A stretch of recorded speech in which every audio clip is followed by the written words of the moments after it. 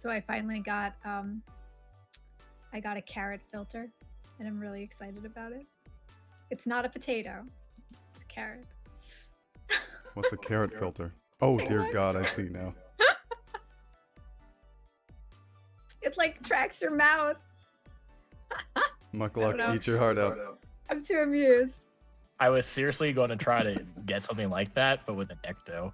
Yes, dude. Yeah, we that'd be need so that. cool, right? I mean, these are pre-made. There's like a pineapple too. That one's fun.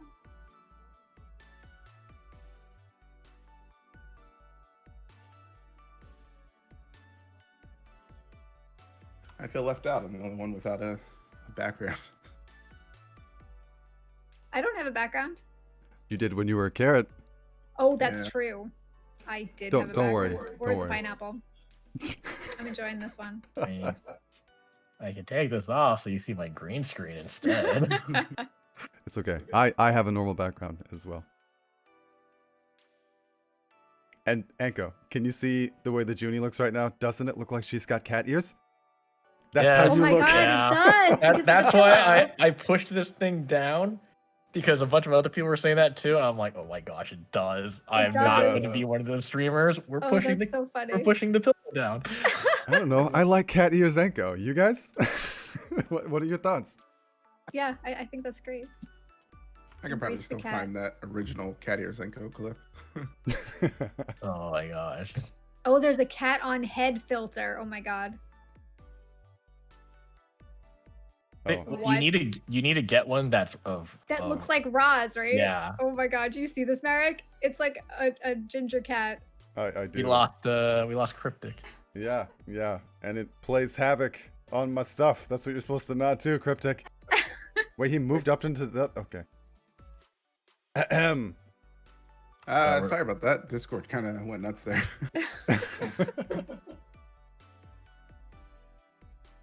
Last Splash says, sorry, Anko. Cat ears look better on Junie. Oh, I don't know. you missed the cat on head, Cryptic. Did you see that? Take a look. It's a ginger cat on my head. That's cool. All right. I think it reorganized me. Yeah. They Sorry did. about that. Yeah, you're in the right place. Am I still in the right place? Yeah, I think you were Okay, for me. I mean, we'll find out when I turn the stream on and it's like, Junie Vision, and it's Cryptic. We'll see. Okay. We planned this out all the time. It's cool. You do look so similar that I don't think anyone would complain. It's true. That's, Nobody noticed. I mean, unless I turn into a carrot, and then it will be very obvious. And I as mean- long as it's, we won't get complaints like on MMs where he has my nameplate on the right side, and then Uh-oh. on everybody else it's on the left side, and then everybody keeps bringing that up and won't stop. I went to like update everyone's images today, and I found that last coffee break, one of those things happened. Junie, your like where I have your image with your face, and Cryptic, you guys are opposite each other. You should be mirrored each other, but you were not. And I was like, I left this terrible, like uneven thing happen the whole time, and no one said a word. Do I remember that? I'll show it to you. Oh. It still looked good. Everyone's gonna look even better today. Not everyone has seen, but there's gonna be a really nice surprise. It's a surprise for everyone, for sure. You know what? Best surprise. Just watch this stream really carefully when we go live. Let's force a host onto you. Because right now I think this is just randomly hosting. Nobody was hosting Teapot, and then was hosting Laranity. Nice. Yeah, Lara's gonna be on the podcast with me and Jebro tomorrow. Tomorrow? Tomorrow, Okay. yeah. I'll do the same. I'll do the same. Go. Oh my god. So we weren't like Teapot wasn't. It was just supposed to be today's like podcasting with MM was like a totally impromptu thing because it was like, oh, you know, the post went up and we talked about it a little bit yesterday. So like, let's just talk about it today. It turned into like a 4.5, 5-hour discussion on it, and like There's a Teapot lot to came talk in. about. Yeah, we weren't. I honestly I could have kept going for like another 4 or 5 hours. Teapot came on for like the last like hour and a half. We're having another like full tea time with him on Sunday about this now too. You'll be very So- practiced in discussing this by the time Sunday comes around. Yeah. But there's some stuff about that we'll talk about when we get into it, I guess. Yeah. It also relates to rating too. Like my perspective of rating. Oh snap. All right, go. I just went and weaseled in a post in the Rise Discord as well. We'll see. We'll see. What's cool is I will be playing music in the background. Let me know, guys, if it gets too loud or if it's too quiet. It shouldn't be intrusive at all. It's going to be copyright free because the plan is to upload this to YouTube. These are great things for people to watch later. So should be good. Hopefully we don't randomly get it. Last time I played a copyright free music playlist, like one of the songs in the playlist did get triggered and muted like a 2-minute portion. Yeah, they really need to be more careful with like what they include in those lists, because even if they don't like give you a strike, they'll say, "Oh, well, now this doesn't count toward the amount of views you have or the amount of hours you have." Like they really just like strip it down for no reason. Yeah. I didn't know they did that on Twitch because I actually YouTube. pay for the music I play on my stream. I actually pay for the licenses. Right. If I you don't do know on that. Twitch, but on YouTube they Oh, did that. okay. We had one thing where it was all copyright free music, and then I uploaded it, and I even edited out a bunch of it, and then it had like a thing saying, "Sorry, this is like unavailable to be monetized," which means that it doesn't count toward like becoming YouTube partner. And then on top of that, it also said, "And we're gonna run ads so we can pay this guy because his music is on your video." I was so upset. Yeah, I pay for Pretzel. So, and they basically take care of all the dealing with like the studios and stuff like that and the artists, so that and then you pay them a fee, and then basically you're allowed to play that on streams Yo, because you're Really? paying for the license. we Yeah. gotta talk later. I gotta find do something you like that, know- man. Do you know if that like transfers over to things like YouTube or not? They have a YouTube playlist also that you can go. Oh, that's nice. Gotcha. That would be worth it just to get rid of the headache. Kane the game. Yes, we are just sort of chatting as we get ready. So we're about to start any second here. In fact, how about we start now? Let's see. Make sure I click the right button. We don't click this one very often. The coffee break. Bam! Okay, welcome everyone to the next episode of Coffee Break. My name is Merrick TV. Very excited to introduce our special guest today. We are basically doing an MMO podcast. You guys have heard me on stream. If you watch me at all, I do a lot of like rambling about various games, the systems in the games, various things that compare one MMO to another. I've been playing MMOs since I'm old, a long time. EverQuest was my first ever game. I played basically every major release of MMOs since then, and then eventually Guild Wars 2, which I've played for 9 years. I guess 9 years is coming up, right, guys? It's crazy, absolutely insane. Met my wife in Guild Wars 2, and so I love the genre. I love to discuss them, and so this is an MMO podcast, basically to get people that you guys know and who have a lot to say about this kind of stuff together and discuss it. And discuss we will. Oh my gosh, you guys. We had this planned for a while, having no clue that there might actually be some crazy content coming up. I don't even want to call it content. There's some drama. There's some crazy drama that's going on today. So I'm very, very glad to introduce our special guest, Anko63. He needs no introduction from me, but Anko is an awesome guy, a great streamer, and a good friend of mine. Definitely has a lot to say on this topic for sure. So it's really lucky that we happen to have him here today to explain some of what's gone down. If you guys don't know what happened with the drama, don't worry. We'll catch you up. Anko's practiced at discussing this already. He had a podcast literally today that was not this podcast. It was with Guild MM discussing some of this drama. So we got a lot of stuff to get into. He is one of the TP barons. So we know. We got an expert here. The other guest we've got is Bardown Beef. This is a really good friend of mine. Bardown is awesome. If you guys have been hanging out on my channel, I'm sure you've seen him a bunch. He hangs out in my stream. I hang out in his. We raid together. Lots of good stuff like that. He is a New World main now, as you can clearly see. I like how he lifted his chin so you can't actually see the words New World. That's awesome. So yeah, welcome guys. This is actually really great. I would like both of you, if you wouldn't mind. I know we've given our introductions before, but Anko and Beef, would you guys mind just sharing what got you into MMOs in the first place and how you ended up coming to Guild Wars 2. What was the first MMO you ever played? Let's start with you, Enko. Let's see. I guess Diablo 2, I know it's on MMO, led me into it. I was playing that, got to college, couldn't play Diablo 2 on the school network because they blocked Battle.net. And then from there, my roommate started playing City of Heroes. He gave me his account. I started playing that one. City of Heroes was an awesome game. Yeah, it was, ended up paying for 4 accounts for like I stopped paying for them when Guild Wars 2 shut down City of Heroes. So I stopped playing the game for like 2 or 3 years. I was still paying for it because I didn't like the game that much. But yeah, I was playing 4 accounts. This was simultaneously too. I had like 3 keyboards, 3 mice. I was playing them all at the same time, doing like leading 4 different teams on the Hammond raids at the end. Fastest power leveler on Freedom server for that one. Then my roommate started playing Guild Wars 1, and then I started playing that, and then he quit, and then I kept playing. He gave me his account on that one too, so I kept playing on his account. Then yeah, just played Guild Wars 1 all the way up.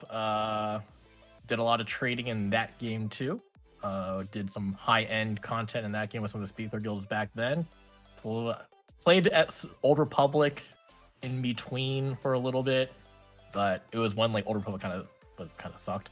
So and then Guild Wars 2 came out, and then we've been on this journey since 2012 now. You started at the beginning, right, with Guild Wars 2? Yes, I was part of the 3-day head start. Let's go, Head Start Club, dude. Me too. City of Heroes was a great game, and I often tout like games that shut down that people miss terribly. Like the way that you hear people talk about that game, they were devastated. That's super sad that game is gone. But I got to play it a little bit. It was good. I also did, what was the other one? Champions Online, I want to say. It was the other superhero. Like the inferior superhero MMO. I did that a little bit. Champions Online was supposed to be the successor for City of Heroes, because a lot of the original Paragon Studios staff left, and they wanted to get outside of NCSoft's thumb because they. We don't blame them for that. Yeah, like they even got shut down for like, I don't know if people remember the drama from back then. Like they were talking about like here's our roadmap, like here's our road for like the next 2 years. This is what like is coming on the next issue. That's what they call their patch releases because it's a comic book thing. And then like 2 days later, they're like, NCSoft just told us we're shutting down. Rip. And it was like, honestly, it coincided with Guild Wars 2 coming out because honestly, I think they needed the server space or something. I don't know. I don't know how that related. I did try Champions Online also. I did not like the art style compared to City of Heroes. Yeah, I didn't. It was pretty cool that you could like swap your palette out for all your powers. So instead of just being like, oh, I have a generic flames, right? You could change the color of your flame standing go on it, which is pretty cool. But they had cool movement powers. Kind of as we got the Guild Wars 2. Yeah, which now is the main theme, except for New World, which brings in Bar Down Beef. What's up, buddy? What about you, man? How did you get into MMOs? I think he's talking to the stream, but oh no, I got you. Yeah, I'm still here. What about you, Bar Down Beef? What got you into MMOs? My first, kind of like Enko, I played a lot of Diablo 2. Loved Diablo 2, and then in like 2008, I got Wrath of the Lich King because I was playing Call of Duty in the middle there after Diablo 2, and then Wrath of the Lich King, Cataclysm, and then I stopped, went back to FPS, and then I played a lot of Diablo 3 when it came out, like a couple of years of it, and then got bored of it, as we all kind of do. I have other things to say about that game, but and then I was struggling to find a game, and I stumbled across Guild Wars 2 because I bought it actually when it first came out. Probably played a half an hour and then put it down, and then I was cleaning actually up my stream room, and bam, I found Guild Wars 2. Started playing it, and since September I've been hooked.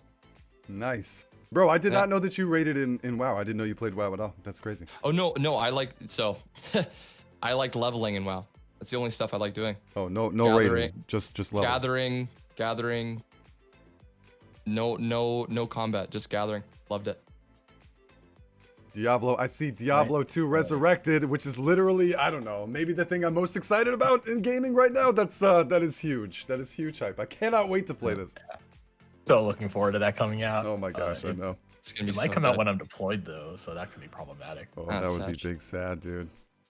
Okay, well, that's awesome. The other two people that you see on the panel may need no introduction. They're here for every single coffee break.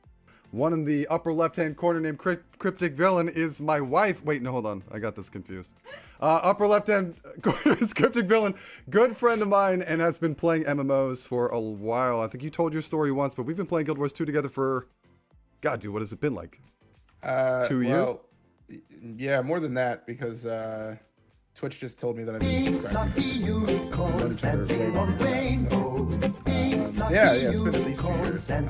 Playing Guild Wars No on and Point off mostly Origin just consistently. subscribed. Cough, And then cough, before 11 that, already? Eve Almost a Online year, man. And a little bit of Black Desert. Now I'm kind of back into Black Desert, so I've been playing MMOs since like But why, though? 2013, so 2012, 2013. So Cool, man. BDO, you say? yeah, Black Desert is great. If you're not, don't play Black Desert, you should play. Okay, so Don't worry about New World. Don't worry about any of these other No, just MMOs. Black Desert's BDO. where it's at. Just BDO. Yeah. Leave Guild Wars 2 right now. No. You know what's messed up? Last time we had a podcast, we were also talking about BDO. I like to tease Cryptic because I think BDO is not really an MMO. I give it a lot of crap. But the last time we had Coffee Break, Sassy Cat was here also, who also plays BDO. And guess who else among the floating heads you might see right now who plays BDO? Mr. New World over here was just telling me the other day how great Black Desert Online is. In fact, he showed me his character list. Would you like to show us your character list in BDO, Bardon Beef? Maybe show off your character names?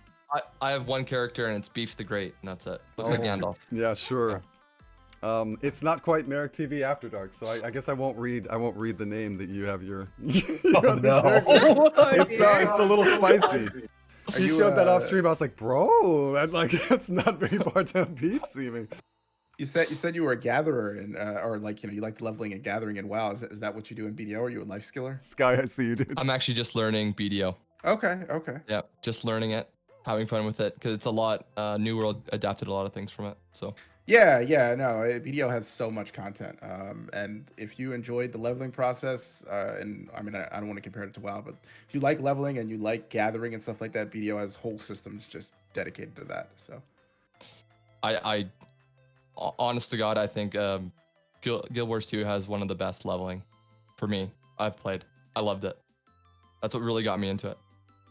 You mean just the way in Story's which you... definitely Wife one of the know best. about your BDO character list? Unfortunately, she does. Yep. Oh no, she lets you have that Yeah, she name? does I want to that say name. it so bad. Yeah. I'm not going to, but I want to. For shame, Bardon Beef. Okay, well that's great. Junie, obviously, this is reversed. I really was pointing to Cryptic when I said my wife. Okay, Junie, who is not over here, she's actually over there. I don't know how that happened. Is my wife, and we met in Guild Wars 2. What, 6 years ago now? So like, what got you into MMOs? What was it? December of 2014. She's good with dates. I'm just gonna say I'm yes, good with dear. dates. That sounds exactly right. How did I get into MMOs? Mhm. I actually played some really not super mainstream MMOs in the beginning. I played Fiesta first. That was technically my first foray into MMOs. And I Did you played play that Fly for fun? No, I didn't play Flip. But I played Fiesta for, I want to say like 6 months, maybe a little bit longer, with my dad. And we used to like sell stuff in the marketplace all the time. And then I played Nine Dragons for like a month. Oh crap, I remember that. Yeah, game. which was really random. But I didn't actually get into an MMO like legitimately until Guild Wars 2. And that I did start in 2012 when it came out. I wasn't like in the head start, but I bought it, I believe, in October of that first year. And yeah, it's been very interesting ever since. Now I play a lot of Final Fantasy 14. Yeah, you do. Final Fantasy 14. Can't believe you left Merrick. Yeah, I was gonna say. We had a great marriage, and we met in this game, and then she left me. I tried to get Merrick to come to Final Fantasy 14, but you know. She did. She continues to try. And I do play occasionally, so we'll talk about that as well. But the first thing we got to talk about is the burning question on everyone's mind. Everyone has heard at least a little bit about this today. I woke up and got like a million messages and we're like, dude, it's coffee break today. Do you know what's happening? Have you seen the drama? Have you had this link? And I had like 10 posts from this today. For those of you who don't know, there is big drama in the land of Guild Wars 2. This apparently has been going on for a couple of weeks, but for the majority of us, we're finding out about it today because today was the big drop of the Reddit post that sort of detailed everything with screenshots. Enko, like I said, has been on a podcast already today discussing this kind of stuff. Do you want to, like, what's the deal, man? Can you lay this out for us? Like, what happened, who it was, and how big of an impact this has had on the Guild Wars 2 economy?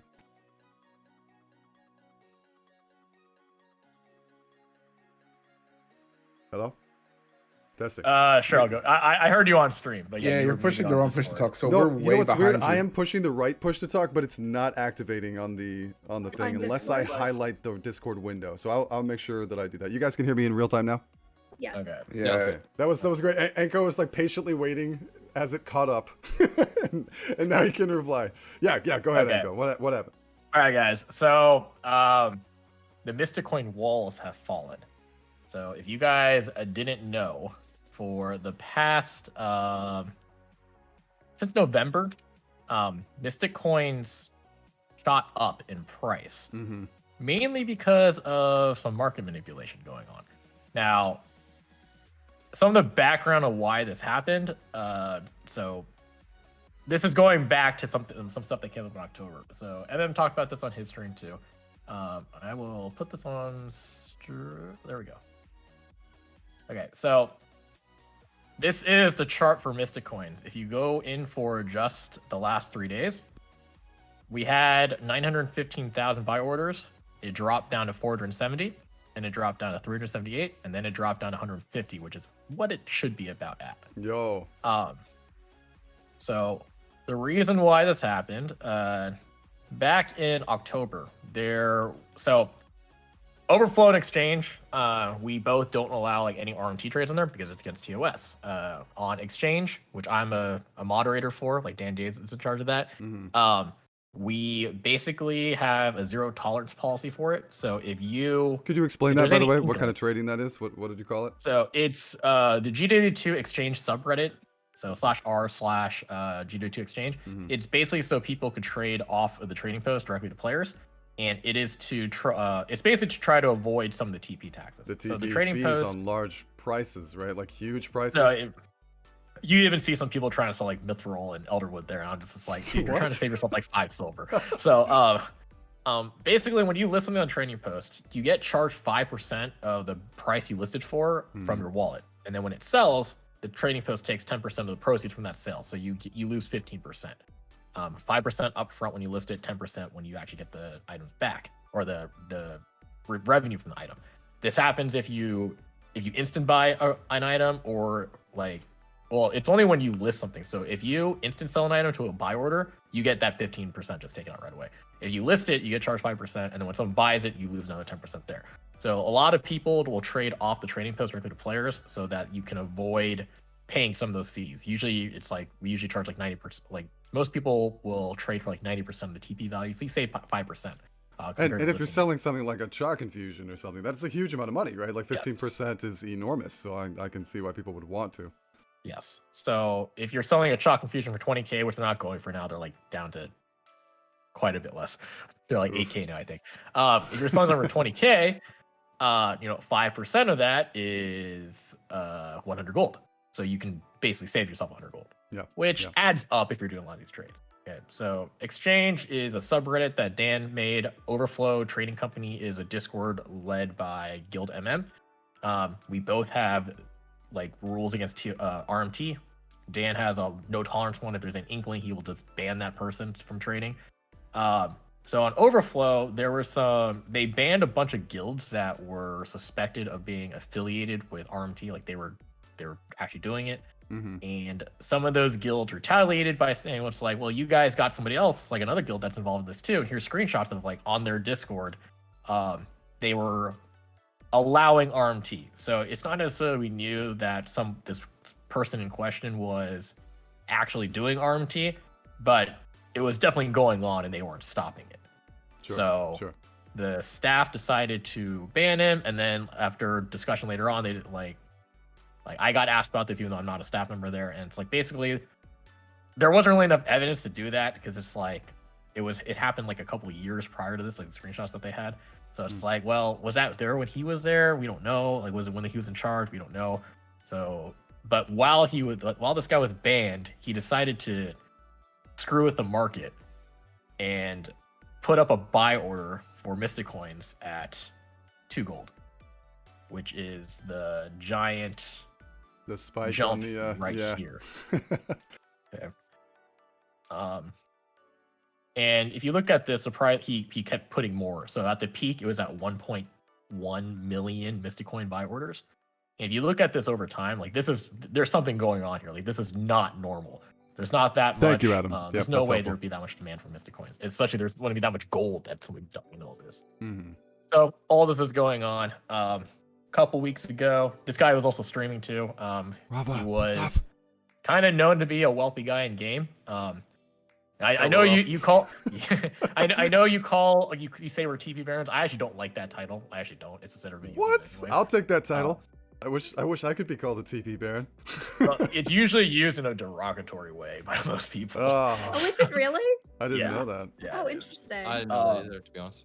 So this guy Dirty was TP like, Baron. this guy came up on my radar like over a year ago because people were like, "Oh, look at this other guy. He's got so much gold." And like, I've heard the guy's name before, and I'm like, well, from what I knew, he was a credit card player. Like he purchased a lot of gems converted to gold, Right. and then he ended up in the high-end flipping market with infusions. So, and then all of a sudden, this past year, he went from like 900,000 and million account value, like liquid gold, and all of a sudden he had like 2 million, and then he had 15 million, and now he's advertising 16 million. It's like, it took me 9 years to get up to like 1.5 million. Yeah. Okay. And this guy, So that was the big thing, right? Like the big happening with the screenshots that are being passed around was that this dude accidentally flashed his guild stash full of crap. Now, that was one of my big questions because I don't know if you guys have seen it. Junie, maybe you could find these screenshots. If anybody has these screenshots, if you want to pass show you them. the video. Yeah, so basically he accidentally showed these tabs, right, in his guild bank. I know that like Guild Wars 2 efficiency effectively tracks account worth. This is what Anka was talking about just a moment ago, right? So if you had, and just so you guys get some context, the amount of stuff that was shown was staggering, impossible seeming. I mean, like the quantity of the most expensive items in the game in levels and numbers that should never be like accomplishable by anybody. And he showed it and he deleted the VOD, but the pictures were taken. They've been passed around now. Is it that this stuff was kept in a guild bank specifically to avoid efficiency from tracking account value? Because what would that have shown if it showed all of this stuff? One thing with the efficiency though, so you have to make your account public for it to show up on there. I see. He has his account on efficiency. He just has his account hidden from being shown public because he's flashed it a few times. So here, let me pull the VOD up. So he made a mistake. He went to a BRB screen or a screen on his stream, and when he came back, he had his guild bank open, and by accident, and he like freaked out. Like you could hear him on stream. He just freaked out. Can you? I've not heard that yet. I would actually love to see that clip. I see Cryptic laughing. Could you imagine? I haven't seen it, but it must be hilarious. Oh man. Well, he doesn't have a camera, but you could like hear it in his voice. I don't know if there's any way I could show this through my Discord feed with audio. I don't get why people who are doing things that they know can get them in trouble, like want to stream or do anything public. Well, yo, dude, do you remember that why guy? Not just stay behind the scene. Yeah, there was this guy like a month ago. I forgot. It's like Call of Duty or CS:GO or something. He was talking. It got really popular.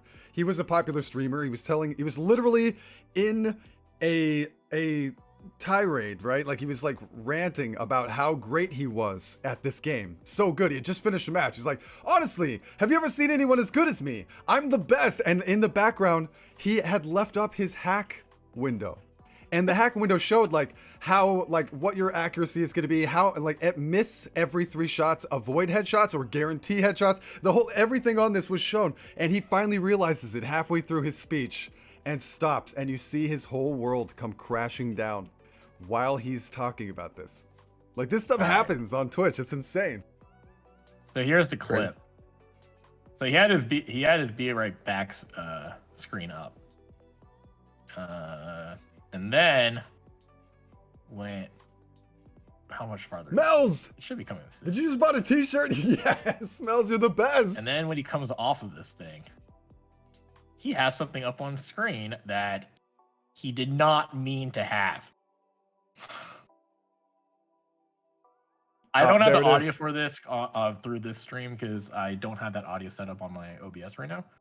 But he's like, oh crap. He closes it, and then he's just like, I gotta delete the stream. I need to stop streaming. And then for the next hour, he's just trying to play it off. Is that a YouTube video? Can you drop the link in Twitch? Not right now. Okay. Yeah. Yeah, so what you can see in there is some extreme stuff, right? Like you can see those sheets and sheets of legendaries. Some of this might be realistic, right? Like you might be able to actually accomplish Have that many legendaries. Yeah. But what I saw, what were those? Those were Queen Bee things, right? Oh, okay. I'll pull up a better picture of it because we have screenshots from the Reddit post that was posted on Exchange and on the Guild Wars 2 subreddit. On the Guild Wars 2 subreddit, that post was immediately locked and deleted. Really? How? Yes. Why was it locked? Basically, because we called out the guy's name in the post. Oh, And I so see. Teapot even said that, hey, if you guys just take out references his name, they'll allow that post again. Right, that makes alright. sense. Okay, so in this one, you guys probably can't see it because it's a little kind of tiny. Oh, you know what? This link I will post because this is fine. This is on Exchange. So Dan owns that one. So okay, if he wants to put it. So the issue on here. So the legendaries, that's feasible. I've had this many legendaries on my account until I give them all away. The chalk ink sacks, even though I'm like, okay, maybe possible. We know there's that many in game. The queen bees, like, maybe. That many? But aren't those 250 stacks? It's like 1,000 or more. Yeah, It's I mean more. that's plausible. I'm not saying it's believable, but it's plausible, right? So still nothing, right? Then we get to the Blackline exclusive chest. Uh-huh. So And how many of those? these 7 stacks in here. So the 7 Blackline stacks? exclusive chest. Yeah, the Blackline exclusive chests show up once a year, and it's a super rare drop from Black Lion chests. All right, we got someone in on the trading communities named Xanar who like went like super hardcore trying to like acquire as many of these as he could. He's got 40 of them. Like he spent like a You mean year not just trying to 7 buy stacks? as many as he could. And then we've got 7 stacks here. And then there's also 2 stacks of Connors in that first guild thing. So the Connor Infusion has been out for approximately 670 days by now. For to have 500, that would mean one has dropped on average almost every day. And this guy has somehow acquired every single one of them. So just to give some people some context, another one of the screenshots that was taken and then had like this little appendage given to it. It counted up a gist, like a ballpark range of how much money this one screenshot is worth, and it's in the realm of 33 to 34 million gold, just in this screenshot alone. This is absolutely insane. What in the end, what we have realized has happened is that this person it has not just been doing whatever we were talking about a moment ago with RMT trading, but has been in some way, shape, or form duping items, duplicating falsely items. I think somebody also brought up the list. I watched part of the podcast earlier today with Enko and Guild MM that was detailing the total amount of, I think, Mystic coins sold that he's done, right? Isn't it like, I forgot the raw numbers, but it was just insane. Like no human being could ever accumulate so much. So basically this guy has been accused of and found out to not just be hoarding or selling or trading in some sort of maybe dubious way. It's worse than that. He's been hacking, right? Like actively cheating in this game and skewing the economy in some major way over the course of like God knows how long, right? Is that the gist of this? Yeah. So when those the Mystic Coin infusions, Mystic Coin walls went up, you can actually look at the other charts for the other infusions, like the ones that are at 10k, and you can see orders being filled. So at the same time he did this, he was also instant selling a bunch of like chalks on the trading post, because a lot of people were like, "Hey, I just got a chalk on, like my order's been up for a year," and like a lot of people were saying they got it. So what was probably happening was he was instant selling these to get the 10k gold, so that then he could then put all these buy orders in. And so Gotcha. 200,000 Mystic coins is 400,000 gold. You can only hold 200,000 gold in your wallet. So he was filling the buy order, or he was selling the buy orders, getting the gold, listing it so that he can actually get that because from one account. So the problem with all this is that it made the Mystic coin prices go up. All the infusions went down in price. Like chalks were like 20 to 23k. They're now like you could get buy order them in 8k gold on the trading post right now. Confettis were like 15, now they're like 6. Connors, he was buying them for 80k. Reasonable people were selling them for like 45, 60k. You could get one now for like 25k. Don't you guys love the way that Enko says 6k for confetti infusion as if that's like 50 cents now? It's okay. They're worthless now, guys. Could you guys just send me all? No, they're still good. They're still good. Now the thing is, I've always been in the position. Infusions were a bad market to invest in. Because just the way that they're generating game and they never get consumed, because you can put infusion on and you take it off, you can then trade it again. It doesn't get a countdown. And then Mystic coins, from the supply of how they're obtained in the game versus how they're consumed in the game, there's no way that price is going to be sustainable. So I've been harping on this for at least a year that, hey, Mystic coins are a bad idea to invest in. Like, get what you need to make your legendaries, but don't go all in on these things. Yeah. Well, now, and then this happened in November. The bigger concern I had when this first came up a couple weeks ago, we had heard news through the grapevine that what was going to happen was that we have Legendary Armory coming out July 13th. You know, everybody's hyped up about it. People are getting legendaries. We've got all this stuff coming out over the summer with Guild Wars 2. They had the roadmap for the summer. We've got the Living Season episodes coming out again. Yeah. Armory. We've got End of Dragons coming out. They've announced Gen 3 legendaries. They did all this Huge stuff, right? Yeah, big. He was planning on crashing the Mystic coin market the day before Armory came out. On purpose. On purpose, to troll the game. That is what incredibly pissed me off about this entire thing. Like, if you're just doing this because you want to troll other players, like troll the economy, fine. But to actually destroy the hype that the game's like trying to get back on track, like Teapot's like, this is a year of 20. This is the year of Guild Wars 2, right? Yeah. Like, saying the same to thing. completely derail the hype that people are getting for this. And once we saw like that was a separate issue besides the screenshot now. So now that I know that he can like just make as many legends as he wants, you know, all these infusions that he wants, just imagine what happens that like you guys are all like, they announced Legendary Armory a couple months ago now, right? You guys are all out there working on getting your legendaries, getting legendary armor, getting all your weapons, getting Gen 2, Gen 1 weapons. You're doing all this work. You're pushing hard for all this. And it's like, haha, I finally got all these legendaries I wanted. I'll be ready for Armory. And I spent all this time. I spent like 5 months just grinding, trying to do this. Some people might have spent money on gems converted to gold so they could work on this. Mm-hmm. And then the day before Armory comes out, somebody dumps Mystic coin prices down to 5 silver, dumps every single legendary down to 1 gold. And all your hard work for the last 5 months, it's just like, why did I do that? Why did I do all that? How do we know that he was planning on doing that? Did he say that he was planning on doing that? Yeah, he told some people. Wow. That's dirty. So he's duping, consequence. he's influencing the economy in a negative way, and he's just a jerk? Like, I honestly didn't know this guy before today. I'd never heard this name before. Did the rest of you guys know who this was? All I knew of him, I thought he was like a nice guy. Like I thought he was a credit card player. And then he started streaming and he was bragging about 16 million account value. And I thought that was kind of weird. I'm like, yeah, that's a little off. Maybe somebody spent $2 million on the game. Maybe. But you hear about those whales, dude. I don't know. Yeah. So if you look at all the evidence, it's like pushes against it. Because we ran the numbers earlier on like live on Guild MM stream, and we also ran these numbers before. But so the way gems work in this game, if you can buy gem cards, so $25 for 2,000 gems, and then you take that and then you go into the in-game gem store and you convert it to gold, the exchange rate for gems to gold will get worse. Okay, and then the gold to gem ratio will get better if you trade a lot of gems for gold. Okay, so if somebody bought enough gem cards to convert gems into gold to buy 16 million worth of stuff, we would have seen that affect the ratios. I actually pay attention to the ratio every day because I convert gold to gems a lot. Gold to gems because I don't need to buy gem cards anymore because I don't need to spend money on this game. But I would have noticed that like gold to gems would have dropped down to like 200 gold for 2,000 gems if somebody was doing that. We haven't seen that. Okay, so there's that.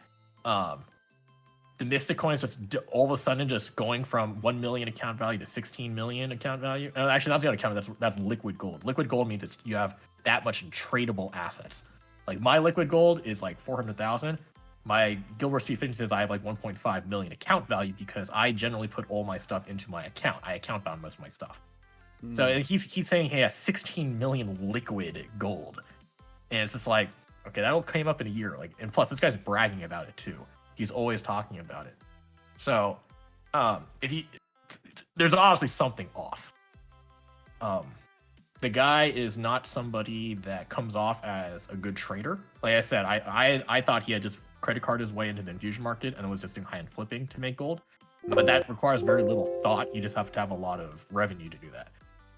Because whenever you asked him, like on his stream, whenever you talked to him about like trading, how to make gold and stuff, he points you somewhere else. He can't explain it. Points to you, maybe. No, he would usually go to I point to Enko when someone asks me. So there was a lot of things that like just weren't adding up, and so we had the RMT suspicions. You know, I've been suspicious of this guy for a while. It's like something's weird going on, but it's like I don't actually know. And then he accidentally showed that guild bank on screen. And then I can't wait to watch the video. Zoonlai in chat mentioned that supposedly he said he was going to delete everything in his guild bank. Just delete it? Well, okay, so hold on. We got to touch the next thing. Like I had read a couple of things. He was banned from this community and banned from that community. One of the things that I heard earlier today that you said, Enko, and I think this is an excellent point that I'd like to sort of branch out to, if you guys don't mind, was that this knowledge was figured out not by ArenaNet, but by the community, right? Like we discovered this. So I've got a couple of questions about that. One is I myself have had my account investigated because I was sent like 800 gold over the course of some short period of time. Like how does somebody, and they said it was suspicious seeming when it wasn't, and it was fine. It ended up getting cleared up. And that's happened to a lot of people. There's obviously metrics to track this kind of stuff. First of all, why isn't there anything that makes a red flag when something like that happens, when someone's account is greatly fluctuating like that? Like you said, you can make a guess that maybe he's just dumping credit card into it. But ArenaNet knows that that's not true, right? They know that he's not. So like, how does this, is there nothing that makes them suspicious of account behavior? So Sam Ajeste would be a better person to ask because he's actually more familiar with the inner workings of it. So with mail, I know they track mail because that's if you RMT stuff, that's usually how you'll get it. Right. I see. So guild banks are a little more iffy because like usually that's the report. Like they usually just stay away from any issues with guild banks. They actually if someone steals a guild bank from you and stuff like that, they'll or a guild hall, they just say, oh, that was inter-guild politics. Yeah, that was inter-guild politics. You shouldn't have given that guy permission. I actually just looked at the guild stuff myself just the other day, and they said, like, when I went to go petition to have the guild name changed, I was renaming my personal guild, and in there they're like, if this has anything to do with anything political, or someone stole all of your guild stuff, or whatever, like, we actually won't help you. you can't petition for that. That is an inner guild politics thing, and we don't get involved in that, which I found pretty interesting. I didn't know. Yeah. So what that means, so if like you have guild banks and you have stuff in there and you have a member that steals stuff from there, and they weren't supposed to, ANET won't return your items because they're just gonna say, it's like, well, it's just, you shouldn't have given permission to that guy to have access to your bank. As far as the tracking thing, like if I was working at ANET, because like I do spreadsheets a lot, so, and spreadsheets, when you get down to it, they're just databases. That's really what they are. So we know ANET has an API. They have a lot more access to a lot more data than we do. So if I was the economist or someone that had access to that information, I would set up something to flag alerts that, especially on high value items, that's like, and it wouldn't even be because like, oh, I'm worried about duping. That would be a side effect. The reason to be would be so like, hey, I'm the guy that designed the drop rate formulas. I'm the mathematician that designed the drop rate formulas. I want to make sure these drop rates are working correctly. So I'll set up a tracker, I'll set up a little metric that goes like, oh, this will have a little counter of how many Connor boxes are opened, like in total throughout, like since it was introduced. Right. And then I'll have another counter that goes, oh, this is how many Connors dropped from those boxes. And then I'll have another counter that goes, this is how many Connors exist in game, because you might get something that's deleted or thrown in or something like that. And that would just be a method like, okay, one is our drop rate formula correct? Is it actually dropping at a rate we want? And then to be like, this is how many we have in game. Is this what we want? Do we want to keep it this low?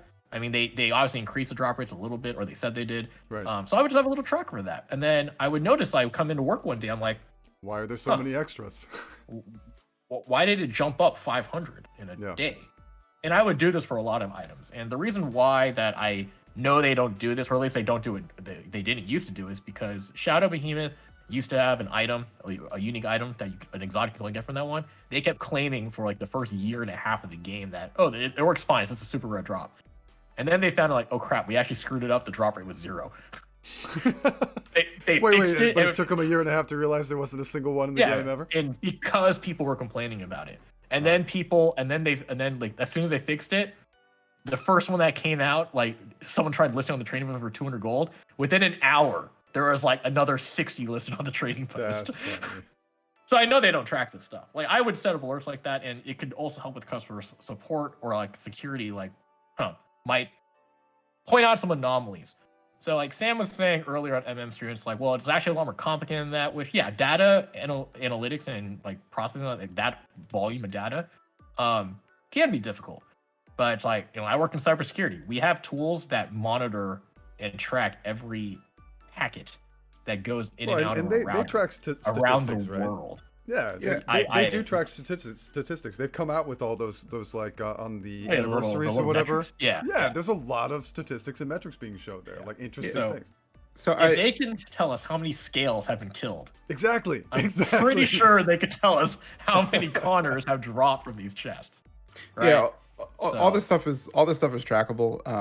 And Anko's right. Like spreadsheets are basically databases. I'm a software engineer, so I develop databases all the time. And I can say without a shadow of a doubt, they can 100% be tracking these things. And just like Enko described you could set it something up very similar to that. You wouldn't run it constantly. You would have it running every time they did a downtime for a patch. And you would collect your statistics then. So every 2 weeks or every month, whatever Guild Wars' wonky patch schedule is, they would get these new statistics. But I mean, I think we'll get into this more later with like the new patch and the balances. But I think this really speaks to the development team really not only being out of touch with their game, but also perhaps being too small for the game that they're trying for an MMO they're trying to maintain, and not really being up to date with current standard practices. It's difficult. It's a little more difficult to track a RMT originator, somebody that's doing the, as the seller, because usually there's alt accounts involved and stuff like that. But it's not that difficult to track people who are buying the RMT stuff. That's pretty straightforward. And it's not that difficult to track someone that's item duping. Those two things are pretty straightforward because you can just see somebody's account statistics go up ridiculously crazy. If somebody has all that stuff in their guild bank, you can see those items just explode in their guild bank. And anybody just paying any attention to a database would see this. Well, look at this number is really high. Why is there that many Connors in the game? That doesn't even require, an automated system tracking statistics. Just somebody, literally a database is just like when you open a spreadsheet, like I said, you can literally visualize them like that. Most databases have a visual interface like that. And just scrolling through, an item database or whatever, you could see the amount in the game, and it should immediately set alarms off for anyone that's doing any kind of maintenance. So speaking of alarms, and you were talking about maybe the fact that ArenaNet is, you said maybe they're out of touch, but then also you alluded to maybe the fact that they're, I don't know, too small, ill-equipped to Yeah, deal with it. ill-equipped. So that's a good way, I think, to put that. And one of the other things, the next thing that I wanted to sort of segue into is something that Anko said in the stream earlier today, which I found very interesting, which was that it wasn't some sort of counter or statistic or metric or alarm bells that go off on the side of ArenaNet that discovered this was happening. It was actually players that discovered it happening. But then what do you do with it, right? Like, one of the interesting things that was discussed earlier was that there wasn't clear infrastructure on how to even report somebody who was blatantly duping. And I wanted to talk about this because I've recently come across a couple of, and Empress, I see Empress is in the chat. I'm sure Empress and her PvP friends have seen people hacking. Like, active hacking does happen in PvP. I watched a clip earlier today, I think it was in Empress's Discord actually, of two people that were doing ranked content that are hacking. Like, clearly hacking, right? Empress says all the time. So hacking is something that is present in this game. Cheating is something that this is a really big deal in any MMO, right? This is not just in an economy, but in a competitive game mode like PvP. What could be more discouraging? What could make you more want to quit a game than doing a PvP match that is ranked, that is going to, like, I watched this guy, he had a pretty level head about it, Empress. It seemed to me like he is at least used to this enough to not throw his mouse across the screen or across the room. But he was like, oh, okay, like, I'm going to lose now. What could be more discouraging for a new player than to watch their rating go down and someone else's go up just then because they lost a ranked match due to cheating? And what did this guy do? He tried to report them. And you right click and there isn't even an option to report somebody for cheating. Cheating is not an option. That is not a selection. He had to report them for botting. That was the only thing that they could do. Or harassment. So this is something actually more effective, I think. Well, exactly. But that's the next thing I wanted to talk about. This made me think, because I had this memory. I was like, yeah, but we all have this taste in our mouth, right? Like, back me up on this or correct me if I'm wrong. That reporting somebody feels very empty, like it's not going to do anything and it's not going to work, like it isn't followed up. And it made me think about where I had just seen this. And it was the whole debacle that happened with Wooden Potatoes. Do you guys remember this? When he got into that big drama, he was like throwing around that really foul language and then defending all that stuff. Turned out when he finally gave his defense to it was that he was in PvP and they were cheating. And he gave this whole speech with his proof and everything about how ArenaNet is not, like, no one responds to the reporting system. The reporting system, it cannot be trusted to do anything.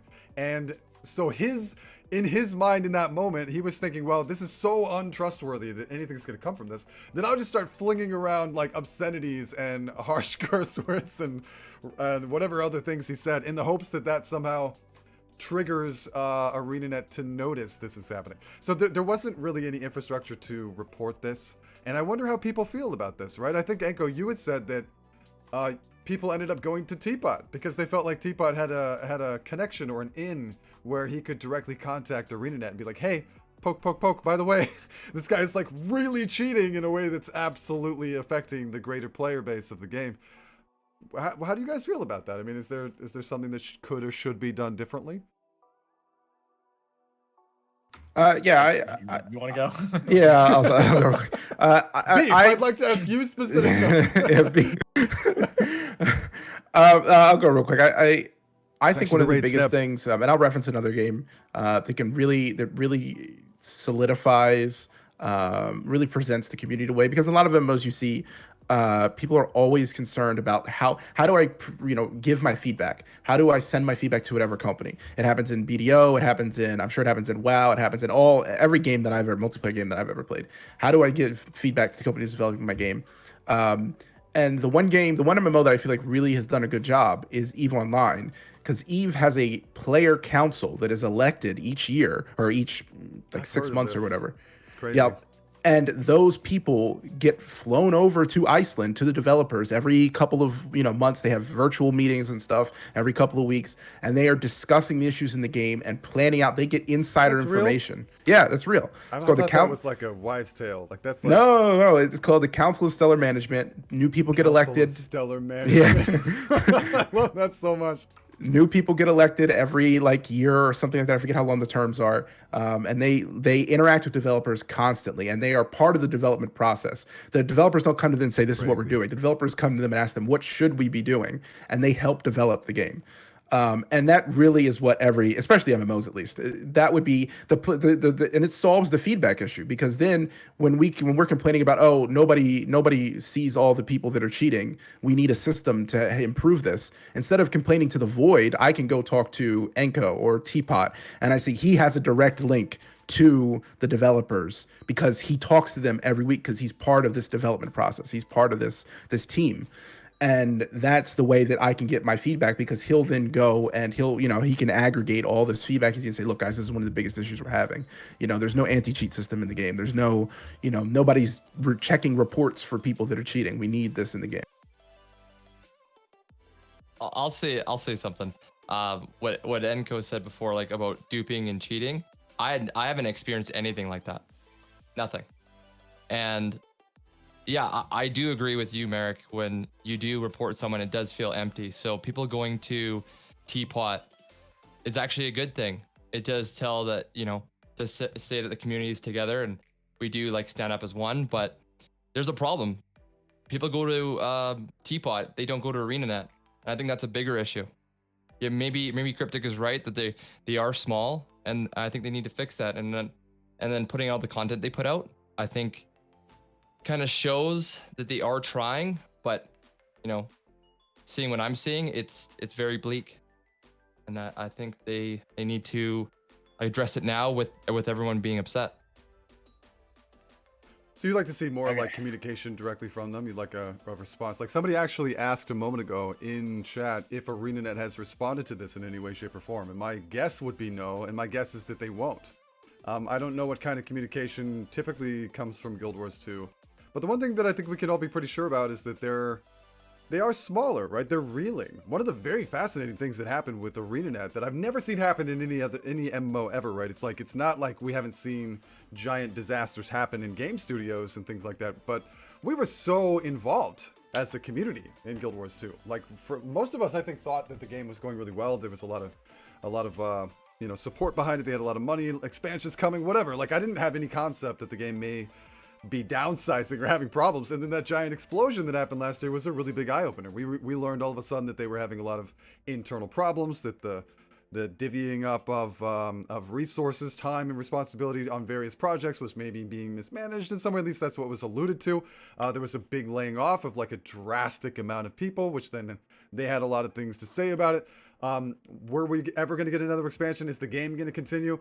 Like, for some reason, there was great communication. We knew way too much about the negative things that were happening behind closed doors in ArenaNet. We did. We knew too much about that as a community. I always like to say that if you ever want to see a game fail, if you ever want to see a game die, all you need is a few people to say, this game's dead. And that snowballs. Like, the accusation of it itself breathes it into existence. And when we started to hear all those negative things, all of a sudden I was like, wait, this game that I love, that I've basically dumped like everything into, is doing poorly? ? Like, I had no clue. And now all of a sudden maybe it's disastrous. And then we realized that no, Sky, don't say it. And then we realized that that maybe they're like a lot smaller than we thought, and there's been some concern that there's enough to keep the game going. I think for most of us, the conversation about ArenaNet and the longevity and success of this franchise has been a depressing one over the last 2 years, maybe, right? Until just recently. It's actually like right now would be the time that I would feel like we're probably all on the uptick in optimism. I know that I myself have been more optimistic about Guild Wars 2 than I have been in years. I agree with what Enko quoted Teapot. I've been saying the same thing for a long time. I think 2021 is going to be the year of Guild Wars 2. It's very exciting. There's a lot of things that are happening, but how they handle things like this, whether or not the greater community trusts in, the management of these really crappy things happening behind closed doors is probably a big issue. I think it speaks well to Teapot, right? Like, our community is pretty cool. I don't know if we're the stellar, what was it? The Stellar Council of 9 or whatever the hell that Council of Stellar Management. Council of Stellar Management. I don't know if we've got something like that going, but as far as the regular game and MMO community goes, it's pretty awesome that we have people like Teapot that we can go to, but it would be nice if there was a more reliable infrastructure for stuff like that. Community manager. Yeah, that's community true. manager. I That's was just gonna say exactly. we had a community manager, didn't we? Didn't Gail Gail. used to Gail respond and to then things? Regina. And Right, then, yeah. and I remember Gail a was few great. years. I remember a few years ago when they put out the mount skins.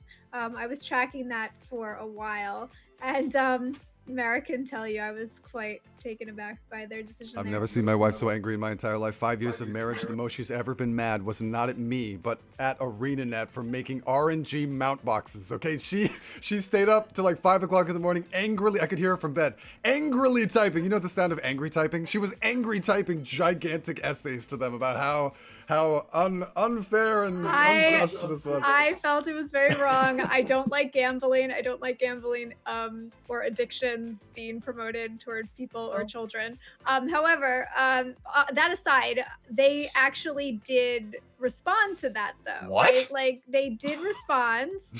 They put out a I'm shocked. Well, no, I'm so shocked. they didn't.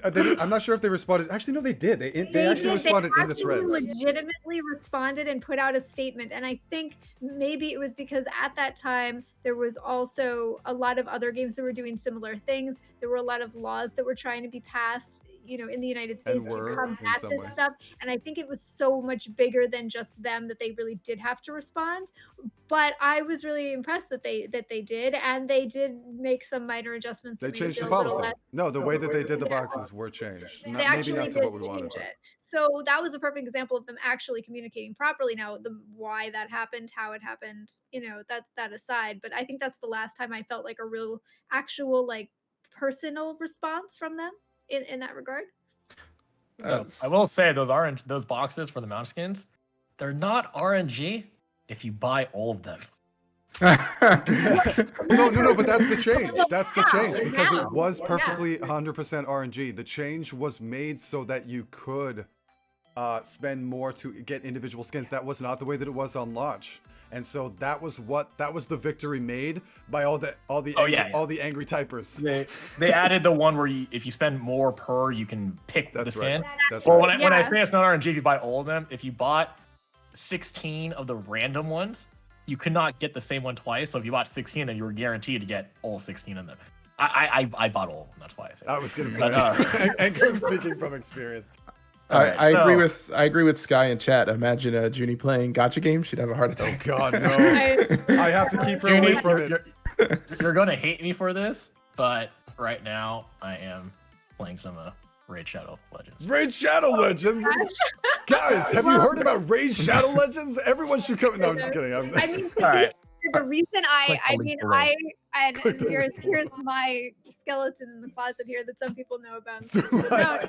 But I used to play Neopets This stream has a been lot sponsored by Raid back Shadow in the Legends. day, and they also had a horrible RNG kind of system, and obviously the game was targeted toward children. So again, there was a major problem there. So like I had a history of like just not being happy with this kind of a thing. So, as far as Ana's response, so the reason why we went to Teapot was because a lot, like you guys were talking about, the reporting system in this game. You know, Merrick, you've been playing this game for a long time. Junie, you've been playing this game for a long time. Cryptic, you've been playing this game a long time. Beef, I mean, you're relatively new, but there's been a history in this game where if you report somebody for something, you feel like nothing happens because, like, one, you don't get any response back, and especially in PvP World vs. World, you can have hundreds of players report somebody for griefing, for being a toxic word,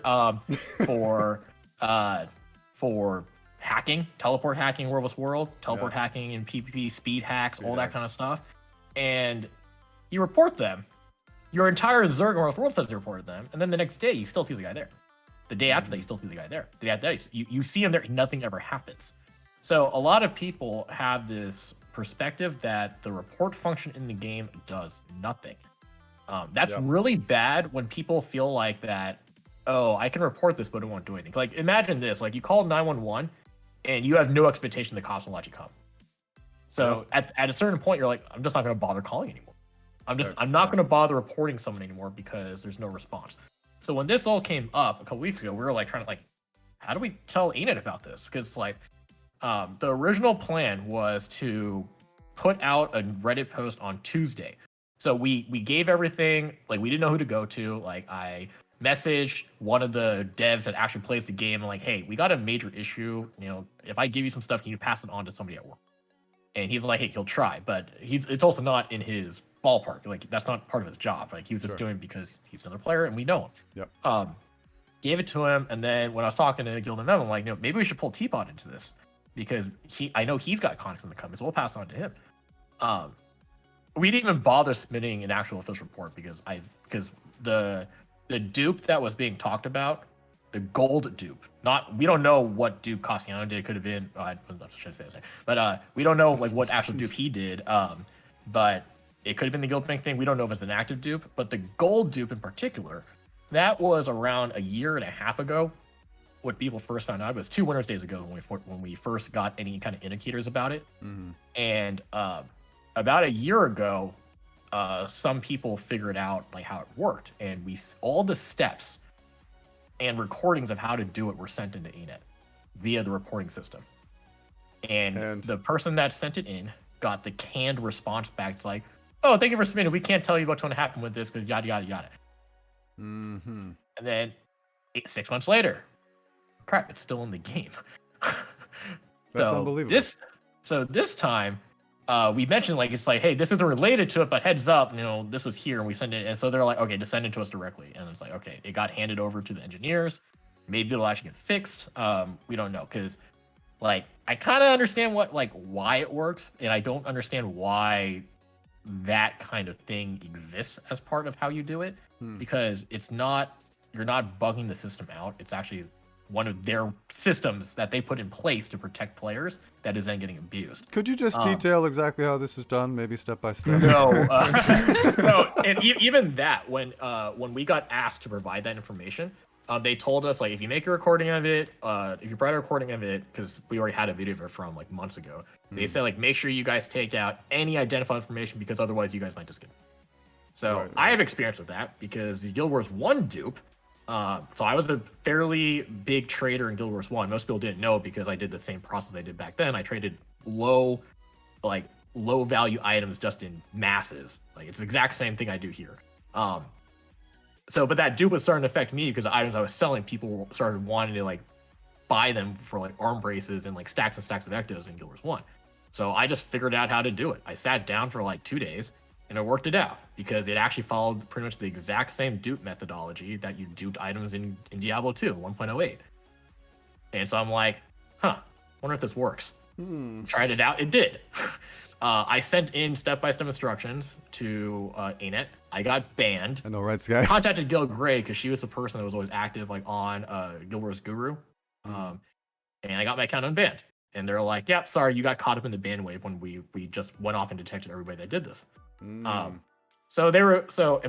response, while I was still testing, because I got it to work, and then I was doing other samples with different types to show that this worked with stackable items, worked with weapons, worked with mini pets.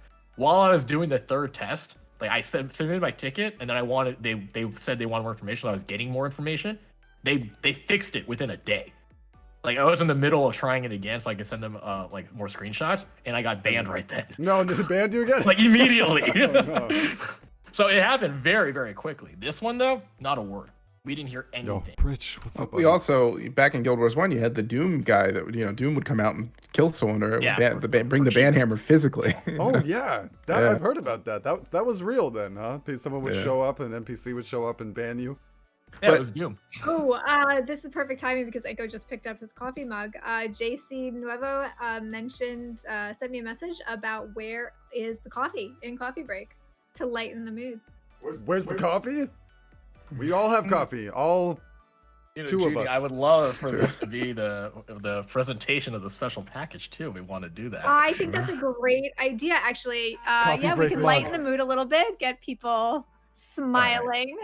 All right. No. Eric, I have something from Enko. Enko sent this to you. So 1 second.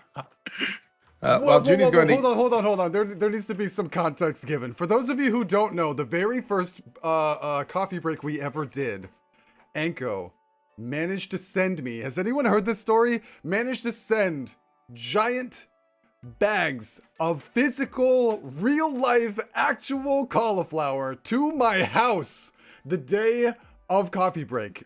Junie started marching up these giant bags of cauliflower, and Beef is laughing now, but just wait for your future. But no, I had bag after bag of cauliflower. I didn't even know what to do with it. There's a picture of me somewhere holding it like this, just like It was surrounding the whole amazing. thing. We didn't even know what to. I couldn't eat it. In my defense, I didn't know cauliflower heads were that big. Like I thought it was like a head of broccoli. They're I thought it'd be like this big. They ended up being this big, and I bought like 15 of them to send to his house. So I thought it was gonna be like a little bag you would buy at the grocery store. Then he's sitting on stream, and Junie's like, well, here's one, and I'm like, oh crap, that thing's bigger than I thought.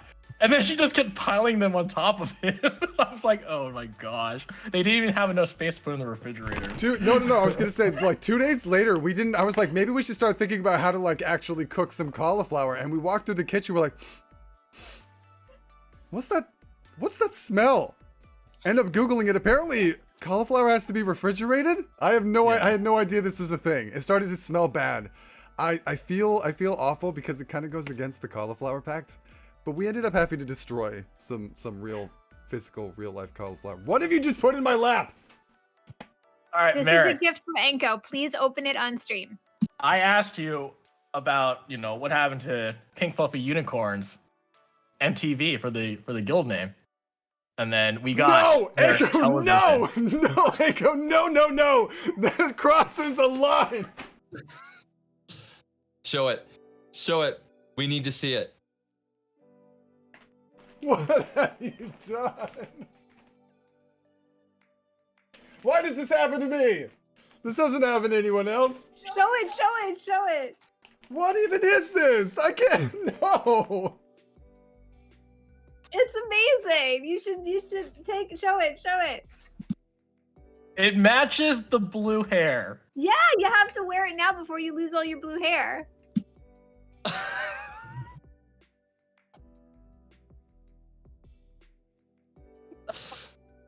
It's beautiful. This is the worst thing I've ever seen in my life. That's like quality. That looks nice. It's a onesie. You're right, Sky, right? I know I've been trying to get Merrick into a onesie for ages. Here we go. Why does this happen to me? Who's typing that? Bar down Beef. Wait, you stop this. No, I'm not putting this on. It's not happening. Put it on. There's Put no it way. on. Chant as much as you want. I'm not gonna. It's a full body suit. I can't even use my push to talk. It's got Okay, freaking hooves. at least open it and take it out and like look at it. Head Like, on at show least. us. Yeah, put Yeah, it on put your the head on at least. Like put the head on at least. Yeah. No. I know what this is gonna be like. No, this is gonna be another one of the My Name is Merrick TV and I'm a confirmed brony things that never dies ever. Like Oh, my- no, Clip it. Brony. Clip it. I just said call you Fluffy. Brony. Merrick, the next step. What did you just You're call me? lucky we didn't send you the original idea for this. That's fair.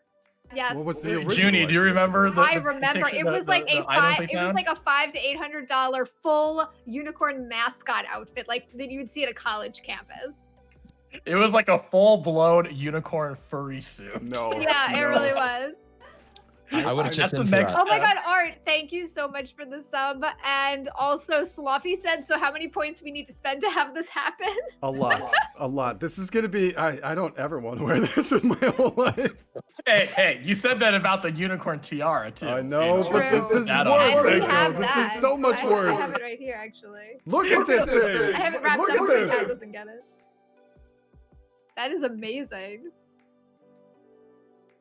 This is the worst thing I've ever seen in my life. Best stream ever, No. and Sean says. No. I mean, you got to put it on now. I do not. This is if ever it's gonna be a sub goal. If dyeing my hair blue requires something, this is gonna last forever. We're not now. This is a serious podcast, okay? This How is an about this? intellectual stream. Do a community like a community challenge, or like give your stream like 7 days, and set the community goal to be like 1 million points or something like that. Because you can only put in each viewer can only put in 2,000 points a day. So you would need a lot of viewers, like all chipping in to do this. Oh. Maybe not a million. A million's like I shouldn't have said a million. Let's go with we'll go with my legendaries. 300,000 points. A million points. is good, I think.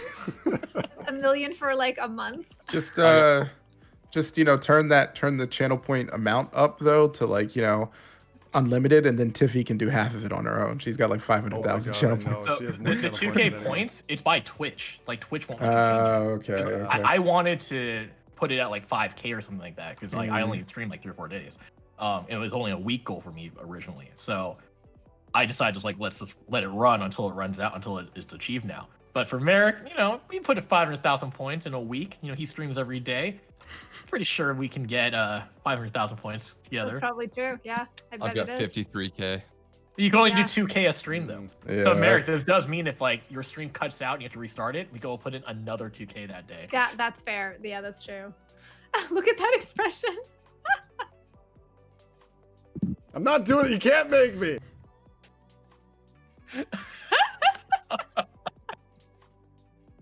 Anyway, okay, so we're going to segue okay. What were to we the talking next about? topic. You're not clicking on Sorry. Discord anymore. Yeah, okay. So we're gonna I got a segue question. to the next topic. You have a question? Oh. Is it about ponies? Because if it is, no. The answer is no. Wait, I before No. I haven't even finished my answer for the community thing for the ANET response. We kind of like interrupted it right there. Yes, but your fault. It's your fault that we did. Do you want me to finish that one? Like what I think ANET should do with this at least. Yeah, wrap that up and then we'll move All right. to the other.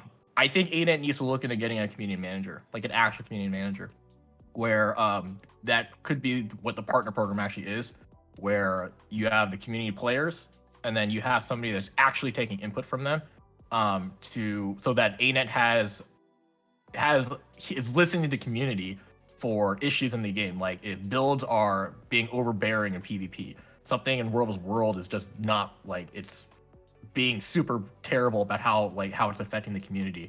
Like you could jump over doors and stuff like that. In the raid community, frat community, like if a single build like Staff Mirage is super OP right now, it's mainly because of Torment. It mainly is because of Torment. But yeah, fixed Torment. we have no and avenue leave to do that. Mesmer alone. Like we have no avenue to do that. I've said that before. Like Teapot is our de facto community manager because if there's issues, people just go to him now because that's the only way we could get it to ANET and get stuff done because the reporting system, the Guild Wars 2 forums are a joke. Like you can't even post anything remotely negative in there because you'll get your account banned. Yeah. Like they need to actually have someone that can take input from the community so they can identify problems and so that they can look at this stuff. Like we may not have good answers, but somebody's have to filter through it. You still have to be open to answers though. And they don't do that. Like they can, this could lead into a lot of things. Twitch, like ANET support on Twitch drops maybe. Twitch drops? Did you say That would Twitch be drops? amazing. The Twitch or the ANET partner program, like really needs to do more than what it is doing right now because it's like the entire point of that thing was to get involved with the community and it really doesn't do anything. Well, no, exactly, and so many people Any here are exclamation not point even DBs in chat? partners yet, which makes no sense to me. Before we whatever switch do you mean? topics,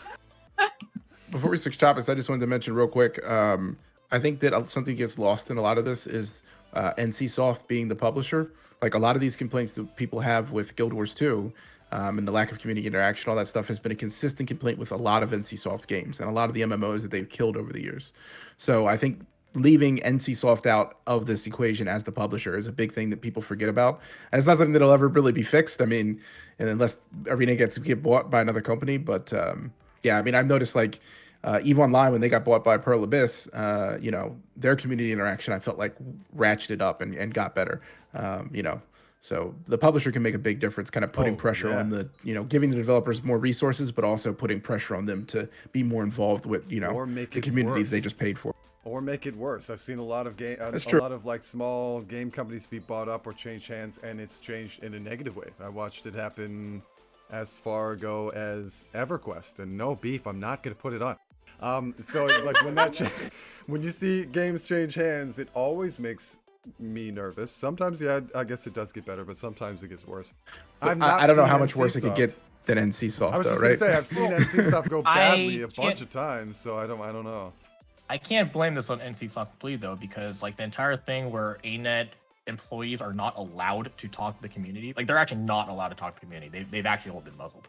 They're not allowed to. That is completely through ANET. And there's been a lot of reports in the past where like ANET's management style has like kind of crippled content development in it. But that's something that's internal stuff. I'm more focusing on the community manager thing because I think that is something that's doable.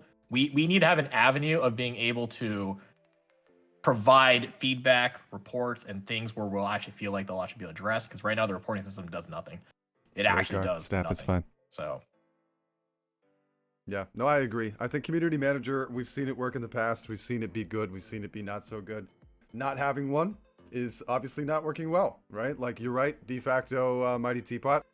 I say all the time, right? Whether you love watching his stream every day or don't, it doesn't matter because Teapot's influence on the overall game and community of Guild Wars 2 is a really, really positive one. So it's good that we have something like that. It's good that we have someone who is involved and approachable and actually has the ability to, you know, have a dialogue, I guess, with somebody at ArenaNet. That's really good. Should we have to rely on that? Maybe not. It would be nice if we had like a direct community manager. And again, maybe a forum in which that we could express concerns, I guess, without the fear of reprisal or silencing. I guess some people feel that way. I don't think I've ever tried to make a negative post and had it be taken down. I've never done that before, but I guess there's not a good place to do that. let me see if I can find that screenshot of somebody's response where they were told you're not allowed to post anything negative on Guild Wars 2 forums. Duh. I think Bardon had a question, by the way. I didn't want to cut off his his question.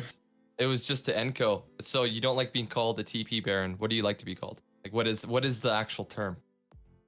Because when I actually hear don't of have a Enko, title.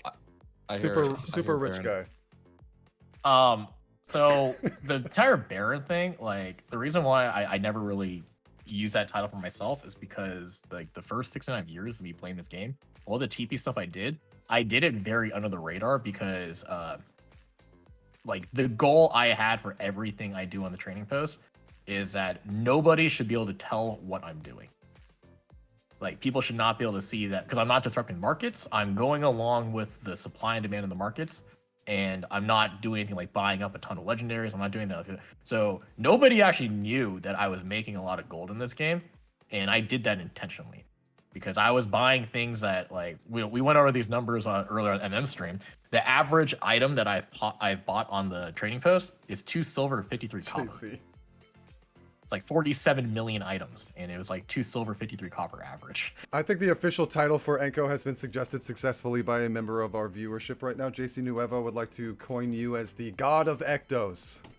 All in favor? Yeah, okay. All opposed? No? Okay. God of Ectos Enko is official. Thank you, JC Nuevo. I think that's a solid title. That's solid. Oh, I found that post, by the way. God of Echoes, Breaker of Dupes. Breaker of dupes. Oh, I don't know there if it you guys is. can read that. Read it for us.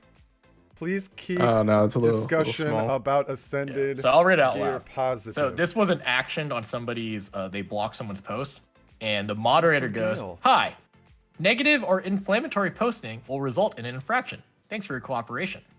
And Gail Gray then responded right after that goes, "Please keep discussion about Ascended gear positive. Complaints and arguments create a less fun atmosphere on the forums.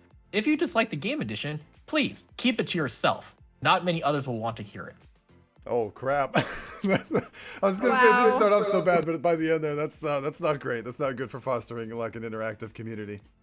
That's not great. Maybe not great. And it's sad too from Gail Gray. But you know, that's a bummer. Yeah. That's a bummer. So nope, like, and if you try posting anything on the forums where it's just like it hints at all about that you're complaining about the game or you want to have constructive criticism of the game, even like anything that's possibly could be construed as any kind of criticism, they delete off the forums. That's why nobody uses it. That's why everybody just goes to Reddit. Right. Yeah. You want the real drama or the complaining? Go to Reddit. That's what Reddit was made for. That's what Reddit was made for, dude. I'm telling you. I remember making some like complaining posts though, like years ago on the forums, and I guess I just kind of got lucky, or maybe they weren't as like scathing as I thought they were. I remember like year one. Does anyone remember this back in the day? When I first got into Guild Wars 2, I was so obsessed with it. I loved the game so much. I loved the classes so much. And I used to literally haunt the class-specific forums. And I'd hop from class forum to class forum to class forum, listening to what people had to say. And the Necromancer forum was a cesspool of absolute misery and despair. I mean, people hated it. They hated life. They hated ANET. Every post was about how Necro needed to be buffed. And I made a post at one point trying to be like, I think I was trying to like concisely sum up a lot of the complaints from other people and put it in a constructive way. But it didn't go anywhere. I don't know. I certainly wasn't silenced, but maybe I was just too eloquent in my description about it. But Necro had a rough time for a long time. Trying to envision Junie writing a scathing post, and it's just like full of cats and hearts and just nice things. No, she got Junie's like, oh wait, I gotta add 5 more hearts here. This is too scathing. When Junie was talking about the gacha game she was playing, and it's just like, and it's like it was Neopets of all games. And she was complaining for angry letter to the developers. I was so okay, yeah, I was very into Neopets back then, and yeah, say was again. She's still in the dead site practically now. But anyway, I check it every once in a while to see how my pets are. But it's not good. Flash is gone. We're having troubles over there. But anyway, years ago, she's involved. She's 100% involved in the community. I told you. We're having just listed all the issues. We need flashback. We need. I mean, I did play I got back into it for like a couple of weeks, like several months ago when the Flash thing happened. But yeah, so like there are still mystery capsules, and they're like a couple of dollars a piece or whatever, and you open them and they have like really bad odds, and it's like such a mess. Like you end up getting junk items all the time instead of what you want, and there's like a crazy economy over there. And I want to say like 10-12 years ago, when I did play much more, I was very involved, and I was like in like the charter area, which is like for older members who have been there a while and have been paying for the site. And so everybody there was very obsessed with these things, and I started to notice that people were actually getting like majorly addicted. So and I also felt like that pull, although I never really spent that much money. And so I started putting together these, like, because you could make websites. That's actually how I got into web development. Was through Neopets. Which is literally what she does for a career now. Which is what I do for my career. Neopets so there you have it. Defined her life decisions. Pretty much. But so I would make these like web pages through the site that you could make them in the site. And I remember making one that was basically a gambling addiction help service. She did. So she's shown it I to me. put out like suggestions on how to like cut the addiction for buying these things, because some people were spending like hundreds and hundreds and thousands of dollars on this. And then I would we actually had a little like community of people that would really push along the forums and like share this page to try to get people to like get rid of their gambling addiction. So yeah, that was my story about Neopets. You guys, like I said, I've been married to this woman for 5 years now. We just celebrated our 5-year wedding anniversary last month. It's crazy and awesome. Yeah, congratulations. Oh, yeah, that's thank you. You guys went on a vacation. That's right. We did. A Neopet themed anniversary? No. No, absolutely not. I tried It was a My Little Pony. No, I'm just kidding. Anyway, so wow, I mean, confession you live. now have a onesie that would fit in perfectly for that kind of See, celebration. now we have. how does this happen on the internet? I don't understand. Anyway, we've been married for 5 years, and I have seen her legitimately angry in that way twice. One was in a previous guild we were in. She wrote a 38-page dissertation on how the management of the guild was handled poorly. And the other one was the gacha thing for Guild Wars 2. I've never seen, I spent years with her, never having seen her mad. You guys think she's just sweet and bubbly and that's just her on stream? That's her in real life. She doesn't get mad, except for the angry typing that has happened just a couple of times. There's no hearts, there's no cat ears, okay? Devil horns and fangs come out when stuff gets serious for Junie. So I get there's not that many things can push me over the edge, but when it does, I get very upset. The justice has to happen. Injustice. Shake that tiny person fist. Okay, I think this is probably a good segue. Poor Beef has not been able to have that much to say about this topic, but he's gonna have a lot to say about the next topic. There's other drama going on in the MMO sphere. I'm sure you guys have heard about this. New World has been on the horizon for a long time. We've been seeing this game coming for quite a while. Amazon has tried and failed for quite a while to get into the MMO genre. They've been trying a bunch. Some of you guys might have heard that they were trying to do a Lord Gaming of the genre Rings. in general. The game genre in general. Yeah, exactly, they failed yes. just in gaming in general. Gaming in general. They've had Crucible. issue after issue with this, and they just canceled Lord of the Rings Online, the remake, which is what they were planning on doing. I was very excited about that. Last year, they came out with a... How do I say this? Last year, they were planning on actually releasing New World, but didn't. And in fact, instead, decided to have what they consider to be, I guess, an open beta for 10 days or so in lieu of them coming out with this game. We've been looking at it for a long time. Mighty Teapot and basically the majority of Hardstock leadership actually sort of poised themselves in a position to maybe tackle New World very quickly and make that like a big thing that they might look into when the game came out. There was a lot of emphasis about it. There was a lot of hype about it. The whole crew, including myself, went and played it for that 10 days when they did that sort of open beta. Actually, it wasn't open beta. It was like if you had pre-ordered the game, right? Yeah, You we got all to- pre-ordered it. Yeah. Yeah, that's what happened. You got to play the game for a little while. So this is, for those of you who don't really keep track of the MMO genre too much, and I discuss this a lot, MMOs are in a really weird place. Look at all of the biggest games that are out today. If you look at the top 10 MMOs in the world right now, as in like the games that are being played, most of them are 8, 9, 10 plus years old. That's how insane this is. MMOs are a difficult genre to make, and reinventing the wheel is very difficult. I've talked often about the fact that the genre of MMOs is unique to all gaming in that you are basically dealing with a single pool of players at any given time. If a new MMO comes out, it needs to succeed and steal players from another game. There's not that, unless the IP, unless the intellectual property already contains a bunch of players or people that are enthusiastic about that IP that are not MMO players, right? Which does not happen. If they were to make an MMO of Harry Potter, you might not get a bunch of you might not get a bunch of MMO players necessarily leaving from other games to go and play it. You would get some, but you might actually get an influx of new players that are just Harry Potter fans. That's possible, but for the majority of MMOs, that doesn't work that way. For a new game to come out, it has to specifically sort of steal. Yeah, Empress, we just finished watching all 7, so I'm like Harry Potter in the brain. But if this new game comes out, it has to do really well. So for a lot of these games, it has, or a lot of these companies, it's been too risky of an experiment to try to come out with a new one, and anything can make it go awry. It takes a huge amount of effort, a huge amount of manpower, a lot of people, a lot of years to make one of these games. Very expensive, and oftentimes doesn't pay off. So it's this big sort of thing, and things can go wrong. Something just went pretty wrong in the realm of New World. At least got a bunch of drama going on in the circles that have been really following this game. So obviously our resident floating head in the New World wallpaper here is the expert. I'll let him sort of introduce what has happened if you guys haven't heard about it.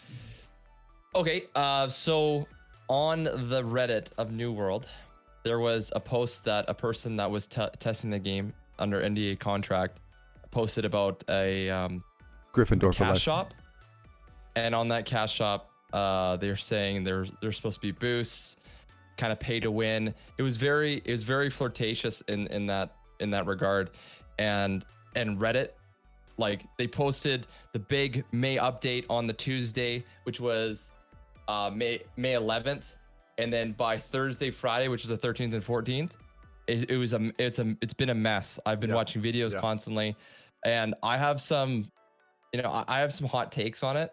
I'll let you guys first, because I like the cash shop, and that's what I'll say, and I'll wait. Yeah, let's explain sort of the gist of it. So basically, they came out with an announcement that said, yes, New World is going to be released with a cash shop. This is not something that we are unfamiliar with. Cash shops are very popular in modern MMOs. they alluded to and specifically called out a few of the kinds of things that they would sell in the cash shop. Some of these things were things we're used to, cosmetic items, maybe convenience items, things that you would not be unaccustomed to seeing in Guild Wars 2, right? A new outfit comes out, a new skin for whatever, maybe a mount, whatever. These kinds of things, a lot of people have feelings about this already, even if that's just the case. But the things that they sort of touched on that I think garnered the most ire from the MMO community was specifically in terms of boosting. So boosting, being able to max level a character. Again, not something unfamiliar to us in Guild Wars 2, even in World of Warcraft, right? A game coming out with a cash shop that allows you to boost a character to max level, buy additional experience modifiers, for example, and then the other was crafting. This game, which is supposed to be pretty crafting heavy, is going to have craft boosts as well, maybe craft experience multipliers that you're buying with real money. So what's the deal with this? Like, does that really make people very upset? And the answer should be it's less about what it is and more about when it is. Do you want to? Yeah, and I was just saying two things you left out was one, I think one of the big outrages was that this seemed like they were positioning to this would be something at release, which all the MMOs that you just listed that have those stuff in it, they're generally catch-up mechanics. So to have it at release is like a huge, like, I can max out everything in a character except maybe gear instantly. That's a huge advantage for people like maybe, let's say, Enko, who says, I'm going to drop $50 on this game right now to max everything out, and then I could be the biggest TP God of Ectos. God of Ectos. I could be the biggest God of Ectos before anyone else, you know, then nobody else would have a chance unless they slap that credit card. And then the other thing that I think that is getting lost in this a bit is that they did retraction, right? They said that they were going to, that this was stuff they were testing and that they weren't going to put this on release. I don't believe that, by the way. Yeah, totally, yes. Actually, I'd like to say something about that too. Yeah, they pulled a very common, not in MMOs, but a very common tactic in pseudo MMOs. So I'm talking about like Division, Destiny, the Ubisoft games. That is, we're not doing this, trust us. And then they release the game and it is not in the game for release. So the review period comes out and a week or two passes, maybe a month. And then all of a sudden an update comes with all that stuff. All the stuff that they said wouldn't be in there that they took out because people were complaining about it. People, you know, got upset. And it goes right in there after the review period. So now there's reviews from IGN, from all these people giving it, you know, 9 out of 10, 8 out of 10, you know, best MMO ever. But it's not factoring in all this stuff that would have lowered the score. And I think that's a very underhanded tactic that has become very popular in the rest of the gaming industry, especially with pseudo MMOs. And now it's something that Amazon is applying to MMOs, which is scary. So I totally agree, and it's all about, I think, the positioning for when and how they're doing this. First of all, the fact that they need to bring this up before the game comes out is absolute BS. There's no reason to open that door because that door is a scary one to open, unless they were trying to gauge reaction. Because they want to do it, right? This is Amazon. This isn't some, like, backdoor company that's got nothing. Like, by the time anything gets put in one of these press releases, it's not some flunky intern who just happened to shove some haphazard comment about this in the release. That's gone through 32 boardroom meetings. I watched somebody's YouTube video who said exactly that, and it's perfectly stated. This is Amazon. Like, if they're going to say that, they're saying that with intention. They're saying that with purpose, in my opinion. So let's break down what this really is.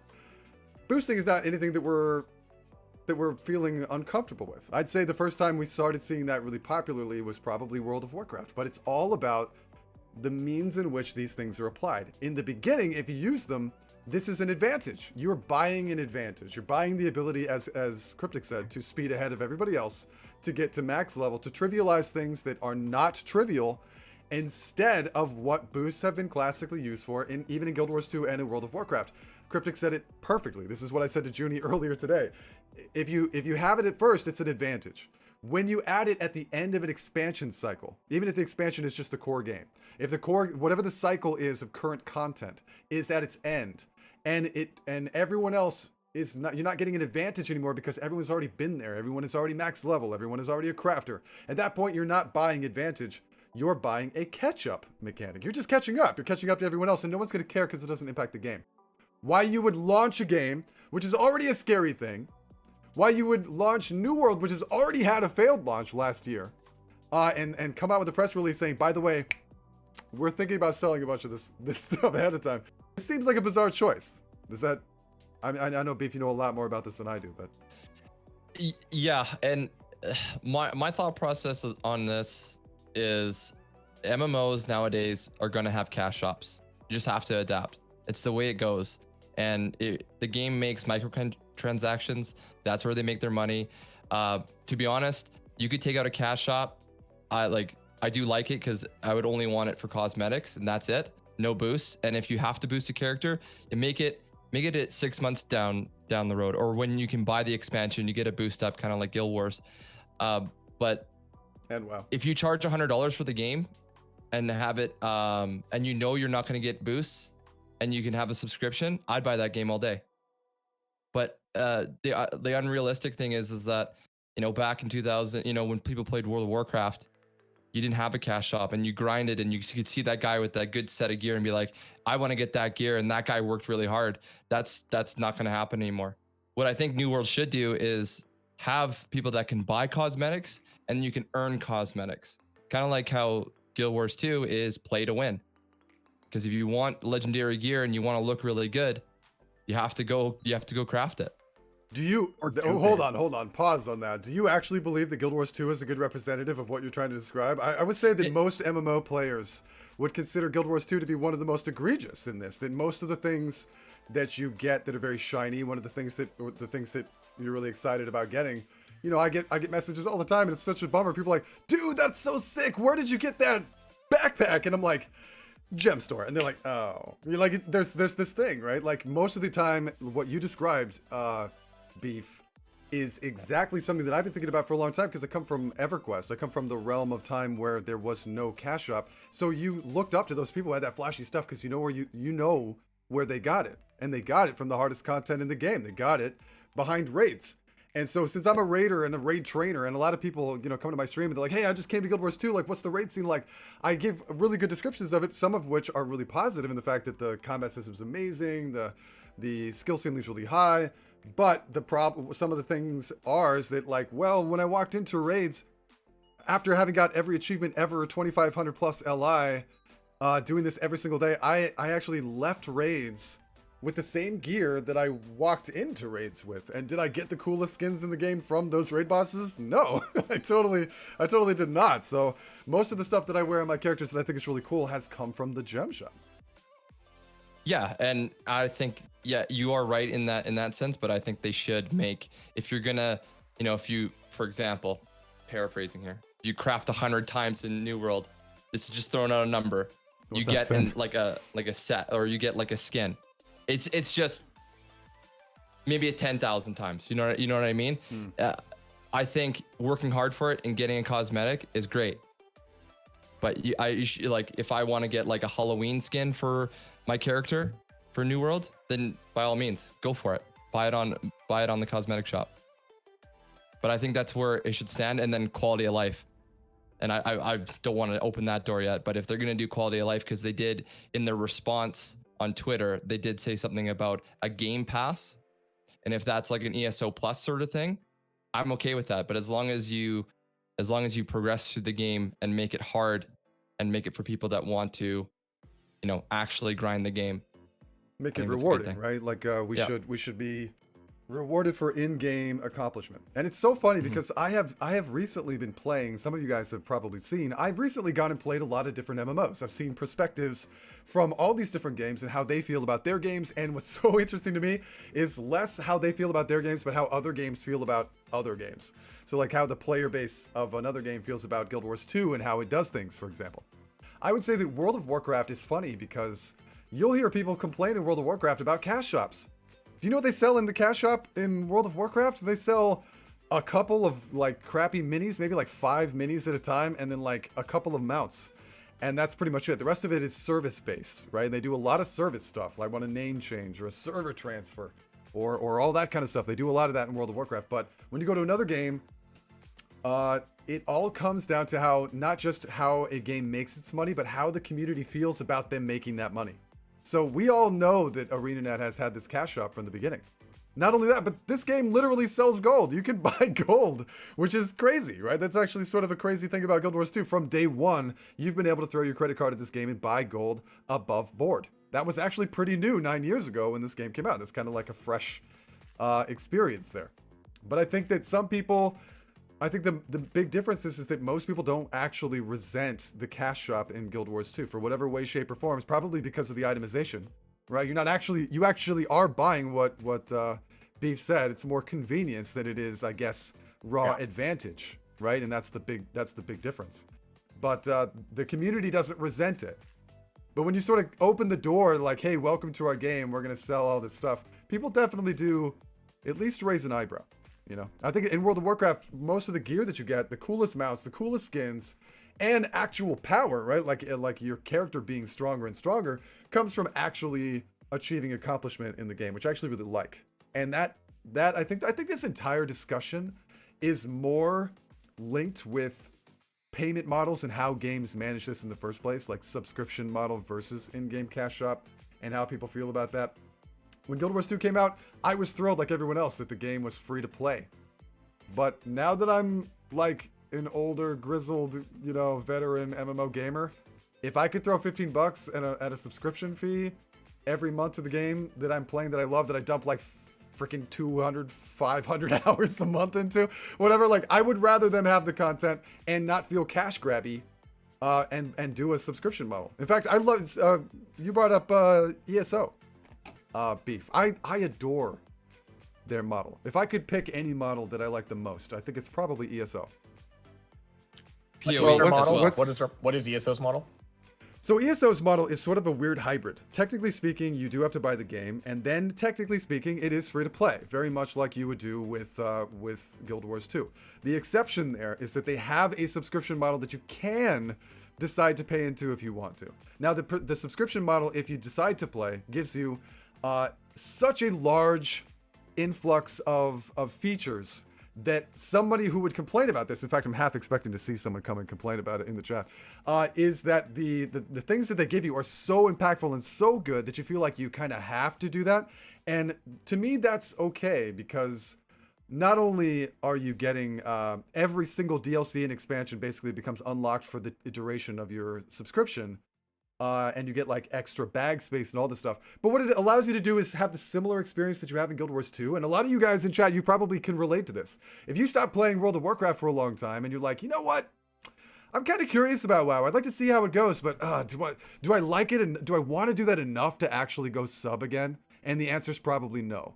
In Guild Wars 2, if you're like, let's go see, like maybe there's something in the gem store. Maybe I just haven't been here in a while. Let's go check out what's going on. You can just log into that game. You don't have to subscribe. You can just come back and check it out. And that's sort of the dynamic that ESO allows you to do. You can play as a casual player for free. And if you decide to no-life it or hardcore it or whatever, then you can pay $15 a month, get access to all the content in the game that you've missed. So you don't have to buy all the expansions at once. You can just get access to it while you have the sub. And then here's the best part. If you decide to do this, you get exactly $15 worth of gems in addition to everything else. So it's as if you bought $15 worth of gems, although in that game it's called, help me out, Crown coins. Crowns. That's it. Yeah, crowns. So to me, it feels pretty good. I like the system. I was gonna say the one game that does cash up the best is PoE, in an ARPG. Oh yeah. I think it's quality of life, isn't it? Like, and it's all cosmetics as well. Yeah. Well, I mean, I was just. Raykar from chat was talking about though what if flashy skins are in raids, like a huge amount of the player base in Guild Wars 2 would probably be very upset about that. But they were when raids first came out. Well, because of legendary armor. No, they were even upset that they would have to do raids to do storyline, because if you wanted to complete Saul Baleska's story, they got so pissed. And everyone should know that that's so crazy to do that story. Yeah, but like how unique is that among MMOs? Like, it's so fascinating to hear that sort of perspective, because I think the rest of every single MMO, like I can think of no other MMO that allows the distinction between good gear, cool skins, and story completion being in raids or not being in raids, right? Like I always give this sort of thing when I talk about this on stream. If you're playing World of Warcraft, you may be a regular average player and you know that Arthas has come to F stuff up. He's ruining everyone's lives, and you can kind of know what's happening in the broader scheme of things, and you get a good feel for that. But if you want to kill Arthas, right? If you want to defeat the big bad guy and get the big completion to the story, that happens behind the raid. But in Guild Wars 2, from day one, we've defeated Zaitan in a single-player story instance, right? This makes Guild Wars 2 entirely different from other MMOs. Well, I think the big difference is like WoW. Like, so WoW's endgame is kind of raiding because that's how you get better gear. Like, to increase your gear levels, you have to do raids. You have to. Yep. Guild Wars 2, you can get the best gear in game by crafting. You don't have to do any content at all. You can just craft it. Like, from my perspective, it's cheap. It's I was gonna say cheaper, but it's also more fun to go get the stuff in fractals, go get stuff in raids. I mean, you could get it in strikes, which maybe some people think are fun. But hey, there's great skins behind strikes though. I yeah, really like those skins. Like going back to the cash shop thing, it's like I think people just got to realize like that's just how games are now. Microtransactions are the way companies are making money right now, and they just got to accept that. Is it really scummy if you have a console game you paid $60 for, and then you're like, if you want some cool skin, you have to pay more in it, or pay more money for more kind of like a DLC.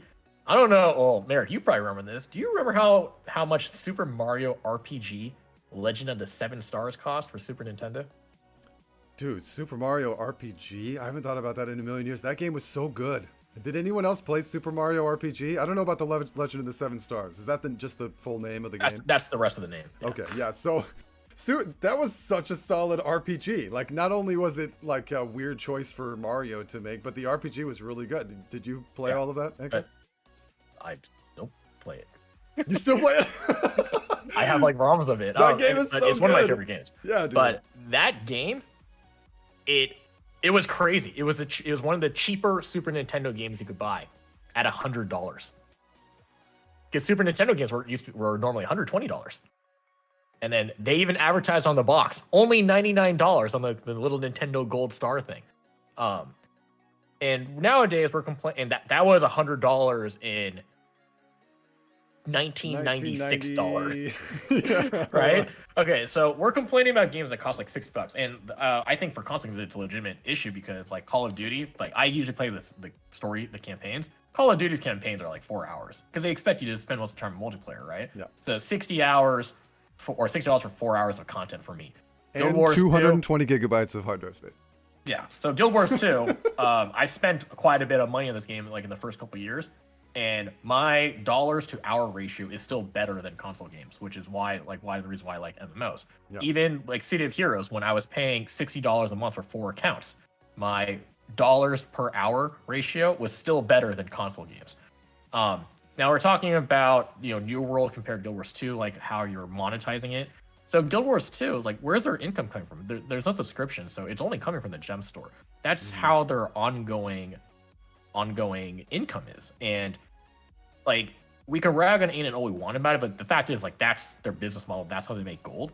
The thing that like this came up on another stream. Like, is Guild Wars 2 pay to win?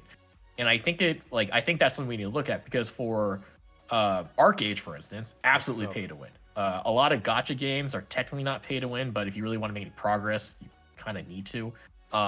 New World, Beef, I don't know if you were considering this boost is making it pay to win because everybody else will eventually catch up. Does it give it an advantage to people that didn't buy the boost after they played for a little bit? I don't know.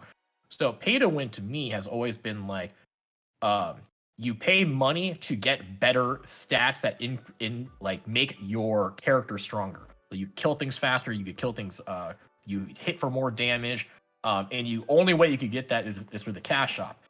Or in like, any games that have PvP to be competitive in it. Like Guild Wars 2 doesn't have that because we all have the same gear stats in PvP, no matter but like Arcade, the reason why that one's not considered pay to win, even though it's technically really not, is that you could buy the high-end gear through the cash shop, but you can also get that gear through this really convoluted RNG system in the game. So to get like a really good piece of gear can take like 6 months, and like halfway through that, your piece might break and you might have to start all over again.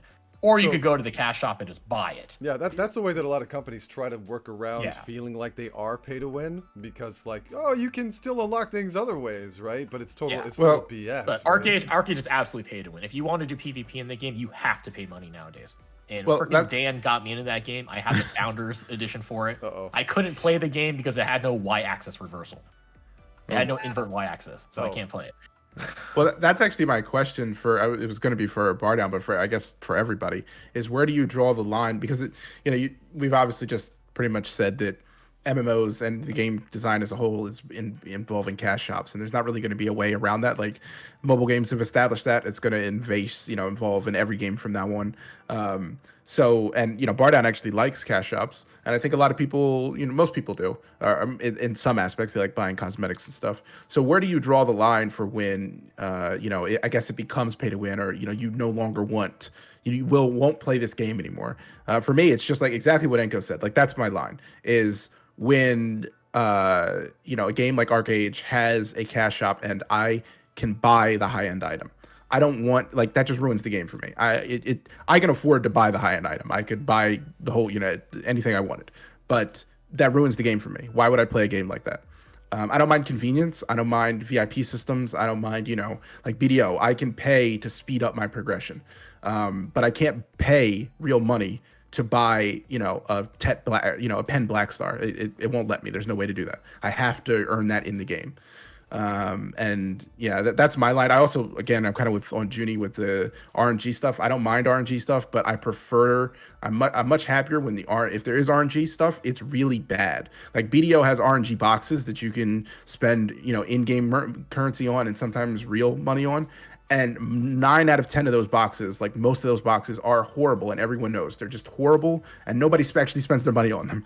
And I actually like that because it disincentivizes people from getting obsessed with gambling. But anyway, you guys go ahead and answer where your line is.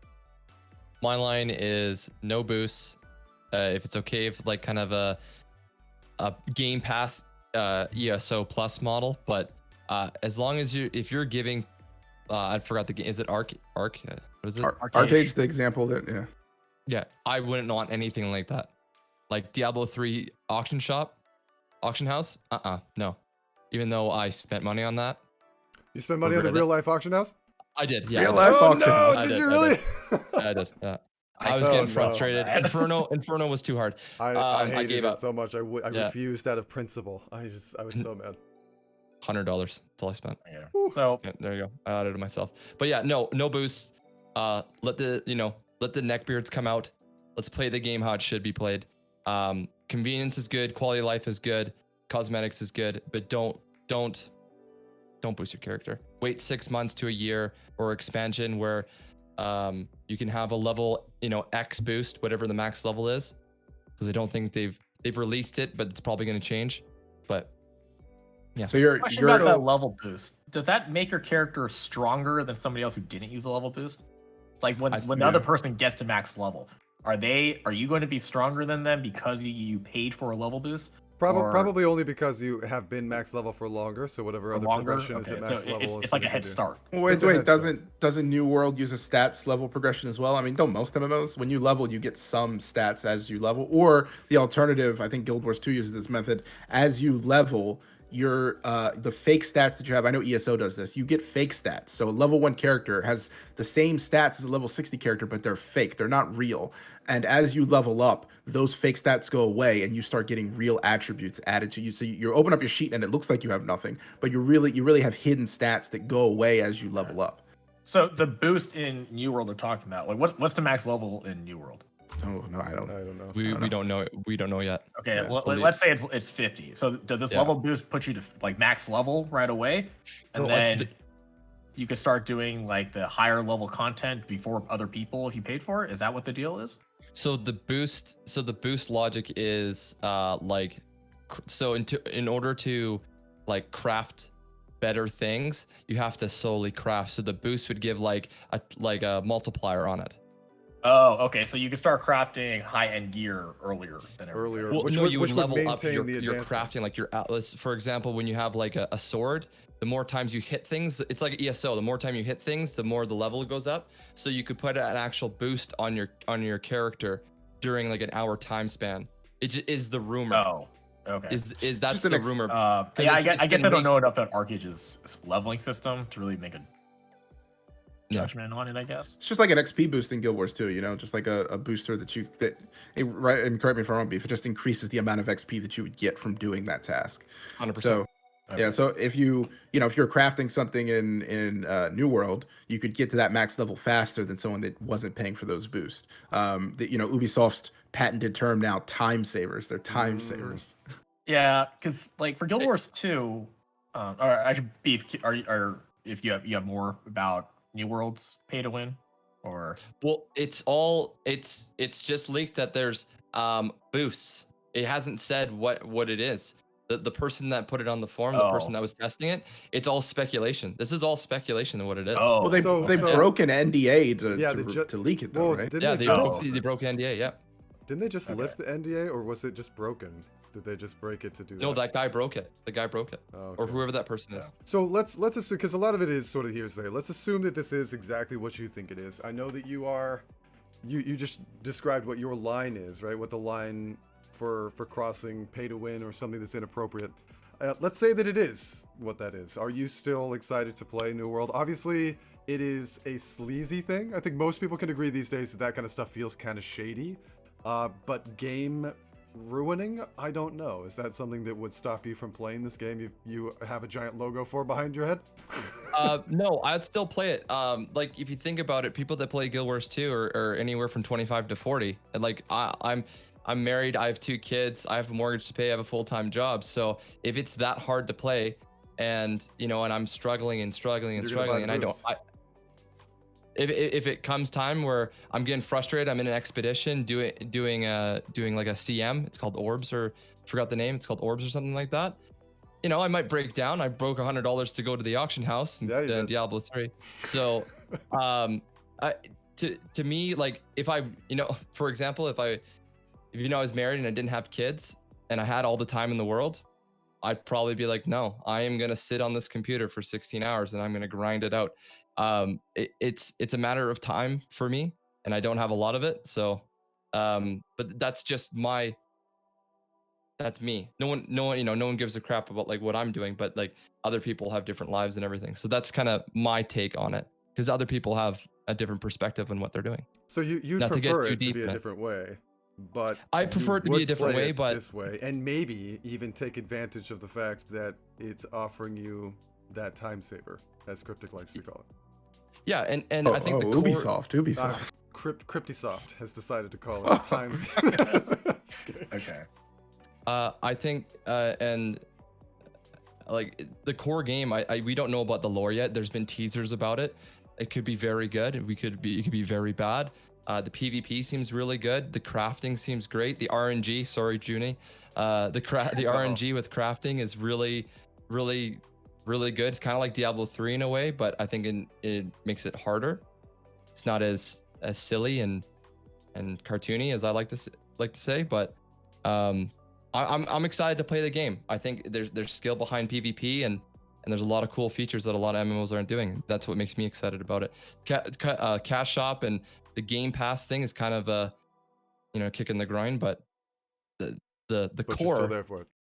is where I like it, and we don't know. It's still speculation. It is Amazon, so LOL. They that's want what I'll money. say. Yeah. Yeah, that's what I'll say. So let's see. Somebody said a second ago. Sven says that the end game for Guild Wars 2 is fashion. The best fashion is on the gem store, so it equals pay to win. So one of the things that I was going to say about why I think that Guild Wars 2 doesn't feel like pay to win, even though you literally can buy gold and some of the best skins in the game. A moment ago, Enko had said that for him, pay to win is buying advantage in something that you are directly competing or comparing yourself against with someone else. If you're in PvP and you're able to buy gear that's going to give you some sort of like tangible increase in your ability to defeat another player, that's definitely a pay-to-win scenario. But in PvP in Guild Wars 2, they equalize everything. Everyone walks into PvP, regardless of your level, with exactly the same gear and exactly the same stats on exactly the same footing. But one could argue, I think what actually saves Guild Wars 2 from being pay-to-win in any way, shape, or form is that even though that example was given just now for PvP, it's almost in essence the same for PvE, right? Like the way the itemization works in Guild Wars 2 is so completely simplistic. You can get, I often make the joke that at level 80, you could get level 80 super fast just by doing whatever. And if you walked into the trading post with a couple of gold, you could buy exotic gear. And you can walk into a raid that very next day and you can just raid in this exotic gear. Like the concept that is true compared to any other MMO in history is extreme. I think a lot of Guild Wars 2 players don't really realize how unique of a dynamic that is. We're all, because itemization is barely even exists in this game. There barely are any items. Items are just based on stat allocation, right? Like a Berserker versus Vipers, but there's only a few tiers of gear and they're all exceptionally accessible. So there's no such thing as not being on the same page as everyone else, regardless of your money or investment. It's been a long time since I've crafted Ascended gear, but I think with the changes they've made to all the stats being available on the marketplace, and then there was a change like a year before with some of the Ascended stuff.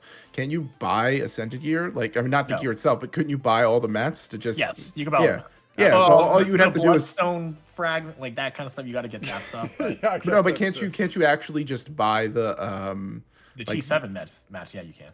You can. Well, even the daily crafting thing you're talking about, the legendary craft or the ascended crafting, the daily. Or are you talking about just being able to buy a ascended piece of gear? No, not the gear itself, but like the individual components. You have to. There are some gated time stuff, but yeah, you can buy that stuff. But there's an intermediate step with the what do you call them? The insignia, and then the leather pieces that the time gated stuff gets built into. You can buy those each on the marketplace. So you could buy the middle step, and then just if you had 500 crafting, just make the ascended gear, skipping the time gate. If you throw enough money at it, you can skip all the time gate. Absolutely. Yeah, exactly. So if you got the level 80 and then you leveled up crafting, which you could do super quickly and super cheap with just throwing gold at it, you could pay to win your way to having every single stat ascended in one day.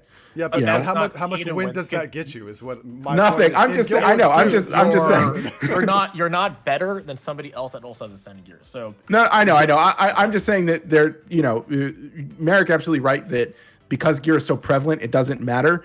But if you ignore the fact that gear is prevalent, Guild Wars 2 is probably the most paid. If you just ignore that one major fact. That's a big ignore. Yeah, I know, it's a big ignore. But if you do ignore that, Guild Wars 2 is like the most pay to win MMO because you could pay for everything. The reason why I don't say it's pay to win is because, even if Ascended Gear wasn't as dropped as much as because before we had to grind fractals for it. You could craft it, but it was also really expensive gold wise. No matter how much money you throw at the game, you will not be stronger than somebody else who has the same gear. Yep. You can't because the max tier and gear we have in this game is ascended, period. So what would make it pay to win for Guild Wars 2 was on the gem store. Gen 3 legendaries come out, right? Only available in the gem store, and they have higher weapon strength, they have higher armor stats, and they have higher stats like power, precision, ferocity than ascended tiers do. Yeah, so, and that's my line. If that happens in the expansion, I'm quitting. If you could only get that through the gem store, even though we could trade gold for gems, but you could only get it through the gem store, then that now becomes pay to win because you cannot get those stats via gameplay. Mm-hmm. Now, people talk about, because this came up on another stream, because Teapot had this big argument about this too. It depends on what you define as pay to win. So some people are like, oh, well, Fashion Wars is the end game for Guild Wars 2, and you can only get skins from the gem store, so that makes it pay to win. Okay, so it depends on how you define pay to win. If pay to win means you could get something that people can't get in game, then I guess it is. But again, for me, you have to define these terms first. When Empress had her stream last week, I really liked it that she defined all the terms out so we're all on the same page. We have to lay out what does pay to win mean. Again, pay to win for me is that if you spend real money, you gain a competitive edge. You get an edge over somebody else that they cannot get otherwise by playing the game. But does that not include a temporary advantage? Because I think that's what you were talking about just a moment ago, Cryptic. It's funny that you said that because what you said was, technically speaking, if you throw enough money at it, you can get ascended very quickly. You can bypass a lot of the time gates. You can get ascended gear fast. So technically, Guild Wars 2 is pay to win.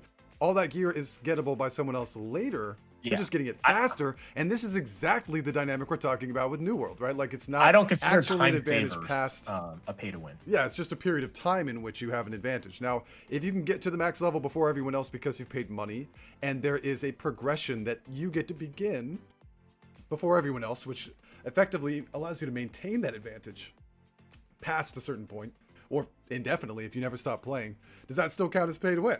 It's at least pay for advantage, right? When we Is agree it that- is it a head start that nobody will ever be able to catch up for, like through normal gameplay? Because that's what is an Arc Age. Like you can buy the same items that you can craft in game, except it takes you 6 months to craft one item, or you could just turn around and buy a full set of gear off the cash shop, which means people who are trying to craft their way to victory will never catch up. Like it's impossible to catch up because there is no max stat. They'll 6 months later, that guy finally gets his one piece of gear and he needs 10 pieces. Someone else 6 months ago bought those 10 pieces. By the time that one guy makes his one piece, another 10 have come out that have kept up with the power creep, and now that guy just buys it. Like you'll never catch up. So a lot of it's going to depend on New World. Is like, is this a time saver, quote unquote, time saver that gives you a head start, but people will eventually be able to catch up? You just get to play at a higher level earlier. Like, because that's kind of what Guild Wars 2 is like. If you just buy the Ascendant gear and craft, you didn't wait for a drop. Yeah, you get those stats greater. And Guild Wars 2 is a little different too, because like it's not that big of a deal if you have exotic versus Ascendant. Exactly. But You're barely getting anything. even if we're comparing best in slot gear though, it's like if I got my Ascended gear for my Ellie and for my Guardian day one that Ascended gear came out, because I just crafted it. Okay. A week later, other people had full sets of Ascended gear too. Was that pay to win? No, because it gave me 5% stat more. I just wanted best in slot gear. Because we don't have a gear treadmill in Guild Wars 2. That's what prevents this from happening. I don't know if New World will always have a gear treadmill. Like you can always continuously get better gear, because that's how WoW is. That's how Arc Age is. That's how a lot of MMOs are. Most MMOs are, yeah. So if you can buy gear, like best in slot gear at that time, like it's May right now, and you could buy the best in slot gear. And then 6 months from now, that is no longer best in slot gear, but you could buy, and like the normal way of attaining this is like through gear grinding in dungeons and raids. 6 months from now, I have to do that all over again, or I could just go to the cash shop to buy the best in slot gear again. Like, is that pay to win? That's more of a time saver. But let's say they make it that it's so hard to get gear that the 6 months from now, when you finally get one piece of gear, other people have already been clearing this stuff because they just bought full sets off the cash shop, and you can never catch up to somebody just by playing the game. I would say that's pay to win. But we don't have that in Guild Wars 2. We have cosmetics. We have a lot of quality of life stuff. Some people consider the copper feds or the to be a pay to win thing. Some people consider like the current extractor to be a pay to win because you get it from Black Lion Key, so you have to pay gems to get it. But in general, everything we get in Guild Wars 2 is cosmetics. What are you winning, or it's though? quality of life things. You get Well, more bag space. It doesn't make your character stronger. You're winning, I guess, convenience, which we're pretty comfortable with that, right? Pay for convenience is something that we all feel okay about. Yeah, I mean, I think you guys are talking about, bringing up Guild Wars' lack of things to win at as one of the key things that makes it not pay to win. But I think if the same system was applied to another MMO, it would be a little more pay to win and a little more frowned upon.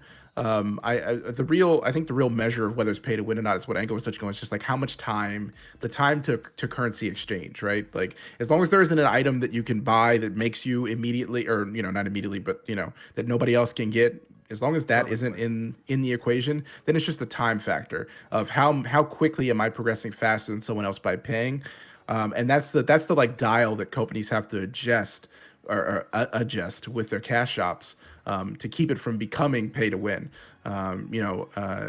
We'll see in New World, like if it's $20 to get some time savers and get level up faster, Beef might be fine with that. And if it's $100 to instantly, or $20 to instantly, level up to 60, that might be something that that he's not okay with.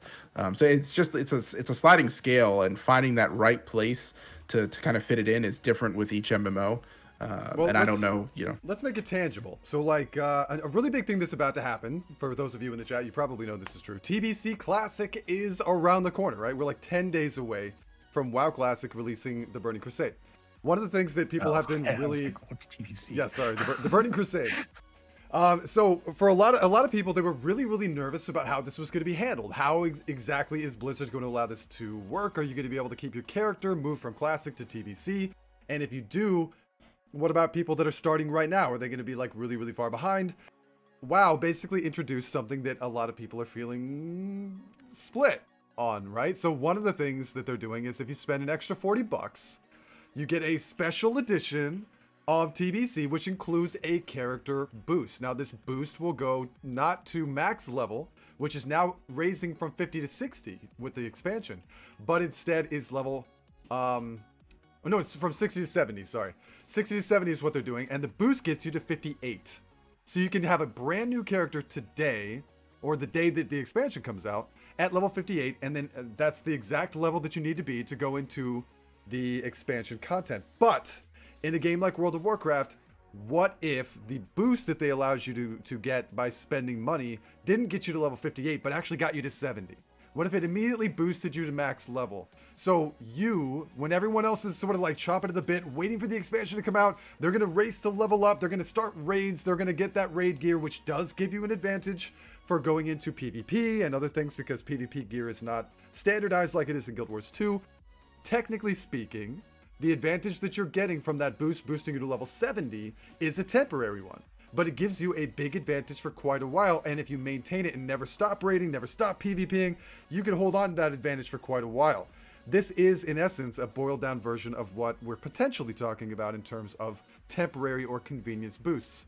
If you can put yourself in the position of a WoW player, because I know that neither of you guys play WoW, but if you could imagine what that is, say that when you start, and all of you guys in chat as well, if you were to get a boost that made you exactly level 70 the moment that it came out, and your whole raid team did the same thing, and you guys started raiding, or other people started doing that, and got that advantage, and then we're popping into PvP and stuff, like, even though that's a temporary advantage that you're buying for that super extra boost, would you consider that sleazy enough to be considered pay to win and be something that you would want to avoid?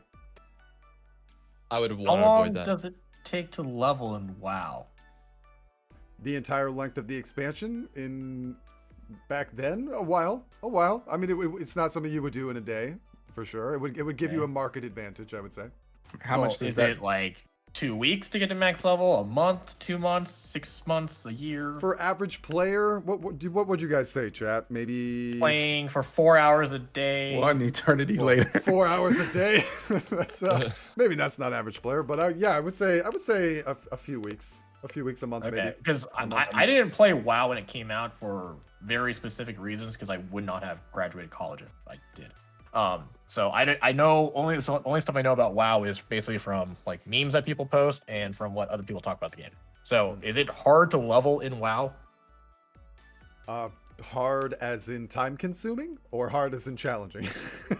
Yeah, well, both. Actually. Not is it time challenging. consuming or It is a challenging? grind. It is a grind. So Especially the it's farther basically it just stretches you go. a time sink to get to level. That's to correct. get to next level. Yeah, absolutely. How much would this very boost slow. cost? Or Well, this, right now this the boost instant- is $40, and that gives you to level 58, which is just the starting of the expansion. So theoretically, it's what would a 71 cost? What would you? I think what do actual boosts cost in regular WoW? It's something like 60 bucks, I want to say, for a single character boost or something like that. You always Yeah, get Tiffany's in chat. Thank you. $60 for a single character max level boost. but the thing is, you always get a free one if you buy the expansion, and the Mhm. expansion is usually about $60. But remember that the boost is never to max level. It is always to a previous max level. If you buy an actual solid max level boost after the expansion has been out for a while, that is a $60 investment for a single character. And that does give you an advantage. Oh, So- one other question. Classic WoW, is that basically Blizzard just re-released vanilla WoW with Yes. current graphics and quality of life changes, but no it's the quality original of game? life, no graphic changes. It's basically So it's basically I want to rewind my life for 20 years and Yes. just go play the original again. yes. And I Yes. need to If say right people now. bought it? Well, no. Hold on. I can tell by your face that you're thinking of something else. It wasn't that Blizzard offered this, and then we were like, well, I guess we'll buy it. It was actually that people demanded it, and there was a really hilarious moment. This is one of the greatest moments that has ever existed in gaming history. People stood up and had been begging for WoW Classic for years, and they finally cornered them at one of the BlizzCons. And they stood up, they said, we want We want WoW Classic. And the developer stood up, grabbed the microphone, looked right at the audience and said, no, you don't. You think that you do, but you don't. And condescended to the entirety of the whole thing. Everyone freaked out. And we were like, what do you mean? And they tried to say it was hard and you had to run and the graphics were bad and you couldn't change your hairstyle. It was like, they gave all these reasons. They condescended to the whole community. And we were like, and the whole community was like, dude, we want this so bad. And then it ended up being successful. So they didn't want to give it to us. The community went nuts for it. People wanted the game before the expansion. Yeah, but let me But now they're releasing the expansions to the original game, which they already released. Yes, but let me explain. There's so much like, more to this. Okay, go ahead, Cryptic. No, because WoW is a very old MMO, right? It's the it came out in college for me. Yeah, so like 2003. Yeah, and Eve came out in 2002, I think, or something like that. So they're both very old MMOs. So I don't play WoW, but I've experienced this long shift of, almost 20 years now of an MMO going by, and in that 20 years, the game at the end of that is a completely different game. There you go. So hold on, stop right there. Look at Guild Wars 2. This is why I was trying to think, like, why would this not make sense to Enko? And it's because, would you buy Guild Wars 2 Classic? WTF would that even mean? Like, maybe you get like an old Lion's Arch? That's basically old LA. You would have to go buy your traits again. You'd have to buy your traits. Remember, you had to go and track them down and buy them to unlock them. There was only one game. If they re-released the original thing, like at launch again, that I would buy it and do that. And that's City of Heroes. I knew it. It's the only one. It's the only one. But the game is WoW is so old that it's a completely different game. Did it actually make sense? The balance changes? Yeah, they excluded everything. It was just like it was back then. Just bug fixes. That's it. Everything else changes. That's what. So all the raids that people were doing in WoW, everybody already knew everything because it was just how it was when the game first came out. Yep, but it's the experience that people were looking for, right? Like, if Eve, I would go back and play. If they released Eve Classic, I would. I don't know if it's not. I wouldn't invest like a lot of time in it, but I would absolutely play it just to experience old school Eve again. Like, it was an entirely different game back then, and without it, I could say it was way harder. Like, old school. Well, that's true of WoW too. WoW Classic as well, like 10 times harder. And I would and have gone back and played EverQuest Classic as it was in 1999 because I couldn't go back and play EQ now. It is the most watered down version of the game that has ever existed. For those of us who crave, in fact, Beef really made me think about this when he was talking about like the way that skins used to be, and you'd see someone who's got these badass skins and you're like, whoa, that dude is crazy cool. He must have done all of these great accomplishments, and you like give them some sort of acknowledgement. Like that happened in WoW Classic, that happened in EverQuest because it was bloody hard to do anything, and we've lost a lot of that in the genre of MMOs, period, that everything's so easy. So when you go back to like a game that is hard and challenging and grueling, and your investment and reward kind of means something, there's something attractive about that. And for any, I don't think we have any Eve players in the chat, but if we do, if any of you think you're playing this super hardcore game, it is probably one of the hardest MMOs out there, but it was nothing like it was on release. On release, it was the hardest of hardcore games. So to go back to that would make you pull your hair out. And it's an experience that I would like to experience again. I remember Virus 2005, 2007 Eve. Look, or whatever. It was crazy. Cryptic, you got a friend. Virus used to play Eve. Hey, Virus. Yeah, Eve, man. I've had a lot of people tell me I should play Eve online. Enko, you are Eve online in a nutshell. You'd be great at it. You should very absolutely play that. spreadsheet-heavy game from what I hear, but... Guys, I would like to nominate Enko, the god of Ectos, for Galaxy Organization Squad. What's it called again? The CSM, Council of Stellar Management. Enko would be the perfect counselor. No, he would. He would be great at it. I heard a lot of things with that game that's like, maybe I should go do it. But also like MMOs, it's a genre that I can really only play one of. Like I see some people are like, on Monday I'm playing Final Fantasy 14, and on Tuesday I'm playing Guild Wars 2, and Wednesday I'm playing. I'm just like, how do you play that many MMOs at the same time? Poorly. You don't have to call Merrick very out badly. like that, I was gonna say. I wasn't thinking. I'm just talking. Just bad at all of them, basically. And, for me, like I am much more of a completionist player. Like Mass Effect 1 took me a year and a half before I moved on to Mass Effect 2 because I would not move on until I got every single achievement. Same thing with Mass Effect 2. Same thing with Mass Effect 3, except for the PvP achievements because I hate achievements of PvP. But it's just like, I still have stuff to do in Guild Wars 2. After 34,000 hours in this game, I still have stuff to do every day.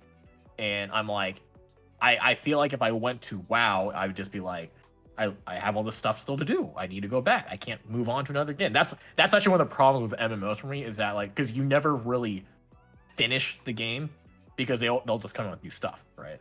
So it's fascinating you describe that as a problem when it's probably the iconic element Yeah, that it's the makes best an MMO. This is the thing that people want the most. I will say, Anko, you would be absolutely perfect for Eve. Bro. Eve has a player-driven economy. Almost nothing in the economy. There's very few things in the economy that are touched by the developers tweaking things. Everything is Why is that crafted, Junie lady dropped, not etc. talking? It is 100% Jay. player-driven. And everything in Eve can be permanently destroyed. Nothing that you have in Eve is yours forever. If it dies, if it gets blown up, if the station she's is here to kept in read gets the blown chat up, whatever and the interact case, with it's the chat. gone. It can be just gone depending on how you stored it. So like you looking at like if you wanted to build this ship and then sell it, you wanted to set up a pipeline for that and do your spreadsheets, like there's a real economy for that, because that ship, when somebody buys it and then loses it, is gone forever. So it's really a good system. I mean, like with Guild Wars 2, like one of the things I like about the same thing with Guild Wars 1 actually, because there's no gear grind, how well you do as a player completely depends on your personal skill level. Yes. So there's always room for improvement. Absolutely. That's one of the things that I really like about it, because like with It's WoW, the only it's improvement like you can have.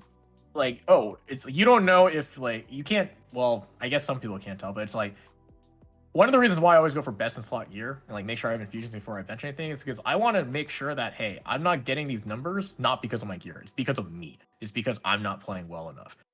In other games where you have gear progressions, it's just like, am I dying here because I screwed up and just like walked into an attack and got hit by something, or am I dying here because my gear sucks?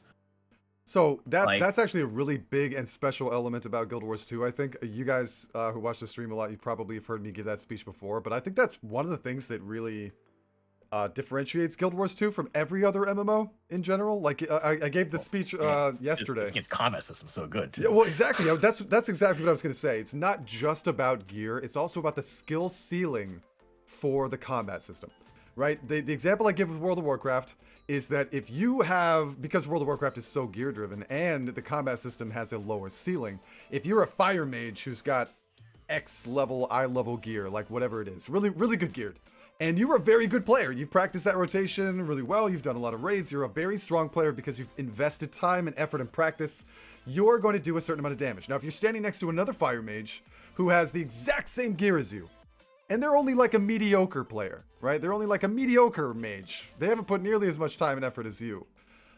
Yeah, you'll do more damage than them, but not that much more damage. You know what I mean? Like Guild Wars 2 is the only progression that exists in Guild Wars 2 is skill progression. And it's completely skill. There's really nothing else that you can do past the briefest of moments in the beginning of the game.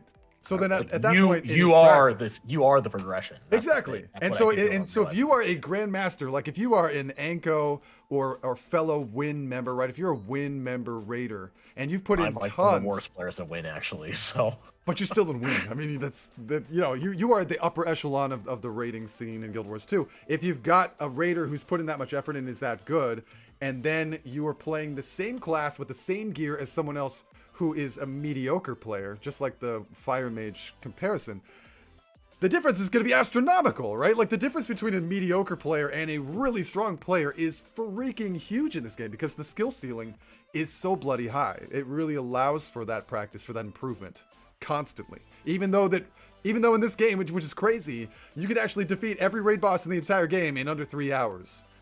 In a single day, which is just comical in the land of like World of Warcraft to even think that that's true. Even though that's the case, you still have guilds that practice all day, every day, all the time, getting better and better and better because there's still improvement to be made. I mean, that's one of the things that you really got to hand to Guild Wars 2, right? I raid all the time, and I ran out of things to get from raids a million years ago, but there's still a reward, and that's in personal improvement. It's because like what I've heard about WoW is that like they are basically developing content expecting people to have all these add-ons that basically tell you what to do. It's like, oh, you need to stand here because this mechanic's coming up in a few seconds. It's like you want to hit, like here's a rotation you should be hitting your orders, like you should hit all your skills in. And it's just like, are you really playing a game at that point where like you're actually good at the game, or is that a lot more like a theme park on rails type game where It's actually like it's you actually have kind to of go this way. It's it's like, actually, so I it's don't actually kind of comical to watch like ESO, Final Fantasy, and WoW like rating streams and stuff because the players have all these add-ons and it literally tells them when an ability's happening, when the dodge, when the move here, when And to do takes that. up 85% of their Yeah, visual and space. it's just like, what are you doing? What are you playing right now? This isn't. You're not. There's no skill involved in this. You're literally following an instruction manual. so yeah, I don't want to it's leave. like press this key now, and it's like, so you can basically have the add-ons play for you at that point. You know, I'm just like, Well, okay, could. okay. So I have to play the devil's advocate here because I've done rating in some of the other games, and I always try to be fair about this. The performance of your character in Guild Wars 2 is so much harder, and that's where the challenge comes in. The performance of what you need to do in World of Warcraft endgame rating, the performance of your character isn't where the challenge lies. It is basically coordination. Mechanics in WoW and in Final Fantasy are umpteenth times more complicated, and it requires coordination between team members. The fights last for like literally 4 times the length of the longest bosses in Guild Wars 2. So they're very long. There's huge mechanics. Coordination is enormous. So most of it, when I raided back then, was like, I did what I was supposed to do, and I felt like I did it really well.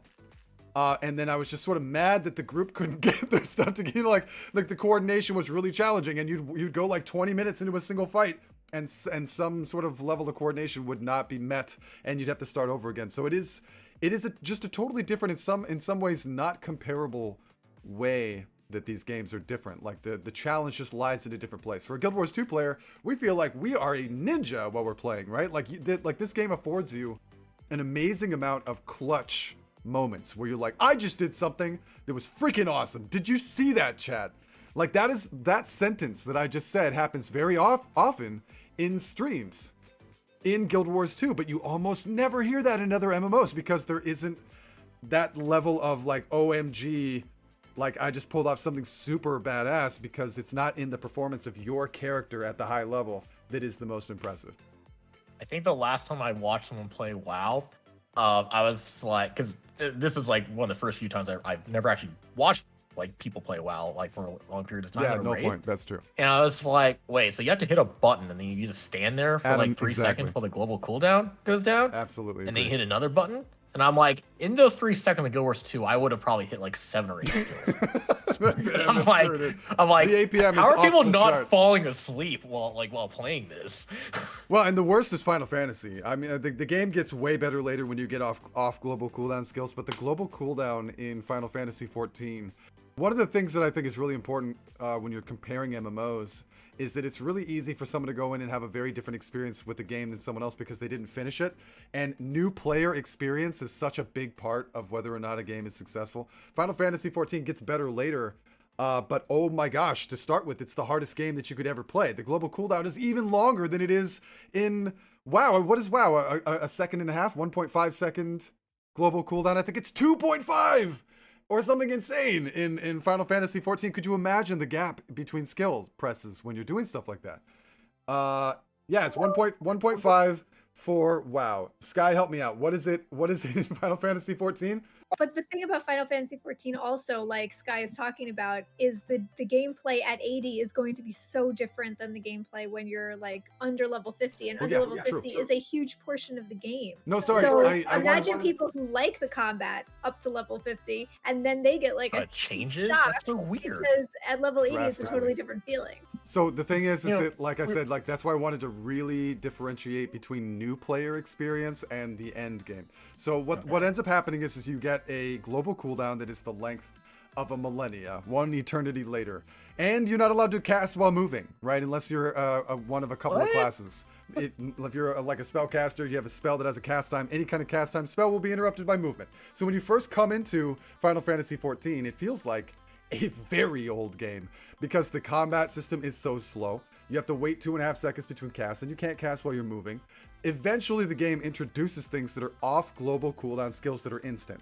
So that in between the global cooldowns, you're meant to click a off global cooldown skill. At first, you get 1, and you're like, well, I guess I have like 1 extra thing to do. And then you get 2, and then you get a bunch of things that you have to activate. And then it would actually impress me with the theme of each different DPS or each different class. having a very interesting combat system that they work around. It's fascinating and it's cool, but my God, does it take a long time to get to. I would have quit the game 50 times over by the time I even got there if I didn't already have friends just begging me like, dude, no, it gets better, it gets better, just stick with it, But it's tough, dude. New player experience is such an important element, which is why I'm protective of it, which is why I'm worried about New World. Because if you have a new player experience that is somehow thwarted by some issue, I'll quit and go to another one. Like I said, MMOs are weird. You're not, like Enko said, you're not playing a different MMO every day. 99% of MMO gamers play one MMO at a time, which means that if you're going to leave to go to another one, you're going to quit your previous one. And so new player experience is maybe the single most important element of the game doing well before end game longevity, you know? You guys just made, like, you know what? I'll stick with my single player Final Fantasy games. I love those games. Like X and X2, freaking 160 hours on Final Fantasy X to like get all the achievements, and I've done that 5 times now. Can you please tell Junie that she has to play Final Fantasy X? I've been trying to get her to play this. X is so good. X2, I mean, that kind of depends if you like the magical girl outfit changing stuff. Excuse me, don't like, make me break into crazy. song, Enko. But X2, I actually Let's like start X2 singing too. the X2 But songs. I don't know. You guys have kind of scared me off from ever trying FF14 or WoW. Because Oh, I'm no. like, some of that crap that you guys just said, I'm like, I just couldn't do it. After coming from Guild Wars 2, and also guess what other MMO never had a global cooldown? City of Heroes. Oh, that was such a good game. Champions Online didn't even have a global cooldown. Oh wait, did it? Oh yeah, no. Not many MMOs have a global cooldown. STO doesn't have a global cooldown. Not anymore. Not anymore. ESO doesn't. Yeah. But yeah, I mean, but ESO has the resource based as opposed to cooldown based, and I have found that I actually prefer cooldown based rotations rather than the other. So it's the difference for those of you who may not know what I mean. It's like the difference between playing a DPS, a normal DPS, and then playing a thief.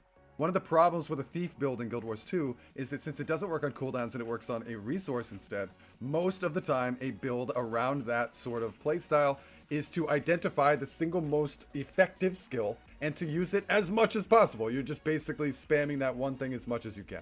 The Deadeye mechanic, which you know, with the thief, you kind of do. What the Deadeye allowed you to do is be forced to sort of use the malice and initiative cycle mechanic that ends up happening, which at least gives you some realm of complexity. But in general, most people look at a thief. Yeah, exactly what Dragons is saying. Like most of the time, you have identified the one skill that does the most damage, and you're basically doing that as much as you can. With the stealth mechanics thrown in. So I tend to, and I think it's even worse in ESO to some degree, except that you're really trying to keep up instead of how they combat that is to try to make it so that you're trying to upkeep like a bajillion effects the whole time. So you're needing to cycle through, not based on cooldowns instead, but instead of like upkeeping these buffs and debuffs that you're trying to do. The combat system is not the worst that I've seen, but I think that any of us who leave Guild Wars 2 to go to another game have a little bit of like a, I don't know. Except BDO. Like we're freaking spoiled, man. No, BDO combat's great, man. And if BDO was an MMO, I would absolutely entertain that. Hey, I'm gonna keep saying this until an MMO. Wait, BDO. The only thing I've heard about BDO is let me look it up. Let me make sure this is the right. It is character creation simulator, and at that, it is very good. It's very. The only thing I'm gonna keep saying this about BDO is that as long as you removed or tweaked the RNG, I still think BDO has the best gear progression system in any MMO because it's not a gear treadmill. It's a MMO that doesn't have a gear treadmill that still has gear progression. And that the gear progression continues with every expansion or every new big content update. Like I don't know, dude, but I actually love gear progression. No, that's what I'm saying. It does have gear progression. I love that game, but I'm not going to say it here because I know you want to upload this to YouTube, and anything that would prevent that. Oh, Andrew Sean says, Merrick TV, is Guild Wars 2 any different in that regard? Keeping short duration boons and condies going. No, that's true. I would say that boons and conditions, because they're so standardized, like, you know, you might have multiple skills that are just upkeeping bleeding. You're just trying to do as much bleeding as possible, but you're basically identifying the best and most effective, like you're prioritizing the most frequent use of your best skills based on cooldowns. So the cooldowns are really apparent to you. While that's not true, it's all resource based in ESO. You're trying to upkeep things that are not quite as evident to you. So I'm not looking at a cooldown and going, okay, that's almost off cooldown. Like, I'm having to look up at this bar that's like keeping a track of like 50 things on there, and I don't really know if it's up. You have to get add-ons to track them to see when that effect is about to fall off, and then you ran out of a resource, so you have to stop and try to get resources back. It's not that it's bad, it's just that Guild Wars 2 has trimmed the fat on a lot of that stuff, and so you don't end up frustrated in the same way, at least for me. So this is something that a lot of people who are trying to learn a class miss.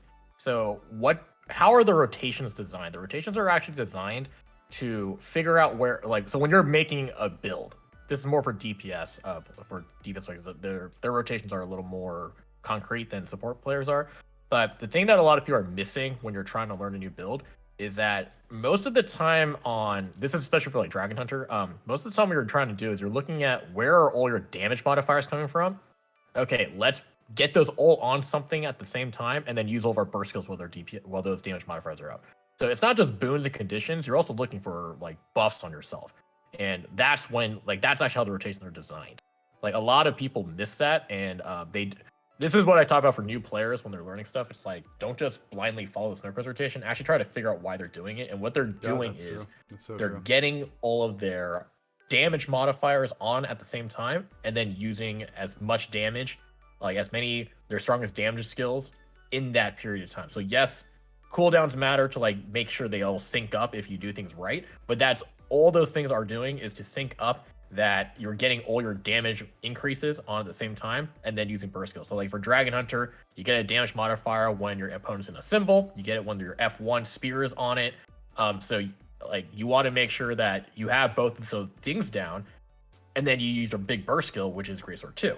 Like the reason why you're putting the Sword of Justice down before is because there's a delay before it starts attacking. So you cast that, you could drop your trap, which also has a delay in casting, and then you drop your symbol, and then you do your F1, and then now those damage powers pick up, the Sword of Justice kicks off, the Procession of Blades kicks off, and then you use your Whirling Wrath in the middle of that. So they're all coming together and hitting when those modifiers are up. That's true with every single DPS thing. You're looking for where your modifier is coming from. You want to get those things up as often as possible, and then you want to get as many skills in that thing as possible. It's not just about boons and like if that's vuln or not like that. But that's what a lot of people are missing when they're looking at classes. Tracking those things is pretty reliable. If you're following your rotation, it should go that way. You should understand how that works, and I like to call it the wombo combo with the Dragon Hunter, because it is that class specifically has so many of those modifiers you're stacking in a row, so you can get that big burst. The difference, I guess, with ESO, like I said, is that like you can't see that effect. Like you have to get add-ons to track that stuff, and I have like a weird resentment for add-ons. Add-ons can be really great, but when they form a necessity, right? When you absolutely must have them in order to compete or track certain things, then to me, we're balancing freedom. Right? Freedom, which is great. The ability to add add-ons and do things that you like is great. Freedom. And also bad design and necessity. Like if it necessitates these add-ons, then why aren't those things in the game to begin with? And then do I really have to go through like your add-ons are out of date? Where do I go and I download them? And I have to have these things. I'd like to start rating. Somebody goes, all right, go and download these 72 add-ons so that you can start rating today. That's actually a reality for a lot of games, including ESO and World of Warcraft. So for me, it's always a little, I actually have a lot of add-ons in ESO, and a lot of them are like convenience based, and a lot of them are really kind of dumb flavor things. They're just kind of like, but in general, like if I'm forced to, if it's a necessity, it can be really unpleasant for me. I remember being told that WoW develops content expecting the players to have the add-ons. Oh yeah, for sure. So does ESO, to be fair. I mean, ESO does too. Okay. Always had add-ons, even back in the single-player days. But Dr. Virus in chat brought up a very good point. We really need to talk about the offline change. Oh god, oh gosh, I'm quitting the gaming. Yeah, same. We're all quitting. This is actually our farewell. But Enko's gone. He just left. Oh my god! Why? Dude, okay, so like I don't even care about. I don't care about like grammatical. I don't know, like efficiency or whatever. For me, it's consistency. I don't know why. Like when you have those friends that are like hopping from character to character on their account, right? And they're like they're looking for something. You can always tell they're like looking for something. Like so Cryptic is logged off on this character. Cryptic is logged on this character. Cryptic is logged off on that character. Yeah. Logged on this character. So what you see is online as one word. Immediately afterwards, offline with a hyphen, and then online as one word. That was an intern. Give the intern a break. Come on. On top of that, it was like that for almost 9 years, and then they their decided response to change it. was great. This is their response was great. This is like some 19-year-old in college that just got his first internship. He just made a small change. Come on, give him a break. Are they changing back though? I mean, No, they're maybe not that'll be changing his back. next change. Does anyone have the post? They actually this is what endears me to developer companies. Like the fact that they addressed it, and they addressed it with some comedy, and I don't know, that ended up being a fun community interaction, right? We don't see that all the time, but I actually thought that was kind of cool. Like they are obviously aware enough that their community is like WTF, dude, and they put out an actual response to it. I thought that was funny. Well, it's just a little like, why? Like, what was the point? I don't know. Bardown, are you in New World? Are you like accepting of add-ons and stuff being a part of it, or is that something that you want it to stay away from New World? No add-ons. So actually, the whole World of Warcraft with the add-on thing, Merrick's like, oh, press, it's gonna happen in 3 seconds. Ready, jump. Actually, I don't like that. I like raiding Guild Wars 2, where you have to pay attention, like Sab with the cannons. That's funny. Actually kind of fun. Like I don't play It's with funny Taco, that you chose so... that one, because that's literally the only one in the game that has a timer. Oh yeah, You could have picked any other boss. Like that's the one. But I think People I think still it's can't fun. follow the timer in that. God. I know that's true. Guilty. But no, if they have add-ons, it all depends on what it is. The expeditions, or that's the 5-man dungeons. So that's what they call them. It's we have to wait and see. Like only people under NDA that haven't spoke up and haven't leaked anything. Is that you? Those are the only people that know. Is that you, so we're Bardabi? gonna have to wait. And But as far as Are you under I'm the acceptive NDA? of Are it. you a beta tester? well, yeah, I mean they're doing closed beta testing. They've been doing that for this whole time. Yeah. I'm just wondering if he's waiting like for the email. secretly undercover, like currently secret beta tester. Oh, Bardown is he? Barda. Yeah. I wish, man. I really wish. That's what a secret undercover beta tester would say. So Yeah, I think Yeah, we I don't guess believe you guys it. will never know. Maybe his NDA requires him to say that. Exactly. Mhm. So gear progression though, are you against or do you want a gear treadmill in New World, or do you want what Guild Wars 2 has, or do you want my favorite, which is BDO, which is like a uphill gear sliding thing? Don't ask him to explain it. It's complicated and it still makes no sense to me. Oh my God. Video, Okay. I don't know what's going on with that. So in a way, I Blink don't like twice. that Guild Wars has like every stat is the same on each armor, but it's a two-edged sword for me, because then you can actually see who's actually really good at the game with keyboard rotations. So that to me, that's okay. But I like having the drops. I like the big loot drops in the games. Like Diablo 2 was big on that, and Oh, the I really best. liked the RNG. So, and crafting behind it, that's what I enjoy about it. I like the gathering. I like the crafting. It's just, that's something that I need. So- and Guild Wars 2 doesn't do it for me. Yeah, no, Guild Wars 2, I think it doesn't do it for a lot of A lot us of in people, that yeah. regard. But to re-explain this quickly, since Merrick still does not understand, I'll make it No. very Oh, brief, very brief. I'm the one who caused this. I'm so sorry. I shouldn't have said anything. So Talking about crafting. BDO obviously has a problem with RNG, as far as RNG being heavily tied into the gear progression. That excluded or tuned down. If you exclude that, the nice thing about BDO, and you'll see this as you're playing, is that BDO has this gradual gear progression, and once you get to a cap with a specific gear item, and cap for a lot of items is like pen, so you've got like a pen black star item, that item is going to be valid for an extremely long period of time. When the new content expansion comes out, it's not going to invalidate that item, or it's not going to validate most of your gear. Your gear will be good. What'll happen is that they will add, because it requires so much effort to get a gear to a max spot. they will have an upgrade for, like, let's say your earrings or your rings or your Yes. boots. Like Awesome. your boots, they'll have a slight upgrade for your boots, and then you'll be working on upgrading your boots to get that better stat. And that's where the gear progression comes from, is upgrades for things, and it can be a whole new item. So you still get drops. It'll be a new boot set that'll drop that you'll go for, and that'll be the thing you're going for. But it's not like, oh, now my entire gear is invalidated. Only a portion of my gear is invalidated, and that old gear is still useful in getting the new gear. Whereas in WoW, that old gear is completely useless. It's not even like in BDO. I can still use my old gear to get the new gear. It's still 100% valid. It's just not as good as the new gear. But in WoW, that old gear is completely useless because the level has changed, and now you have to go get you're going and just getting green gear, like white trash gear that drops from mobs, is better than your top tier raid gear that you worked so hard for.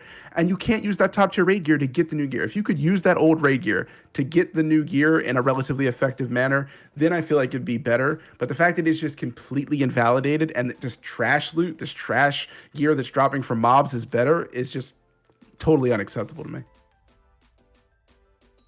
That's what I like about the BDL system, is that it doesn't invalidate your gear completely.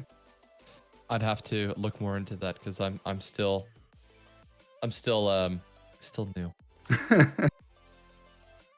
Well, Yeah. speaking of you being new, the other thing that I wanted to talk about in general for this group, like the last topic that I really wanted to cover, was that I think when I was looking at our roster here for this podcast, the one thing that we all share in common, at least to some degree, are raids, right? Like I know I do a lot of raid streaming. I do a lot of raid training, as you know. Enko, of course, is Enko. He's part of Win, which is pretty awesome. If you guys don't know Win, I don't think I often say the actual name of the guild. We're just gonna call it Win.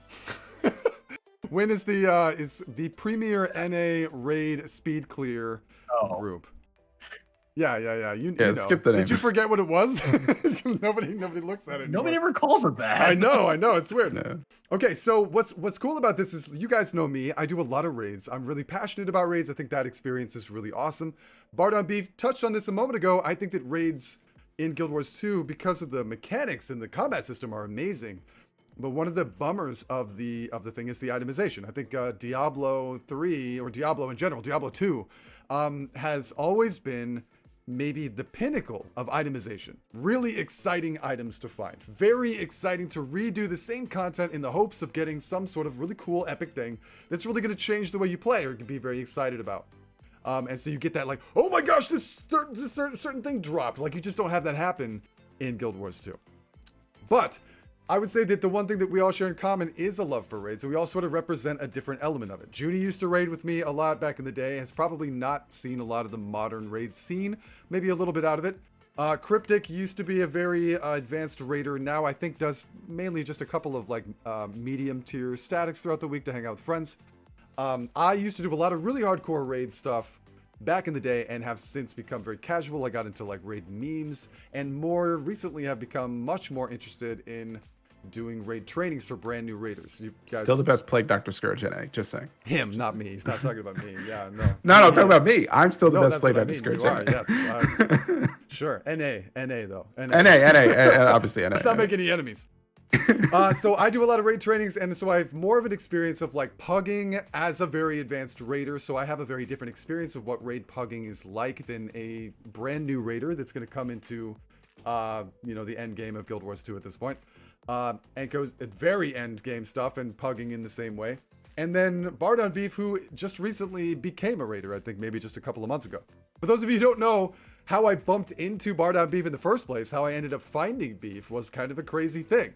Subject Pang, who was in the chat earlier, I don't know if he's still here. Subject Pang actually collected 9 other streamers of Guild Wars 2 that do not raid. They're streamers that there were active streamers that never raided, and he collected 9 of them together, put them in a raid group where everyone was streaming, and then tried to teach them raids.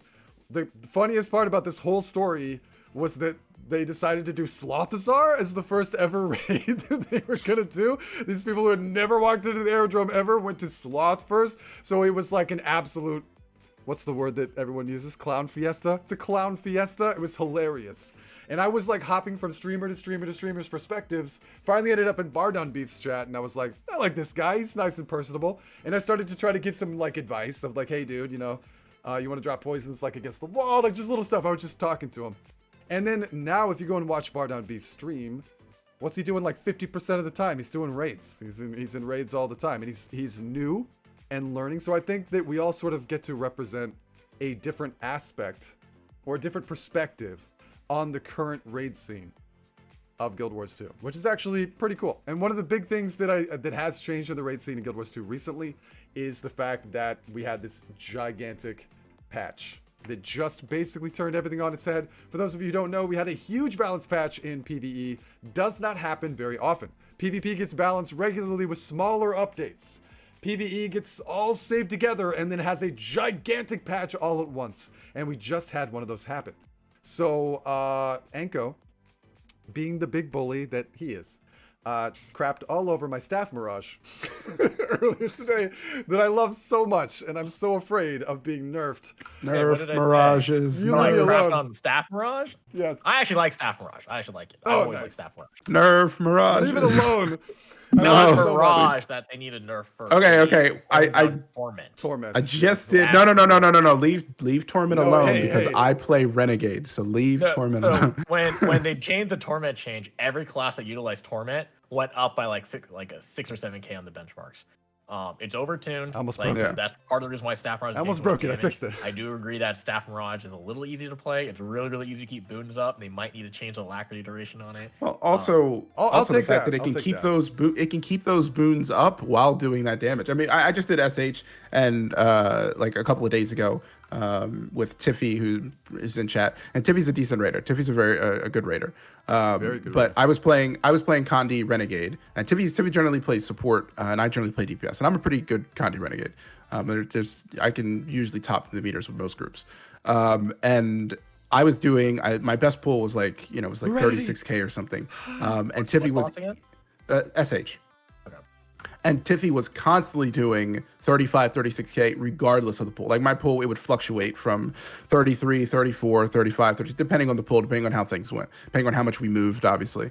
But Tiffy's damage was on Alacrity Mirage, Miracrity or whatever it's called, 35, 36K every single pull. And I don't like, there didn't seem like there was much that regardless of how the fight went, regardless of how it changed, it was consistent, strong damage. And I mean, that to me just is absurd. Like, also keep in mind that SH, because Confusion's not track powerful in that. She was getting 35K Way on higher. the no. Yeah, I'm yeah. quoting the self stats. I'm quoting the Oh, self okay, stats. Yeah. Okay. 'Cause I know how the game works. I know on SH, I have seen 55K pulls by Staff Mirages. Mhm. So Staff Mirage, this is the second time that Staff Mirage has existed. For those of you who don't know, in 2018, there was a weird bug, I guess, that caused the ambush attack of Staff Mirage to multi-hit in a hitbox that was big enough. And so I made Staff Mirage in 2018 and fell in love with this build. It's absolutely fun to play. It's a really fun class to play that is not a normal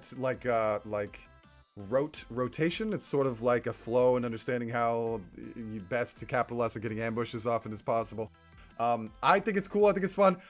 I definitely would like to see a nerf, but not in a way that is going to destroy the class as a DPS. What I would be really sad to see is if it got toned down in a way that I could no longer bring this as a DPS build. What should be addressed is what Cryptic said, in my opinion. I think that the problem is that it's able to do really solid damage and be able to upkeep boons with no boon duration. If I had my way, the boons would be wrecked. And the way that you would need to be able to upkeep these boons is to have to drop a lot of Viper's gear and take a lot of boon duration. If you could do that, leave it so that the DPS exists, right? This would allow for 2 separate builds to be played.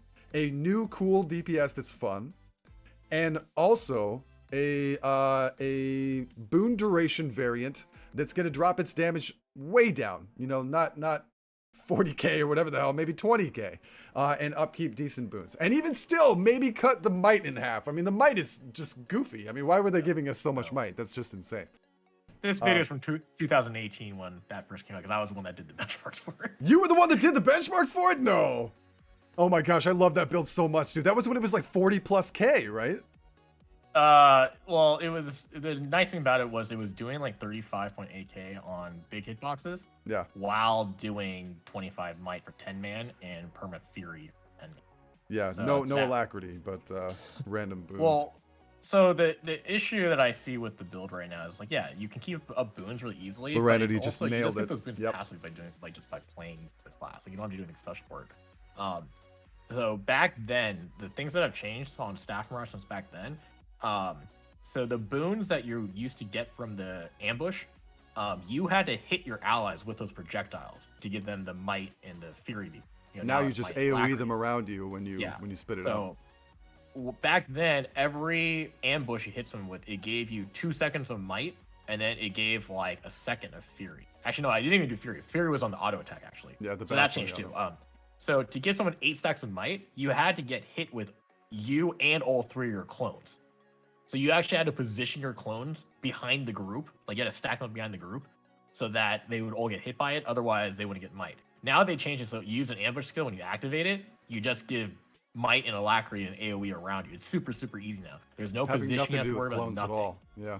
Yeah, and they took the RNG off of the auto attack too, because before the auto attack did torment or burning, and then when it hit an ally, it did might or fury.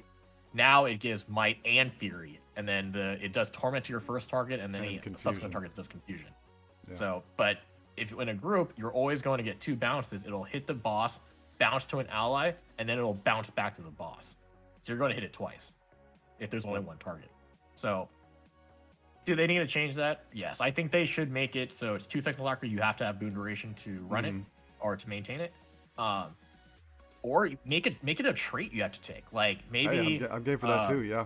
Mm-hmm. so put on the Grandmaster for Infinite Horizon, leave that as it is, but on one of the other ones, make it do the staff ambush gives alacrity. So you can't get Infinite Horizon with all your clones doing the ambush too. Which is where you get so And much of your alacrity. damage, right? Yeah. So that actually So- would address the problem. Yeah. So you either pick that, you either pick high damage, or you get alacrity. And then they would play roughly the same way. You would still get the might and fury because that's part of the staff auto attack, but the ambush, yeah, maybe they should move alacrity to a trait that you have to select and you have to drop in for Horizon. But Yeah, honestly, I I think the think both. first thing they need to do is tone down Torment. I think that's really the issue. The hot button. So I agree. I think they probably should do both. I think that they should make you have to take a lot of boon duration, which will drop the damage quite a bit, and then also make a trade for Infinite Horizon. Actually, sounds like a really smart idea. The problem is that Loranity just nailed it.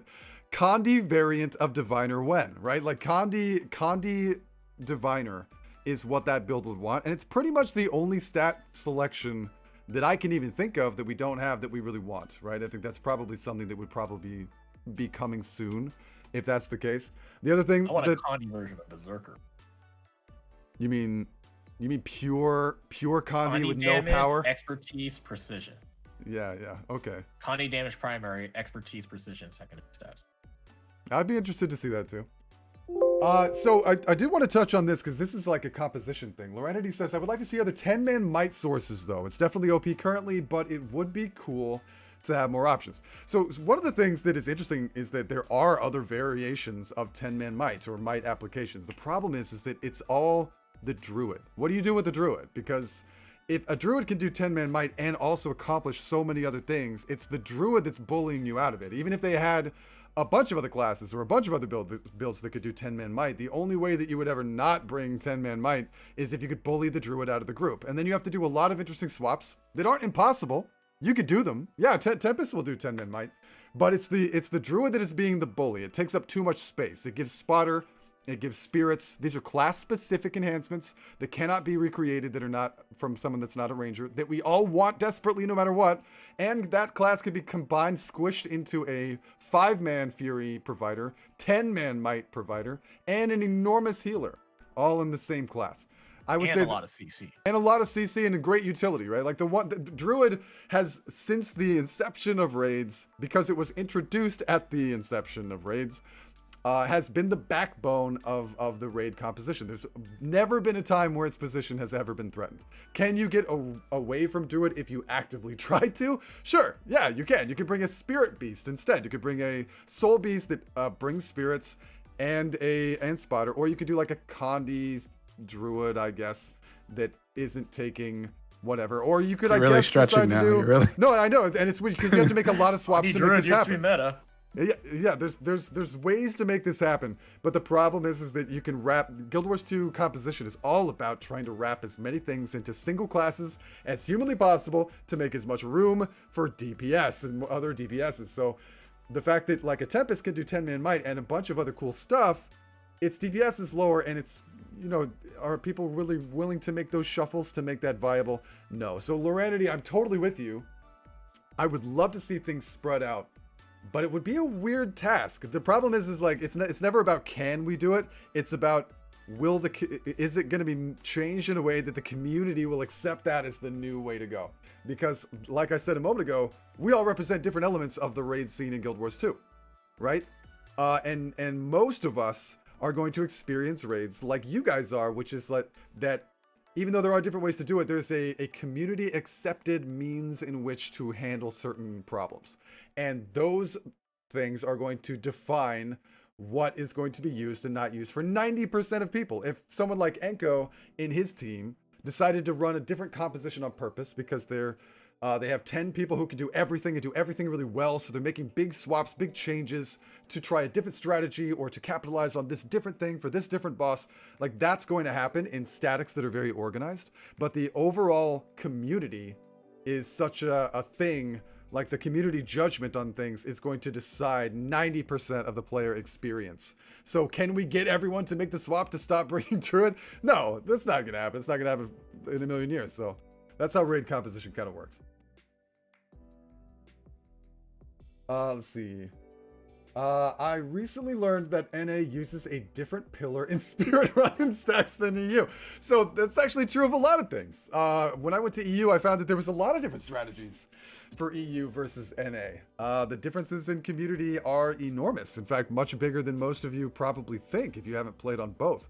Not just strategies, but expectations, the way in which the community comes together to make groups, how they feel about Condi Scourge or Support Scourge. And I know Cryptic's laughing right now.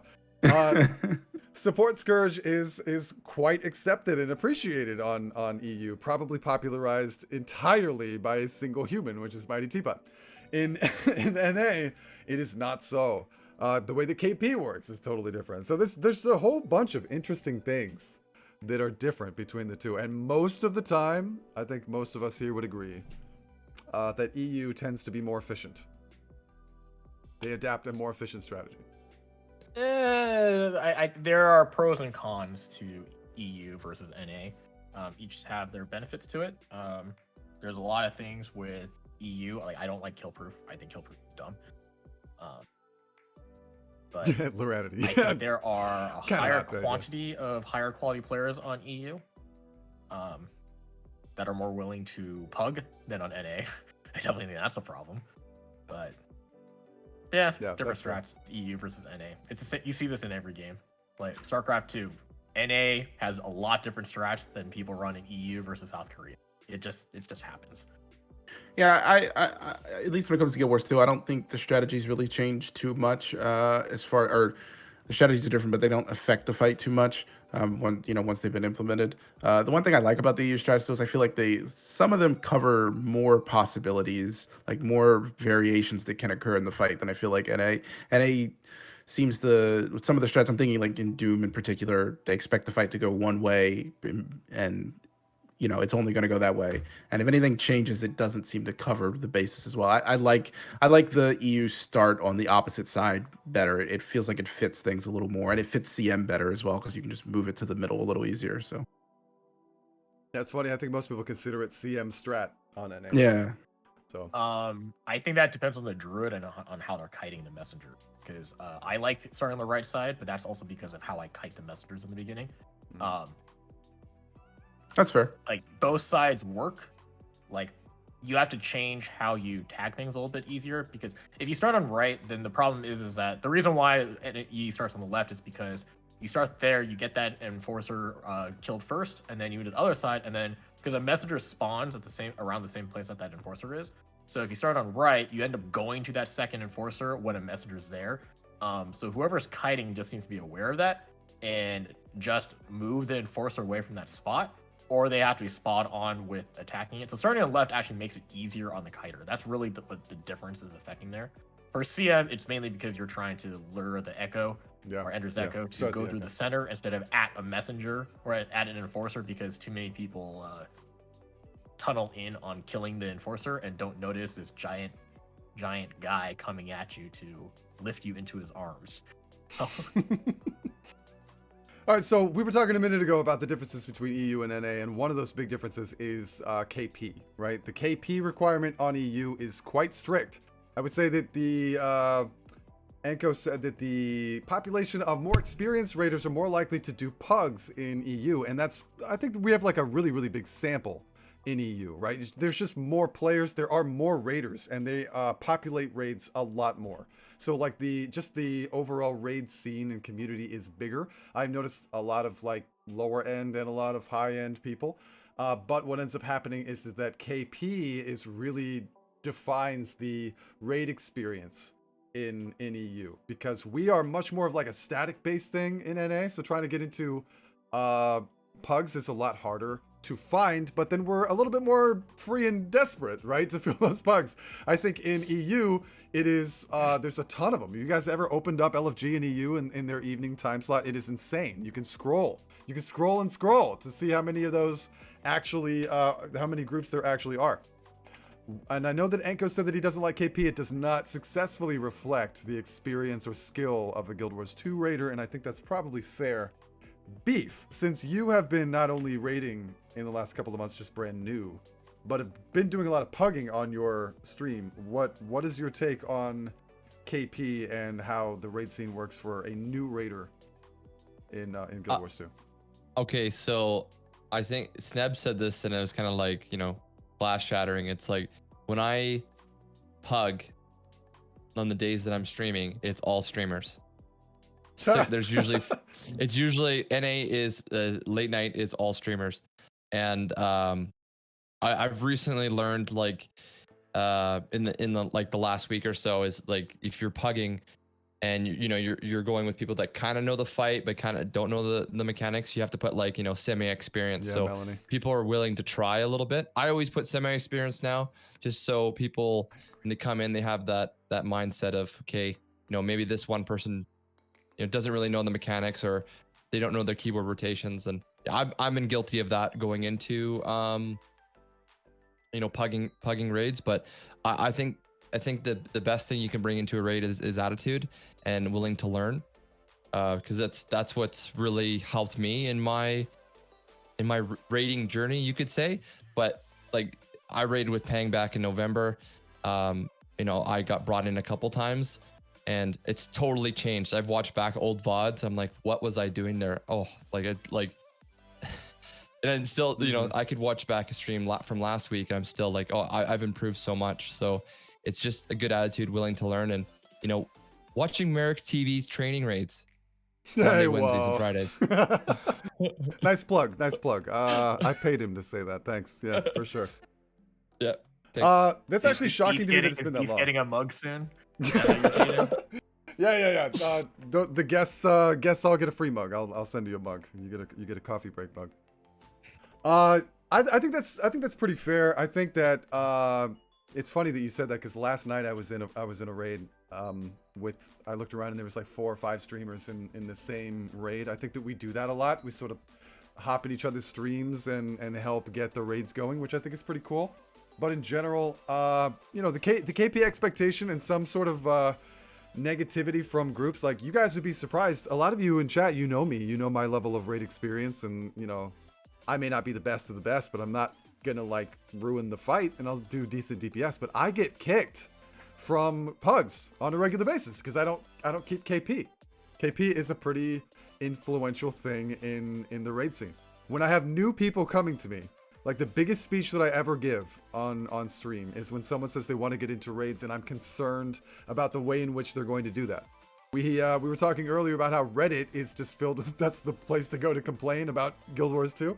And that's absolutely the case, right? Like, I'm afraid of getting another member of the newbies of Guild Wars 2 to come in and try raids in a pug, be treated in some sort of negative way, or at least just have a negative experience, go to Reddit and then post like, I need KP, but I can't get KP because no one will take me, and everyone that I try to go to is mean, and they write this Reddit post, and I've seen dozens and dozens of these Reddit posts over time. So I know that it can be kind of scary to get into the end game scene of Guild Wars 2, especially with the KP, like the world of KP. Do you save your KP now, Beef? Do you have like giant stacks of this stuff that you're holding on to? Yes, I do. Yeah, I do. Yeah.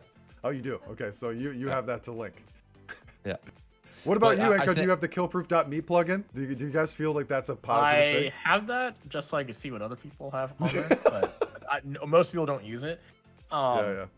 So kill proof, like since I have a bank contract, like, or a big access contract, I usually just ping a stack of allies because, like, well, I don't agree with KP. If they're asking for KP, I don't want to have to get to argue about it. It's kind of a point waste. It's a waste of time because it's you really need to change things at a bigger scale if you really want to get rid of KP. So like why I don't like KP, it doesn't indicate skill because one, you have chat codes that people can just ping, which like a lot of people are like, well, you don't have it, just fake it. Like you can just fake KP. A lot of people do. Yeah, and a lot of people do. So it means nothing now. And also, you have a lot of people that may have gotten their KP by buying raids. Like, you could have like 2 or 3 stacks of like VG tokens now by just like buying raids. So That's it true. really doesn't mean anything. What I think is a much better indicator, and like I used to do this too, like Jackson does this also, is that he'll ask people that when he's commanding group, he'll ask people to ping your chest and your weapon. Or actually your chest and your build. I used to do chest and weapon. But if you ping your chest, you like the commander can see it, it's like, well, he's running the right gear at least. And you ping the build, it's like he's running the right build. If those things are correct, chances are the guy at least has an inkling of what he's supposed to do in his class. That's a much better indicator than if somebody pinged a stack of allies, because I have no idea how they got those allies. I don't know if it's a chat code. I don't know anything about it. And it also gives you a chance to like, okay, maybe he's running a trait that he had to run for the boss. It gives you a chance to like, hey, can you run this other thing that we might need on this fight? If you can see their build. But I think that's a lot more effective in gauging actual skill level. I got kicked from a Doom last week that was asking for KP, said it was experienced. We got to the first Enforcer spawn, and a bomb, well, whoever was the green there missed it, and we all died. And I got kicked from the group because my damage was too high. So I was on a quick brand.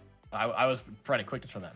I was at 24k DPS. The next guy was a renegade, was at 12k DPS. Wait, and everybody else. I feel like I'm missing something. Why would you ever be kicked for having too high DPS? Because they said I could. I guess I don't know. They didn't say anything. I'm guessing they just thought I couldn't do quickness with doing that high damage. And it's just like, well, if you look at the log, up to the point we died, we had 100% quickness. So it's like, I don't know what to tell them. But yeah, but it's like, that's a group that they don't understand team comps. So just because somebody has KP doesn't mean like you understand comps. Like you were talking about for like new players, like we mentioned, we kind of hit this earlier, but like when I was saying like, you know, how the DPS build rotations are made, you know, you try to stack, like people don't understand how comps are created, like why Druid's always brought, right? What's up, Elf? Like, why you have specific builds or specific members, and so it's like KP really doesn't mean anything. That's why I don't agree with that as a skill level, as like a gateway to join raids.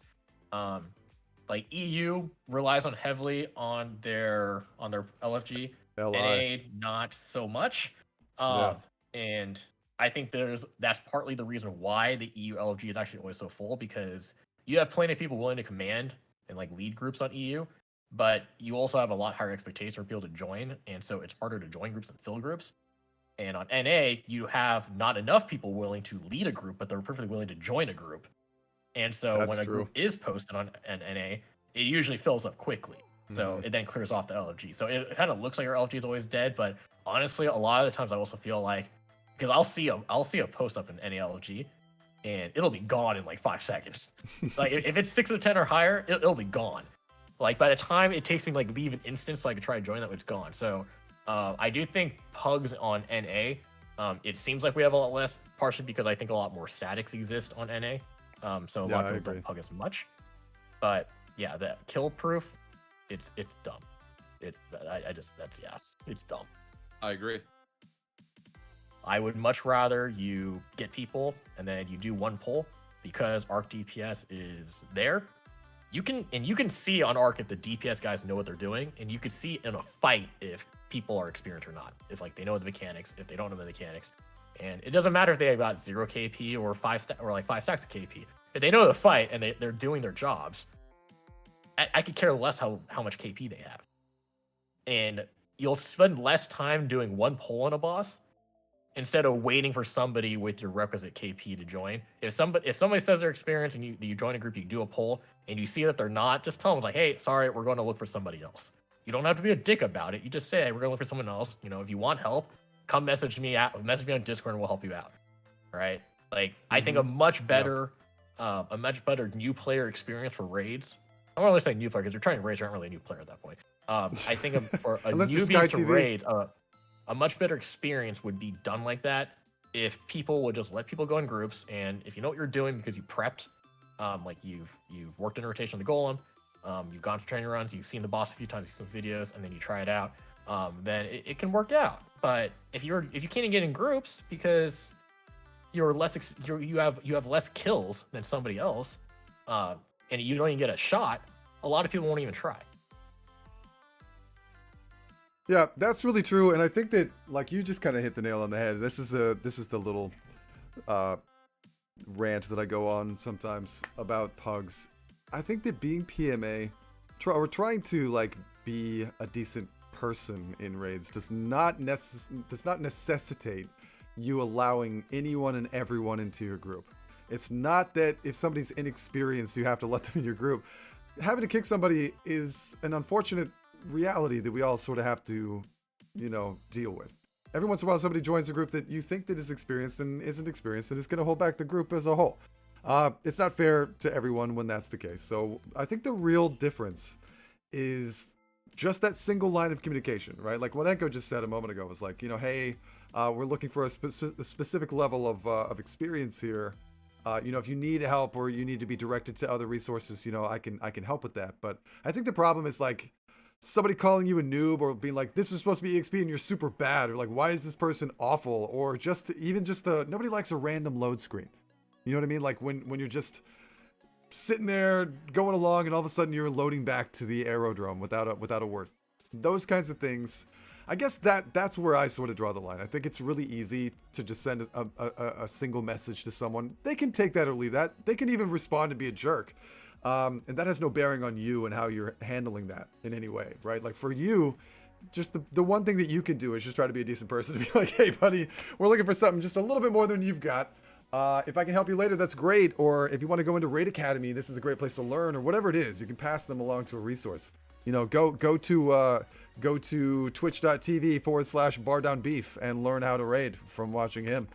There's a lot of things that you can give that just can be a single sentence and not have to actually kick somebody. I think the raid, what makes raiding super weird, I think Enko touched on it a moment ago when he said that if you're getting into raids, you're probably not a new player. And in Guild Wars 2, it is actually bizarre because some of the raiders that have come in that are new raiders now have been playing this game for 8 years. Like, people can put off raiding for forever because they have these expectations about what it's going to be, what it's not going to be. And again, the itemization and reward for raiding is bizarre. It's completely superfluous to what you actually need. There's no progression there. Right? So you don't even need to go into raids to get legendary armor. You're going in there to get specifically raid legendary armor. I guess if you want to get, what is it, Conflux? Is that the one? The actual raid legendary, the trinket or whatever? I don't have it. What is it? You guys know? Whatever that one is. I guess you have to go into raids for that. But in general, Coalescence. Thank you, Tiffy. You do not need to go into raids. So it's so funny when I talk with a lot of new raiders as they come in. A lot of times, like I said, they're like veteran Guild Wars 2 players who have just put this off for a long time, and they come into this with certain expectations and they just don't really know where to start. So I think that I think Beef is right. I think like the raid scene in NA is really like streamer heavy, and part of the benefit of that is that we can genuinely impact the way in which the raid scene goes. Like I don't know if you guys could comment to this, but if you want my perspective, I feel like the raid scene, at least in NA, has gotten better over the last even just year. I think that It's there's gotten worse. for me, there's a lot of people that are out there that you can go and follow or watch. I join Pugs. I see people being a little bit nicer, or at least like there's a lot of streamers now that are hosting raid trainings in a positive way. So like, Oh, as far as temperament, yes, that's gotten better. It's gotten less toxic. That's what I mean. Population wise, it's gotten a lot worse. Yeah, I would say that like the overall attitude of raiders, I think, has increased and it's or like improved, and it's a very bizarre element because this is a strange game to try to decide to be like super hardcore and elitist in. Like this is like if you want to be a hardcore elitist raider, and you want to demand really good things out of everyone that joins your groups, you're rewarded in Guild Wars 2 a lot less than you are in any other MMO, right? Like this is just a weekly farm that we're doing. If we get the boss down, that's all that matters. And the difference between a really good DPS and a mediocre DPS is a minute. You know, it's not like it's a huge difference here. So I've always been of the mindset that, you know, if we want raids to succeed in Guild Wars 2, especially because of the community that we have here that is so not raid centric, and a game that is really casual and doesn't really reward hardcore play styles as much as other MMOs, it's always been like this strange, bizarre dynamic for me to watch hardcore raiders complain that we're not given enough in the way of like raid rewards or additional raid wings or whatever. And then you look statistically speaking, like 10% of all raiders ever, or all 10% of all Guild Wars 2 players actually raid. It's so low. It's so low. We're like this tiny pocket in the land of Guild Wars 2. It seems to me like we should be trying to get as many raiders and as many new players or casual raiders to at least try raids in some sort of positive way instead of scaring them away and being super toxic. So that's my take on that. I don't know. I mean, I personally don't feel like the toxicity is what scares players away. I mean, I'm sure there's a subset of players that are scared away from that, but I just don't feel like Guild Wars 2 is the game that lends itself. The game itself, its casual nature is anti the combat system and how they've set up raids. Like raids and the combat system are an extremely high skill capped area in the game. It's the only that in PvP are the only high skill capped areas in the game. And I mean, you know, the toxicity comes with the territory. It's, you know, in any highly competitive area, people are, it's just, you know, being a competitive individual brings out toxicity in general. And I just think you don't have a player base to support the competitiveness. Just like the esports scene in Guild Wars 2 died with their PvP because there isn't a community to support that. The toxicity aside, just that's not the thing that's not the major contributor to people not playing the game mode. The community is not interested in that game mode. They are interested in, you know, other aspects of the game. That is why I feel like the game is, you know, successful. It is catering to a community that is looking for a more casual experience. And you know, that community doesn't lend itself to competitiveness.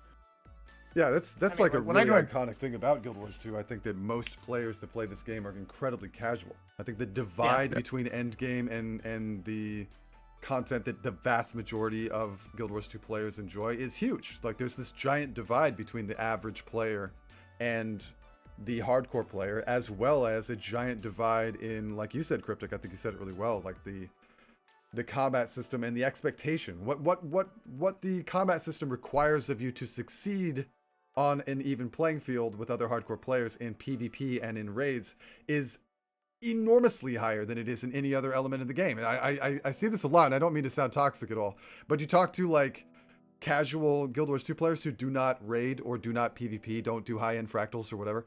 I've seen this happen in guilds where like somebody will ask in a guild like, hey, anybody got a good build for whatever? And they'll be like, oh, I've got the best build. I am so good. I tackle everything perfectly. It is amazing. You've got to try this build. I know what I'm talking about. I succeed everywhere I go. I do tons of damage. And they give like the goofiest build you've ever seen in your life. And you're like, well, for this guy and the content that he does, I'm sure that's fine. Like, I guess I don't want to dog on him for it. But in the end game scene, like there's this really jarring experience. This really like unpleasant awakening that you have when you're like, okay, I've tackled everything that Tyria's got to offer. I have slayed elder dragons. I am the Pact Commander. I have done every meta. I have defeated every solo story instance with ease. And then you walk into raids and you're like, holy crap. I had no idea that the player's skill cap was so much higher above me than it has, that I had no clue that it was there the whole time. Like, I've been fine down here. I've done everything that I've ever needed to do by playing right down here. And I've never looked up. You know, I never looked up to see how high the ceiling was. And then you come into raids and you're like, not only is the ceiling super high, but all the players that are there are like, they have distilled this experience. They've been doing this for years, and that's all they've been doing. And they have really high expectations of other people to do those kinds of things with that level of skill. So that there's this moment where you're like, holy crap. So yeah, I don't know about Beef and Enko, but I'm sure me and Merrick, me and Merrick are a lot similar. So I can pretty much like, I could probably pinpoint the point when Guild Wars 2 became like a really serious MMO for Merrick, and that was when you started raiding and when you realized that the skill cap was so high. And like that's the moment where the game completely changes for you, right? That's when it becomes a serious MMO that you're actually focused on, you know, serious progression and, you know, honing your skills, just like you would if you were, you know, casually playing Overwatch, and then you're like, you know what, I kind of want to play ranked in Overwatch, and I want to get really competitive in Overwatch. That's when it becomes a whole different game for you. And I just think that, you know, like you said earlier, and you know, like we've been mentioning this whole time, the fact that the expectations are so drastically different that you play 90% of the game one way, and then you get into a small subset of the community and the game that's like this last 10%, and it's just so drastically different. There's no prep work at all. There's nothing in the game that gets you ready for this, that leads you into this path, that lets you know that, you know, Strike missions, this what? part of the game. Well, you know, so it's BDO, for example, not to go back to BDO, but even EVE Online, like the difficulty is expressed from the moment that you're put into the game. No. Like in EVE Online, I can blow up your stuff the moment that you spawn into the game. Like as soon as you get out of that new player system and you go to the, you know, leave and go do anything else, I can go kill you, and you'll feel bad, you'll lose your stuff, and you'll realize how tough EVE is. So I'll sink your battleship, man. No, you sunk my battleship. But and in BDO, right? As soon as you get past the what is it, 58, 59, whatever the soft cap and the level cap, I can kill you in PvP. I can flag up and kill you, and you can realize that this is a PvP based game, and there is, you know, there are challenges involved with that, and there's a high skill cap and a high ceiling in that, because my gear can be terrible, but you're a new player, I can just, you know, school on you all day. And that's something that there's no indications in Guild Wars 2 that exists. There's no indications that, oh, look at this high skill cap in PvP, look at the high skill cap in raids and, you know, fractals to a certain extent. Look at how much work goes into improving your own personal skills as a player. There's just nothing that indicates that until you get to that point. And you could say Strikes, but I mean, we know Strikes was kind of like a failed attempt at setting that up. So it was an attempt. Well, I mean, I think that like that kind of stuff was in the game. It's just that it was more player driven. So like dungeons, there was nothing that pushed you to do dungeons quickly. It was more because players wanted that challenge for themselves, so they did it themselves. Yeah, same for raids. Well, when raids came out, though, they flat out said that when Wing 1 was like, when they first started doing raids, it was like raids were supposed to be intended for the hardcore players. It wasn't for everybody. It wasn't supposed to be for everybody. It was supposed to be for the players that wanted that challenge. And somewhere along the way, Enid decided to like, oh no, raids are supposed to be for everybody. Like when Wing 1 was actually really difficult when it came out. Like VG, Gorseful Sabbath, that took forever to kill. It was hard. And a lot of us had seen Veil Guardian in the the preview event for it. But it was also new to 10-man things. The reason why, though, that like raids are so easy to kill like quickly is because there's no gear progression in the game, which I like, but they have to realize that, and they have to realize that people are going into new raids gear ready already. It's not like WoW where it's like, oh, new raid comes out. Well, guess what? All your gear, you're at like the minimal level to be able to do it. You have to figure it out. While with Guild Wars 2, new raid one comes out, we've already got best in slot gear, and then you like for progression, you kind of just cheese your way through with heal screen. Right? But The flip side of that is that the same day that raid win comes out, we've defeated it, and that's not the case for progression in some. A lot of that is because we have best in slot gear, because we already have comp set up for it, because heal screw like one of the partially the reasons why Wing 7 and 6 were like kind of so easy is because you could cheese a lot of it with the heal screw. Like Wing 5, Doom was actually the first boss since Wing 1 that was not killed. No, actually Matthias wasn't killed on the first day either. But yeah, between Matthias and Doom, it was the first time the raid wing was not completed the first day. That makes sense. I believe that. And a lot of that is because we do have some very good players that want to clear this content really fast. Like, when Wing 4 came out, my guild, everybody took time off of work to play it on that day. And then a snowstorm hit ANET and it got delayed. No. And then we couldn't take another day off of work. Rip. So we didn't get a chance for like day one progression. But it's like people need to realize though that raids aren't meant for everybody. And so like the complaints about like, oh well, it needs to be more open to players and more welcoming. Like you got to also realize that this is also supposed to be the hardest content in the game. It shouldn't be something that someone could walk into day one and be able to beat. I agree. Yeah, I agree. It should take some prep work. It should take some like you need to know how to play your class. Like if you're going in a progression group, granted I was already in an established speaker guild when Guild Wars 2 started because my guild from Guild Wars 1 came over and we were a very established speaker guild in that game. So I already had a group to play dungeons with, I already had a group to play fractals with, and like we came on with raids too. But it's just like we also made sure like people knew how to play their classes. We also made sure that people could listen to constructive criticism to improve their stuff. Did we have some douchebags in that guild? Yes. Like it actually was partially why that guild fell apart. But we had some good players in it. And like I don't think that people should expect that, oh, I'm level 80 now. I copied the build from Snow Crows. I'm ready to raid. It's just like, no, you gotta like new players for myself, and I mean like my housemate's a testament to that. She has caught on to the game very quickly. The thing is like if you shout out to Melody, game, you take things step by step for raids and for fractals and for dungeons and for all this other stuff. It's just like this is what I was actually going to mention when we were talking about the level boost earlier, right? I don't recommend people use that level 80 boost on the first character because there are so many fundamental basic things you learn about this game from leveling to 80 or first. Agreed. Character. And so the thing with all this is that like do that, learn your class, learn your traits, read the tooltips for everything. This is what I tell everybody who's new that's like trying to get into raids. Read the tooltips for everything, not just the traits that Snow Crows tells you and Lucky Noobs tells you. Learn all your traits, all what they do. Try out all your weapons. Try out all your utility skills. Know your downstate skills. Know your underwater stuff. Know what works underwater versus not underwater. Oh, crap, I gotta know my underwater stuff. Like actually learn your class. Don't learn a build. Don't learn a rotation. Learn your class. Feels bad, okay, man. Now, I don't know my underwater stuff.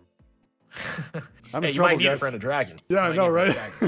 So then go to like, okay, let's see what the meta stuff is. If you actually understand your class, when you look at the build, like when Staff Rush first got announced the changes, I like, okay, let's put a build together like on stream, like when the patch launched. When Snow Crows came out with, or when people were posting the benchmark for it, I'm like, yeah, that build looks exactly like the thing I made, because you can read the tools, you can understand what you should bring on it, and then you can understand like, okay, like how do these skills work because I'm familiar with this stuff. I had already done Staff Rush, I already knew what all they did. I didn't have to learn the weapon, right? Yep. So once you know your class, look at the Snow Crows build, go to the Golem, try out the rotation, try to get 90% of the goal, at least that, because I don't think that's hard to get if you're actually trying to learn the build, the class, and the rotation, not just blindly following their write-up. And then go into raids. Find a training guild. Find somebody who can show you raids, or find a group that wants to do progression. So you can learn with them. For the new player experience, like you were saying a moment ago, that a lot of the sort of challenge, Cryptic has said that there isn't really a lot of that challenge that leads you up to that, and it's sort of jarring. And Anko, you had said that that's sort of player driven, right? And raids is so much still that way. Like it's pretty comical. You hear Pang rant a lot about this. People that focus on DPS instead of mechanics, because technically speaking, I heard him talking about this last night. that you can just auto attack a boss as long as you do mechanics well enough and the damage is fine with the current power creep, that you would be totally fine. I wanted to read what Elf on a Shelf said in chat. He said, I think a lot of new players get so intimidated by seeing benchmarks posted all over and psych themselves out and be all like, wow, I can't even hope to get those numbers, so why bother? But my argument is that anyone can. Mechanics before anything. The DPS will slowly get there, and anyone is welcome to try out raids. And at the end of the day, we'll get kills for people who never really thought it would be possible. So, in terms of like raids being gated by that DPS, I mean, like Enko said that Wing 1 was really challenging when the Wing first came out. Yes, it was because we had to coordinate in a 10-man way that we'd never done before. We had to do compositions in a way that we weren't ready for. We didn't have group roles. We weren't used to group roles like healers and tanks, etc. But some of it was because the power creep had not been a thing. The fights required a lot more damage, and so we had to do mechanics in a totally different way, a lot longer lasting. For example, one of the things that we deal with when we do Gorseval, boss 2 of Wing 1. The strategy now is that you try to DPS as fast as possible, and that you try to stretch out the CC phase or the tantrum phase based on the amount of DPS that you have. If you have really high DPS, you instantly break and you don't take an updraft. If you have really slow DPS, you have to drag that phase out, and then you try to leave it in tantrum as long as possible, overheal, and then still not take an updraft. Back then, damage was so low that the strategies were completely different. The goal was, and not only that, but like the healing was low. So the goal was to break it as fast as possible, to not have people die to the retail from the tantrum phase, and then guarantee that no matter what your DPS was, you had to take every updraft.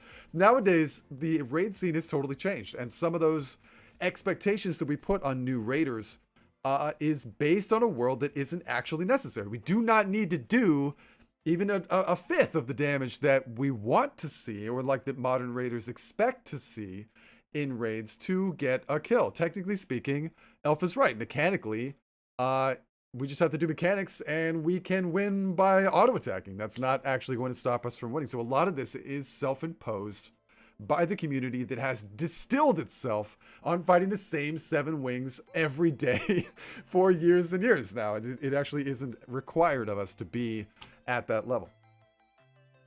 So, I mean, this also goes back to what I said earlier about why I like always go for best in slot gear when I'm benchmarking, because I want to make sure the reason why I'm not doing what I should be getting is because of me, not because of my gear. Mm-hmm. Same mentality applies with raids, right? Like, this is not about gear. This is more about when you're learning raids. I see a lot of people in training runs. They'll go to Snowcrows, they'll put the build on, they'll put the gear on, and then they go straight into raids. They won't even try out their class on the goal to like get an idea of what the rotation is.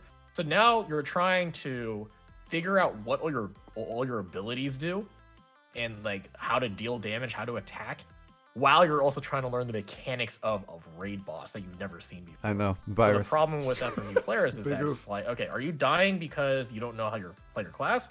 Or are you dying because the mechanics are killing you because you don't know them? Or are you dying because of both? You don't know. So that's what I'm saying. It's like, go to the goal and try to get 90%, because like 90%, if you could get that, that probably means you have an idea of what the build does. A good idea. And like, don't blindly follow the rotation. Actually learn why are they doing this in the rotation. Because I have also seen people go, well, I had a dodge, or I got teleported on VG and I don't know where I am in the rotation. So I'm going to sit here and auto attack until all my skills are off cooldown, and then I'll start over again. Like, I've seen people do that because they don't know how to recover, like where to, like how to get back on track, because they don't actually know what the priority of their skills are. That's really what you're looking for in learning rotations, is the priority of build, or a priority of skills to use. Mm-hmm. So it's like, get familiar with your class and your build first, and then go raids. Do it step by step. Like, take things one at a time. Agreed. Like, you talk about the benchmarks where it's like, oh, people are like, oh, I can't do those numbers. It's like, again, those people didn't just magically do one poll.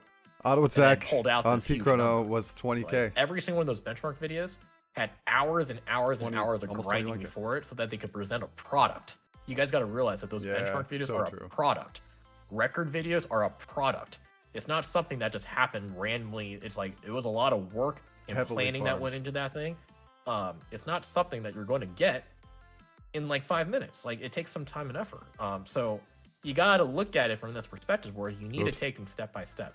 Like the way I teach people, like we go over every single trait in your class, not just to build the class. And we look at the build, we look at the rotation video, we explain the rotation, we have them get the numbers on there, and then we finally progress. Like, let's look at the raid mechanics. Here's some videos. Let's show you how to do this stuff. Now let's go to a raid boss, and now you can actually do it, experience it, and you're not struggling with trying to figure out your rotation because you have a general idea of what it is. And then once you learn the mechanics, now you're trying to line up your rotation with the mechanics, right? Yeah. So, but that's actually the problem a lot of the training runs do, is that they're trying to do too much at one time. And when Wings first came out, most of the groups that accomplished beating the Wings when they first came out, they were like when Wing 1 came out, if you look at all the guilds that beat it like in the first week or so, they were all guilds that were like dungeon guilds before. They all knew how to play their classes. Yeah, hardcore dungeon guilds. I remember that. So Enko, I have a follow-up question from the chat that's very important. When is Melanie streaming gonna be a thing? Is that real? I don't know. I asked her, and she's like, while you're gone, is she gonna take up the mantle of Ectogod? This is what we want to know. I mean, I've got my setup here. It's not going anywhere. But, she like doesn't want to be on camera. So. Oh. All right, guys. So this has been an excellent discussion. I don't want it to go forever, but I do want to give an opportunity to do maybe some Q&A, sort of wrapping up at the end. So I've been trying to get a couple of questions in there or reflect on some things that people said as we went. But if anyone has any questions, we'll sort of wrap up the end of this with directly responding to you guys. Merrick put the camera up in a weird way. No, I didn't. Don't look at that. Merrick, here's a question. Yo. When are we going to see Never. blue fluffy unicorn on stream? Put it on. Good Put question. it on. Put it on. I won't do it. Hey, you're lucky you still didn't have the pink hair because otherwise it would have been a pink fluffy unicorn. It would have been pink fluffy unicorns. Listen, guys, in the middle of the night, I sit up in a cold sweat, hearing pink fluffy unicorns dancing on rainbows. Okay, this is like it drilled into my brain. Ugh. Oh, you have alerts turned off right now, don't you? Parsival, I do. Parsival asks, how will you guys feel if there are no new raid wings for 9 months after EOD launches? I'm expecting that. That's how I deal with it. I expect nothing from ANET, so I am pleasantly surprised when ANET does something. That's just how I look at it now. That's a good question, and so for me, I've definitely put all of my expectations on raids on hold. We were talking earlier about how ANET might be very busy, perhaps understaffed, maybe ill-equipped to be able to do everything that they want to be able to do. I know that we've been, I think, Isa has like a counter on his phone of how long it's been since the last raid wing was released, and it's over 2 years, by the way. It's been a very long time. So I have put all of my expectations on hold because I forgive them everything now that expansion is actually confirmed and tangible. Like I know that wait, you forgive them everything? Like I feel like it's the same process we went through with the previous expansion and then the one before that. Like I didn't actually have a problem with the drought that existed until the most recent. I think it wasn't that bad for me before because I actually engaged in more content in the game. So like, Cryptic, you and I have a very similar experience of the game now in that we are not... When was the last story chapter you've done, Cryptic?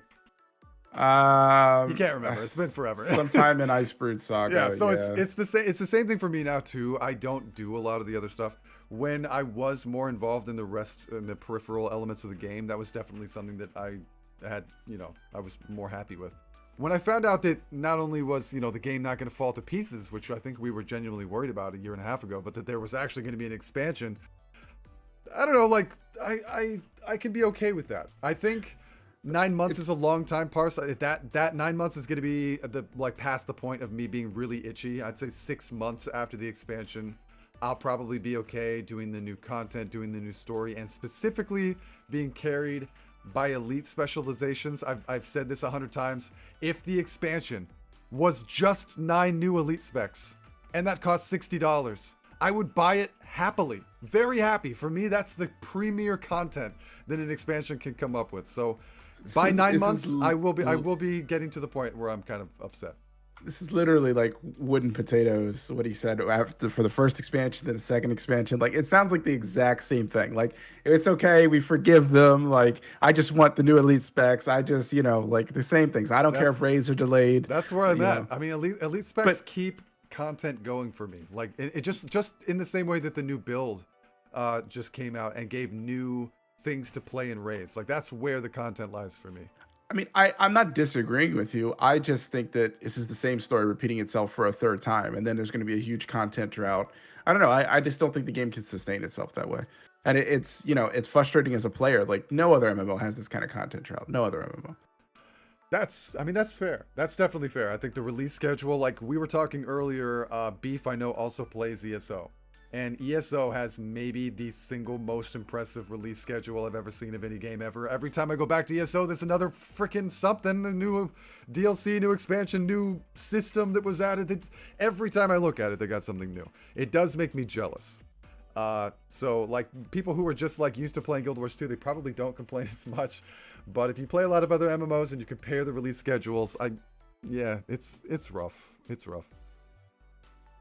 I mean, not even just the release schedules with like content, but patches. Like BDO, we get a patch every 2 weeks at the minimum. Sometimes we get one every week that is balance patches. Like, how long have we been waiting for a PvE balance patch? Like, that's just craziness to me. Like to not balance something. I understand like individual classes or traits or skills or something not getting balanced properly, but like that being going for a long time without getting a proper tweak.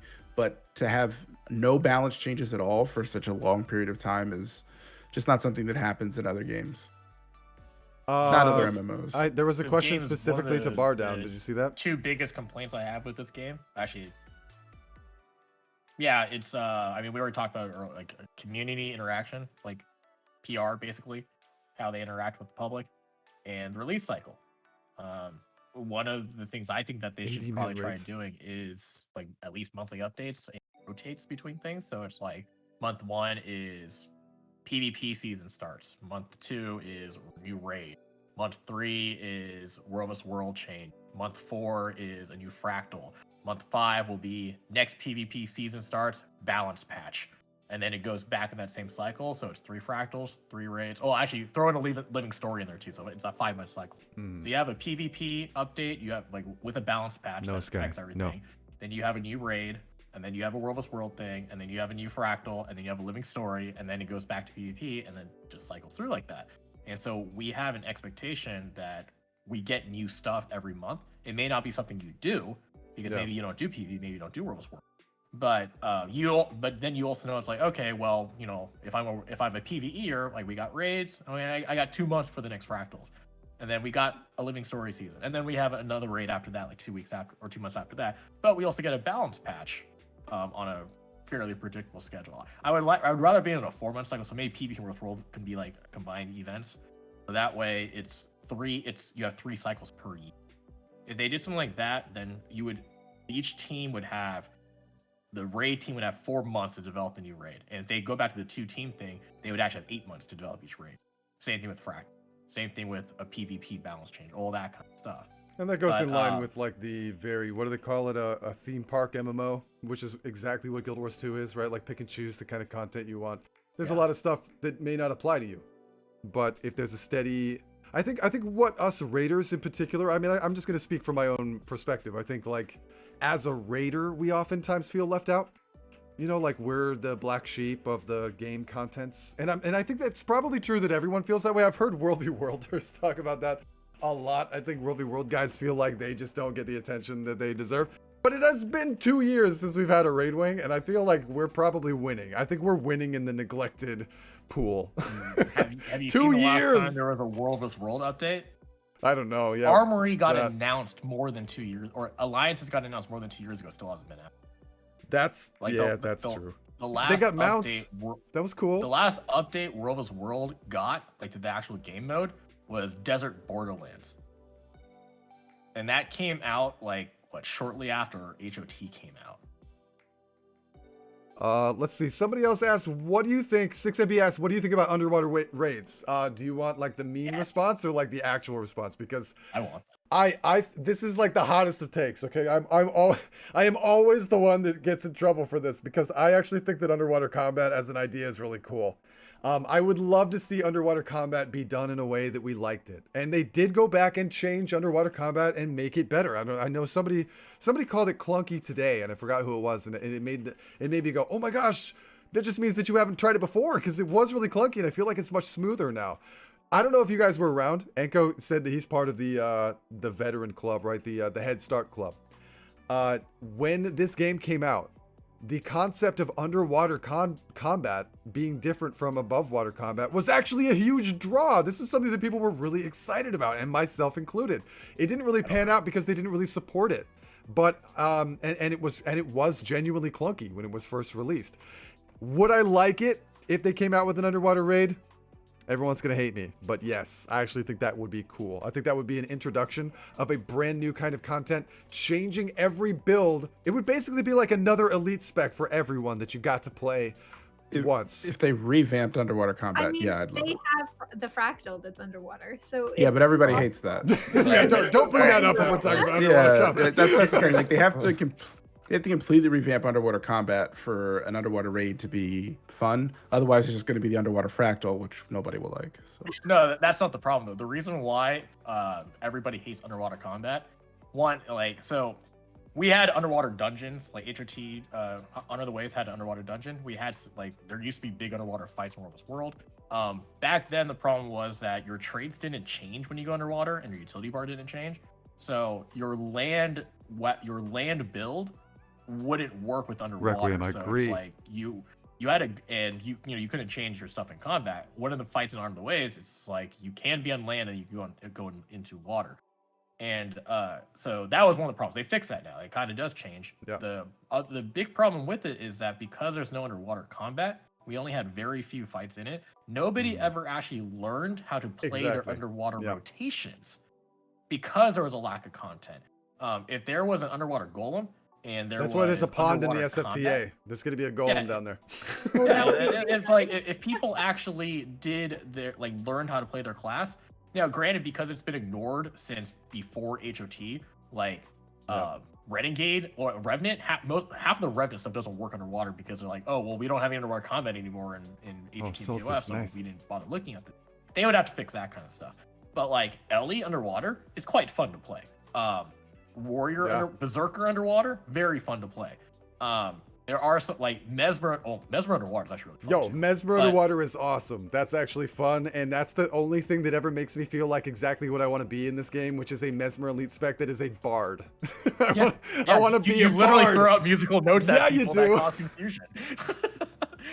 But the big problem is that they didn't add underwater combat content to the game, so people didn't learn how to do it. It was actually really funny in World World. The reason why those underwater fights lasted so long a lot of times because everybody was still carrying around their level 5 like white weapon and did no damage.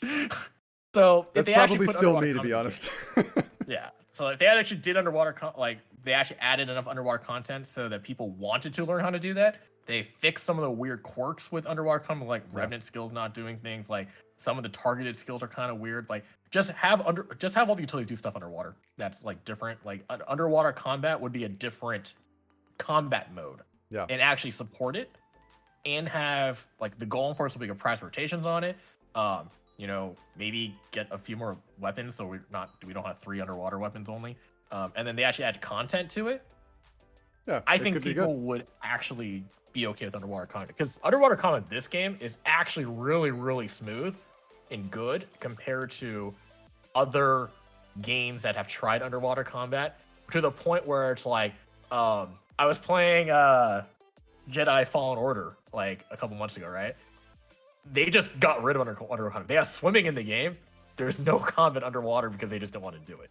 Somebody brought up a moment ago Ion. Did anyone here play Ion? This was a game where you played as a flying PC. So basically it was underwater combat. It's essentially the same. What you're doing underwater 3D is no combat, different from flying, right? It's the same kind of deal.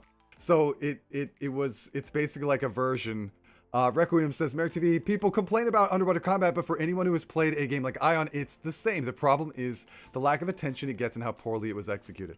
So that's exactly what Enka was saying. It just wasn't dedicated to. They haven't addressed it. It's super old. They did a revamp with it a while ago, and they did address some of this stuff. It actually did feel smoother than before. A lot of skills that weren't workable underwater are now workable underwater, but there still needs to be a lot of work to be done.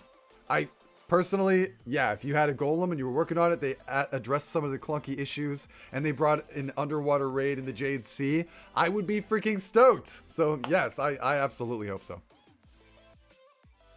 Let's see. Somebody else asked, oh, where was that? Lorenity also wants a minstrel spec, and I think that's probably the most hype thing that I've ever heard. That's gonna be amazing if they do that. I've always wanted a bard class in Guild Wars 2. Elsa's question, how does everyone feel about the possibility of Luxon's versus Kurzik's return? Oh, I don't know. Is this a modern, is that a modern story element? Bring back the siege turtles. Siege turtles? I think that's a Guild Wars 1. It's a Guild Wars story 1 element. thing. Oh, okay. But End of Dragons is going to be in Cantha. Yeah. So. Yeah, that's actually something I've been kind of putting on the back burner. I think that I might try to go back and I'll have do to say, Enko, some I of that. do like your take on like new players and raids, like actually learning your class, because I'm guilty of the whole Snow Crows thing, and like I learned it over time, like in Fractals and Open World. So you're giving me a new approach. I like it. I watch your stream, and you know, it's like I see some things. I'm like, yeah, he didn't go to the golem practice before he came in here. I didn't know what the No, golem no. was. I didn't know what the golem was back in, like, I'll say in November. I Was it remember November? like we have That's this. crazy. Pang had the Discord. He's like, oh, go check it on the golem. I'm like, what's that? Had zero clue. That's And adorable. was afraid to ask. And about raiding with new players, it actually just, I forgot about to talk about it. I think there's a lot of anxiety when it comes to new players going in because you're scared to, like, you know, wipe the group. But that has to be a stigma that has to go away. Like, if you wipe the group on like the first pull because of something, or like, you know, you put down condies and then the subbling, like the mushroom you eat becomes snubbling, you wipe the group. That happens. Happened to me a couple times the other day. So anyway, that was my 2 cents. I wanted to say. No, It just it's good. clicked in. That's the perspective. I mean, that's a perspective that is really important, at least on my stream, where because I bring in new people all the time, right? Like I've targeted my training raids towards people that have 0 raid experience. So far, that's been where we've been in our training raids. So, like the big speech that I always give is like, if you're gonna get into raids, it all depends on how you do it, like what manner in which you enter raids. If you join a pug, you're likely to have a negative experience. If Beef came into Pang's group and wiped the group because he screwed up Slublings, it's not going to be the end of the world. But if he goes into a pug and does that, he might get yelled at. If you can find, this is my recommendation to each and every one of you guys. Oh, hello from Beef's wife. Hello, Beef's wife! Uh, Everyone wave. Hi, sweetie. Hi to Beef's Hi, wife. sweetie. She's stuck with the kids, from what we hear. If she's watching the stream, who is watching the kids? They're asleep. They're asleep. Oh, they're asleep. Yeah. She texts me. I'm like, hey, come say hi. It's all about community, guys. Find a place where the I people think that you're Virus had raiding a with question are about good what if they friends raise the with you. gear cap in End of Dragons? Merrick, you're not clicking on Discord again. You mean the I like don't the think- item level Yeah, I didn't of the hear like him. another tier of item above Ascended?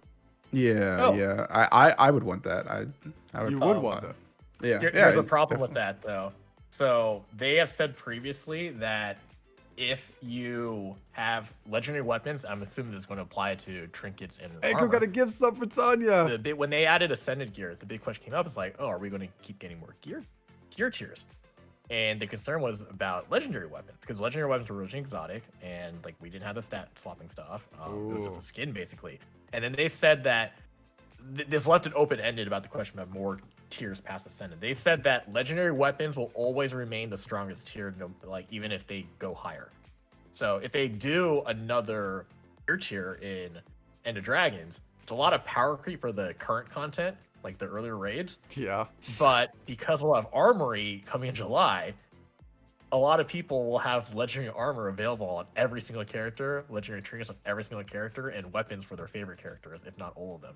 So, I mean, I guess the solution for that would just be until you actually acquire the gear that is that tier. So until you get that ascended piece, Upgrading legendaries. yeah, then it would upgrade the legendary. Like there would be a legendary Yeah. upgrade system where you would get the ascended piece of gear that has the extra stats. You'd pop it in the machine, and it would upgrade your legendary. And now your legendary has. Or you could do a whole nother legendary quest and upgrade your legendary stuff. They could allow that to be a thing. I remember back in EverQuest, Yeah. there was a legendary weapon that took freaking forever. It was class specific. It was a huge undertaking, giant ordeal. Took months and months.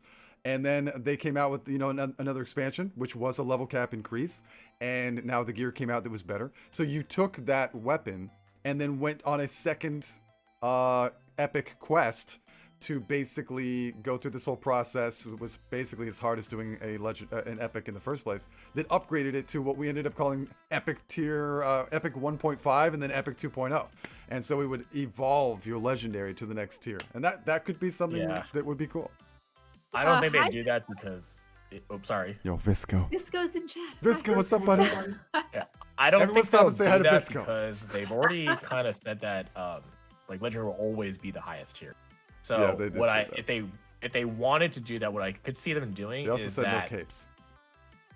that was a different issue. Like what I could see them doing though with that is that it's only for End of Dragons. So you know how we have downscaling right now? If you go to like sub 80 content, you get downscaled. Yeah. I could see them doing if you come back to POF content or hot content or core tier content, you get down level to our current like gear tier. Yeah. And then End of Dragons, they could have another gear tier that is only for End of Dragons. That'd be kind of a weird thing to do, but be weird.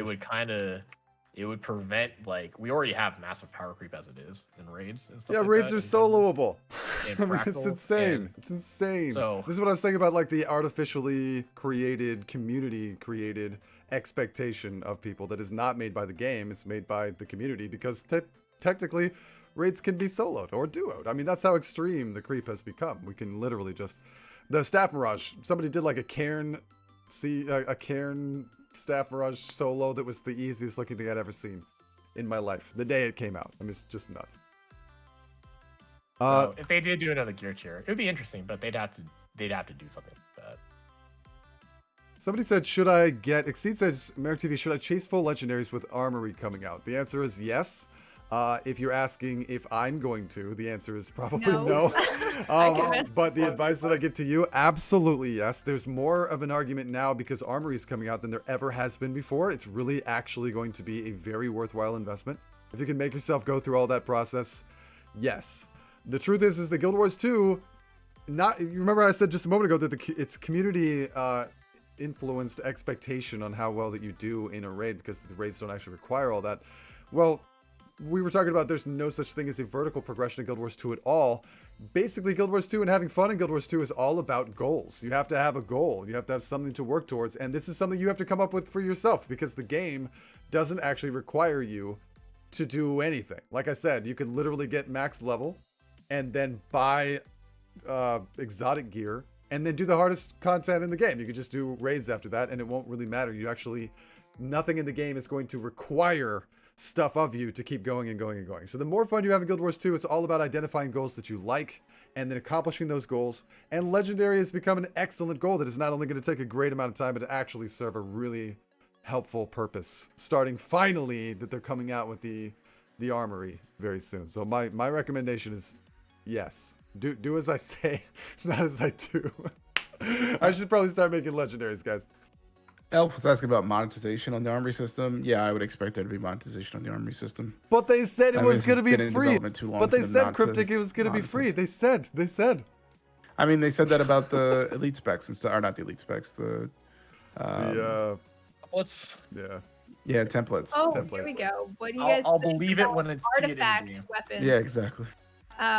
Andishan said, what do you guys think about the artifact weapons in Final Fantasy XIV? Would that translate well into Guild Wars 2 with a long quest line to upgrade legendary gear? Yeah, that speaks very much to what I was talking about a moment ago with I think that EverQuest. would be wonderful. I mean, that's exactly the type of content Guild Wars 2 actually needs. Being able to progress with questing to get items. Yeah, that are so that's worthwhile. something I agree completely. Judy and I talk about this a lot. I think the experience of questing for something where you're sort of like Like, so I'll give you an example. When Junie and I came back a while ago, we decided, let's play Guild Wars 2 again. Let's see if we can try to get some legendaries.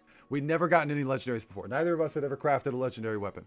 For some reason, we had in our head, like, we were going to go talk to this guy, and he was going to send us on some epic journey to find, craft, unlock, whatever, a legendary weapon. It felt like it should be a legendary opportunity, but what it ended up being was sitting in front of the trading post, just buying a bunch of junk and spitting it into a crafting thing and then crafting it. It isn't that experience at all, except for the few weapons in the tier, I forgot what tier it is, where you can go and do a quest to unlock the precursor. And here's the worst design of it all. Like, not only do you actually get like a kind of feeling of questing for something, where you're going on this sort of thematic adventure trying to unlock this precursor, which is actually kind of cool. It's got a little story. I remember doing it for Hope, and like there's the frog people and the poison and all that stuff. It was cool. But then you find out that it's actually it's less cost efficient for most weapons to do the precursor. It's actually more cost efficient to just buy the precursor off the trading post. I was devastated. What was that weapon that I didn't care. I still You did did the it questing anyway, just Yeah. out of Meteorologicus. principle. It was Meteorologicus. I did buy it. You still get the AP though, and there are some weapon precursor quests that give you like special items like Juggernauts. You can get the Silver Mercury effect on you from an item instead of carrying around the hammer. Oh, really? I didn't know that. The Leaf of Kudzu quest, you get a hidden garden in Mount Maelstrom. So, what? I didn't know that. Oh shoot! I was gifted kudzu. Like some of the quests, you can get some unique things from them. It would be really nice if every single one of them had something like that.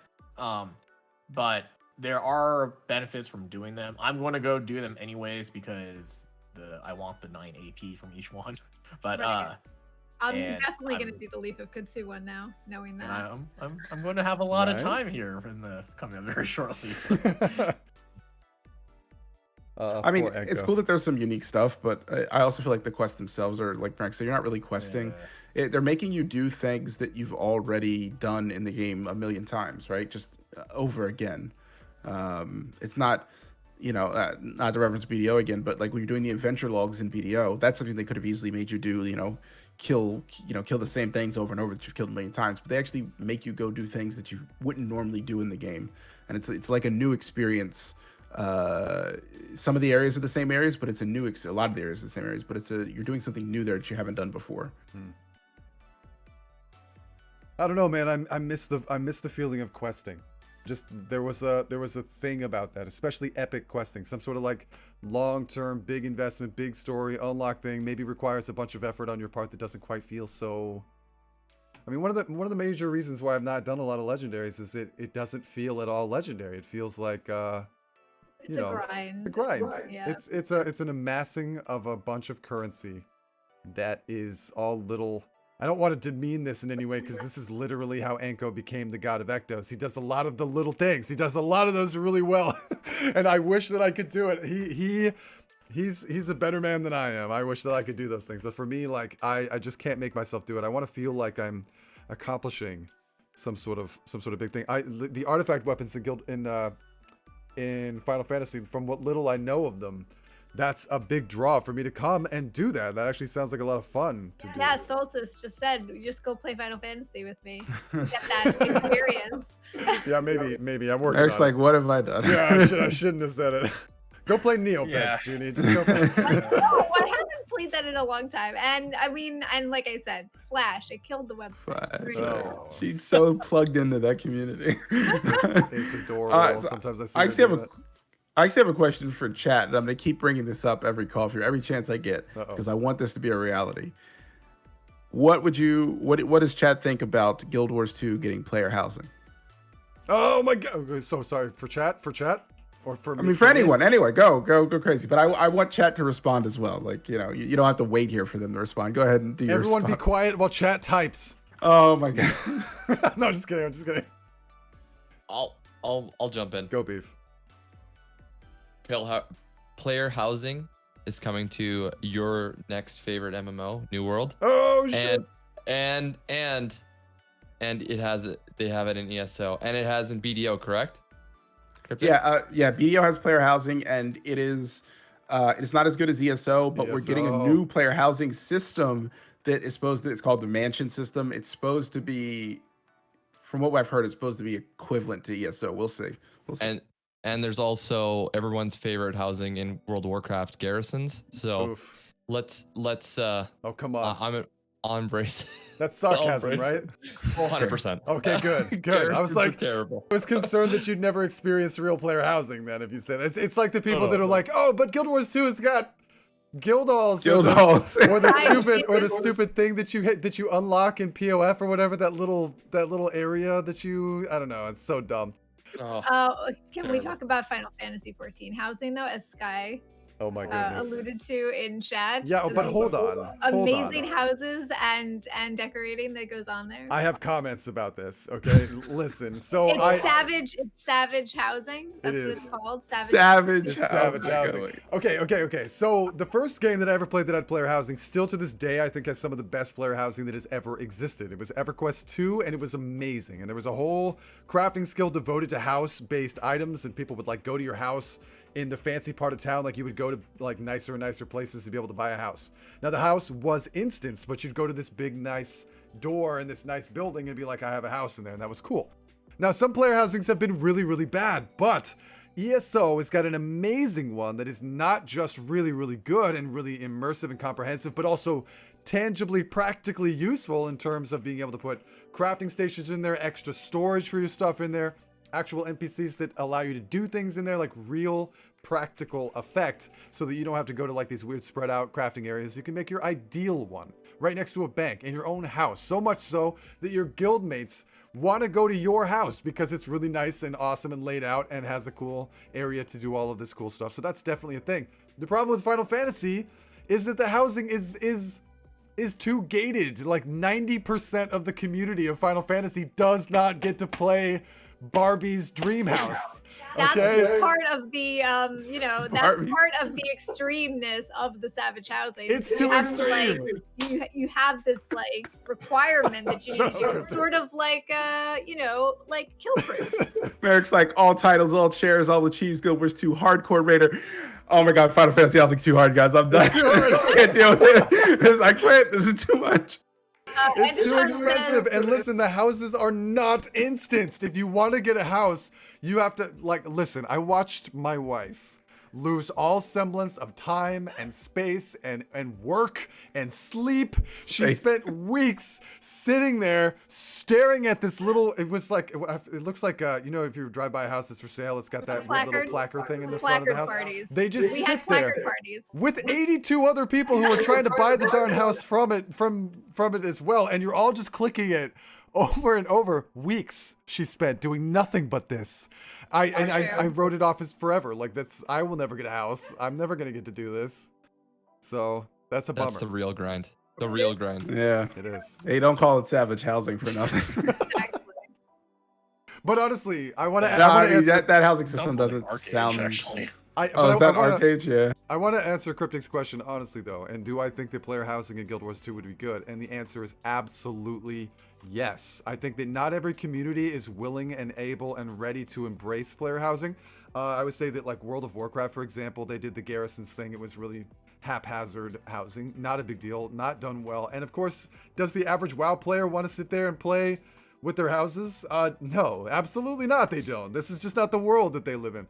Elder Scrolls definitely more so, but I think Guild Wars 2 has the exact right community that would love that. Things coming up in the gem store being really cool, very immersive element. There's a lot of things that there's like specialty areas that you can buy, like the Queen's Terrace and all that. Imagine if you could build your own in a cool place where you could hang your legendaries on the wall. You know what I mean? Like, and actually decorate it. Like, all of us are hardcore raiders. Well, most of us are hardcore raiders. Maybe we're not exactly the right demographic, but try to gauge with yourself the vast majority of Guild Wars 2 players. Do you think they would enjoy that? And do you think that would support the monetization of the video game of Guild Wars 2 for people buying stuff from the gem store? I think it fits perfectly with this. They make it grindy though. That's the problem. Like, are Well- they going to make it, like the scribing? I want to go unlock a legendary Yeah. stool, okay, that I put on my bar. Hey, there is a golden sink for the guild hall. Oh my god. 10,000 gold. No, I Why? do think. That's So that great. guild MM can waste gold on it. That's why. No, I do Requiem think it would be a huge replacing that. monetization thing. Like we 'Cause talked they're about this in terrible. I ESO. don't think those are ESO's good. two biggest sources of income, right? Aside from the subscription thing, is first the RNG loot boxes, right? And then the player housing. Player housing makes them more money than anything else in the Easy. Crown store. Easy. Yep.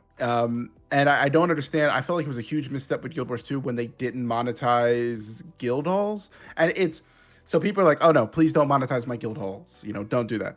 Okay. Obviously, it sucks to have some things just like we have with costumes and weapons and stuff like right now locked behind the gem store. That sucks. But what it does is it enables. If they're monetizing off it, it enables them to continue to put resources into that part of the game. So if guild halls and eventually, player housing became something that was monetized and something that was making them money, that means you're going to get more free stuff for guild halls. You're going to get more items that drop from bosses, that drop from open world stuff, from achievements that are for your guild hall, that are for your player housing system. You're going to get improvements to that system. Whereas right now the improvements are non-existent, right? Because they're not adding more of those items to the game very Guild often. halls have been totally dropped. We don't see Yeah, anything new exactly. added for that. Because there's no monetization for them. There's nothing to incentivize the company to continue to push that content. So The only thing I want are permanent crafting station licenses for my shared inventory slots and give me more shared inventory slots. I will carry my own guild hall around. Yeah, that would be convenient. Let's see, That's Meg all I TV, would there be a point in home instances anymore, asks Requiem? Would they be in the open world? I don't really see a point in the current game to have player housing. So, Would home instances be the player housing? conceivably, yes, but then you'd be locked into just that location. So a lot of times, part of the cut cool out thing for about player housing. Yeah, you Oh, cut out sorry, for sorry, everything. sorry. Then you'd be locked into that location. A lot of times, player housing is not just about like what you have in your house, but where you've chosen to put your house and how drastically different each player housing area is. If you guys want to see how drastically different they could be, go take a glimpse at ESO. It's insane the differences between the houses. In my doesn't opinion, have to it be a would house. utterly replace the home instances. I think home instances are a terrible failure in what this could be. All the junk that you buy for home instances could easily be placed in player housing, and then we could immediately erase we could immediately erase the home instances. Though that was a failed experiment, in my opinion. And it could be considered your free house. Like every game that has free housing gives you a free house, just so you can experiment with the system and then maybe invest in it more. You get like a what is it called? Like an inn, like a room in the inn in ESO. It's like just a crappy shack room, and then you can kind of go from there. So the home instance would be an awesome free house because if they did it right, it wouldn't just be like for the human home instance, you have that little inn. Talking about an inn, you have an inn, right? And there's like a room there that the lady, when you do the story, she says, "Oh, you can rest here," right? And like, so it wouldn't just be that; it would also be the entire area of the home instance, right? And that would be a really awesome free house. Like, you talked about ESO. It's not just a house. Like, yes, some of the houses are just that crappy little, room. Then that's all you have to decorate and stuff like that. Some of them are just giant open spaces, like giant plains on different planets. Like, it's not even on the planet itself that you're in. It's on a whole different world, a whole different realm. Yeah, you've got cool, night sky effects. Some of them are like in Oblivion and stuff, right? Different realms entirely. Yeah. So it doesn't just have to be a house. It doesn't have to be on, in this case, Tyria, right? That's Guild Wars 2. I forgot. The lore just completely brain dumped. It doesn't just have to be on Tyria. It can be somewhere, it could be somewhere else on Tyria, or it could be, somewhere else entirely. But that's one of the cool things about ESO is Where that the those six gods locations went. Exactly. Yeah, exactly. That would be nice. Yeah. So I have also changed my mind. I want player housing now. Hey. And I could take all my mining nodes from the home instance, and I could put them wherever I want. So I could stack them all in one spot, dude. and then my glyph of Rich reaping player will housing. gather from Yeah, every bro. single one of them with one swipe. So you just see this gigantic rock node that is also growing plants and also has like leather and cloth coming out of it. and a Water Sprocket and like quartz crystals coming out of it, and one swing of my gathering tool will gather from all of them at the same time. So I want That'd be player nice. housing now. That'd be we've nice. sold Anko a player housing. Okay, That's it's plus one official. for the player housing team. The god of Ectos wants a house. Let's make this happen. Exactly. All right, guys, we cannot keep going all night. We are well over the time. Enko warned us that we probably would go over time, and he is 100% correct. There's just too many things to talk about. So I want to end this with a couple of announcements. First of all, I'd love to shout out Tiffy in chat. If you guys notice the amazing art that you see all around the stream here, the Coffee Break logo itself, which you can find on our merch, by the way. If anyone wants to join the Mug Club, type !merch. It's pretty awesome. Enko has got the MTV mug. Also, Echo, I finally put up Mini a mugs? fiction mug, but the thing is I don't know what it's gonna look like, so we ordered one just in case because it only shows one side, so I don't know if the rest of it's there or not We yet. don't know. We will All right, find out well, soon. once it comes for sale, hopefully I could buy one before I leave. Yeah. It's there if you want to take the chance, but we just ordered Oh, one. okay. Is it on your channel? Is it on your channel? No, It's on mine, it's on mine. It's in the same merch area. If you type !merch, everyone will see that. So also the Pony Sonas. Can't not draw attention to this. I don't know if Enko's even seen his. Enko, everyone that gets on the MTV podcast, Tiffy has drawn Pony Sonas for us, what she calls them. So you got the bar down beef over there with the basketball and the backwards cap. Enko's got cauliflower behind him and a checklist. I think he's going down a spreadsheet of some kind, which is amazing. So we really appreciate Tiffy and her awesome art. I want to shout out both of their channels, please. If you guys could shout out Bar Down Beef and Enko63. These guys are amazing streamers, people that are good friends of mine that I like to hang out with outside of this. These are just really good people to go and follow. So make sure you follow and subscribe to. Oh my God, here he goes. Does he make it? Every time. Every time. Every time. Every Oh, time. that like disembodied head just threw a basketball. It was what weird. the heck was that? That was know. mind blowing. Jedi mind powers over there. Let's see. Also, a couple of other things. Enko is We can't deploying hear you. soon. All right. I know alerts are turned off right now. I'll turn them But, back on. There you go. I turned it back on just for Enko. Enko is going to be deploying soon, by the way, guys. So we are going to be without Enko for a little while. I don't know exactly how long that's going to be. Do you know, Enko? I should be back next April, Next April. Oh my gosh. but deployments have been extended before. So Yeah. Do you have access to Discord while you're deployed? I should. Nice. Okay. Nice. Cool. So- Keep in touch. Yeah. It's the internet's a little expensive. It's Oof. $300 a month Oh my gosh. for 10 megabytes a second. Oh no. So no rating for you while you're gone. We will see what kind of ping I get. I hope to at least be able to play the game because I have somebody I want to play it with, and we're going to do all the story missions, all the DRMs. I'm going to do all the stuff like Iceberg Saga I kind of skipped. I'm going to go back to AP farming. We're gonna do some of that too. Because I will not be able to raid with my lag like half a second behind everybody else. Yep, that's definitely true. The other thing I wanted to mention today, guys, before we go, is that Pritch5, he was here in the stream earlier, is going to be hosting another tournament for streamer versus streamer PvP action. If you guys were with us last time we did those 2 weeks ago, it was easily one of the most fun experiences we've had streaming in Guild Wars 2. Yo, there it is! Anko63 just ordered the Judy Vision mug. Let's go. I turned on notifications, but that one didn't show, so I don't know. We'll just do it. We'll just do it ourselves. It's in Alright. chat. It's in chat. We'll push Feels it. good. We'll push a notification. So that's gonna be May 30th, and it's going to be a 2v2 Yeah, tournament. yeah. So people are going to be paired.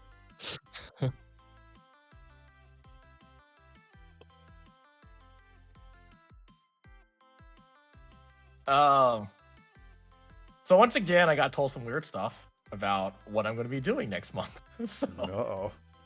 apparently, the first 2 weeks I'm going to be sitting at home, not allowed to leave.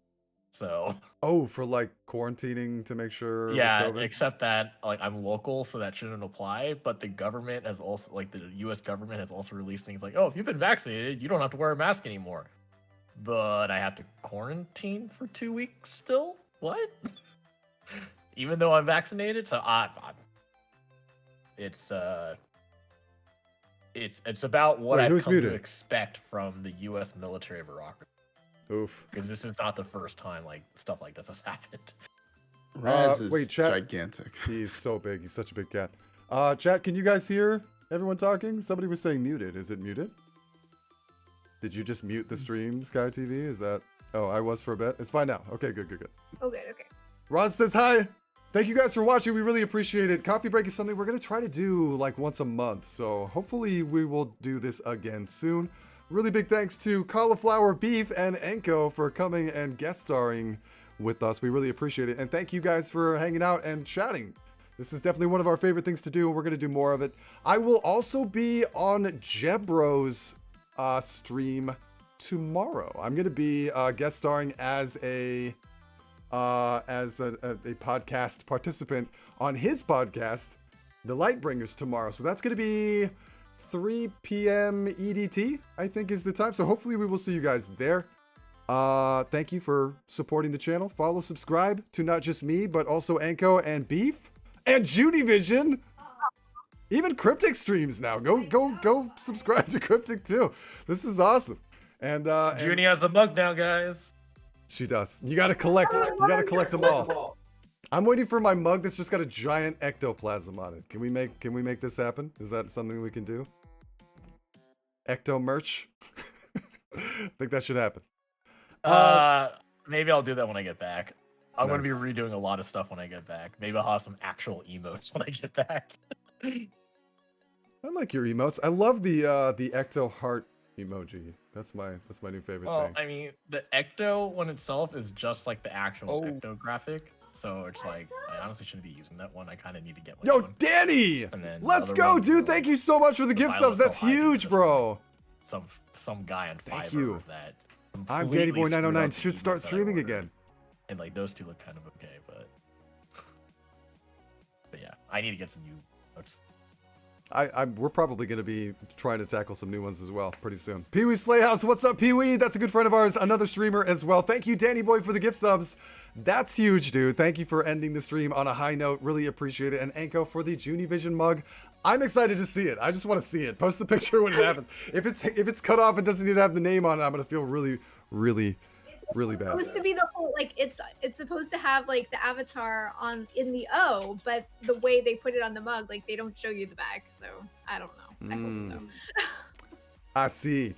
All right, guys. Well, we're going to end it here. Thank you again, everyone, for watching. I will be back tomorrow, like I said, on Jebro's stream at 3 p.m. EDT, but I will be streaming training rates tomorrow night at the usual time. So I'll be right around 9 p.m. EDT. Hope you guys have a wonderful night. Thank you guys again. And especially to our guests. You guys are awesome. So we'll see you next time. Bye. Oh, say hi to Dole for us.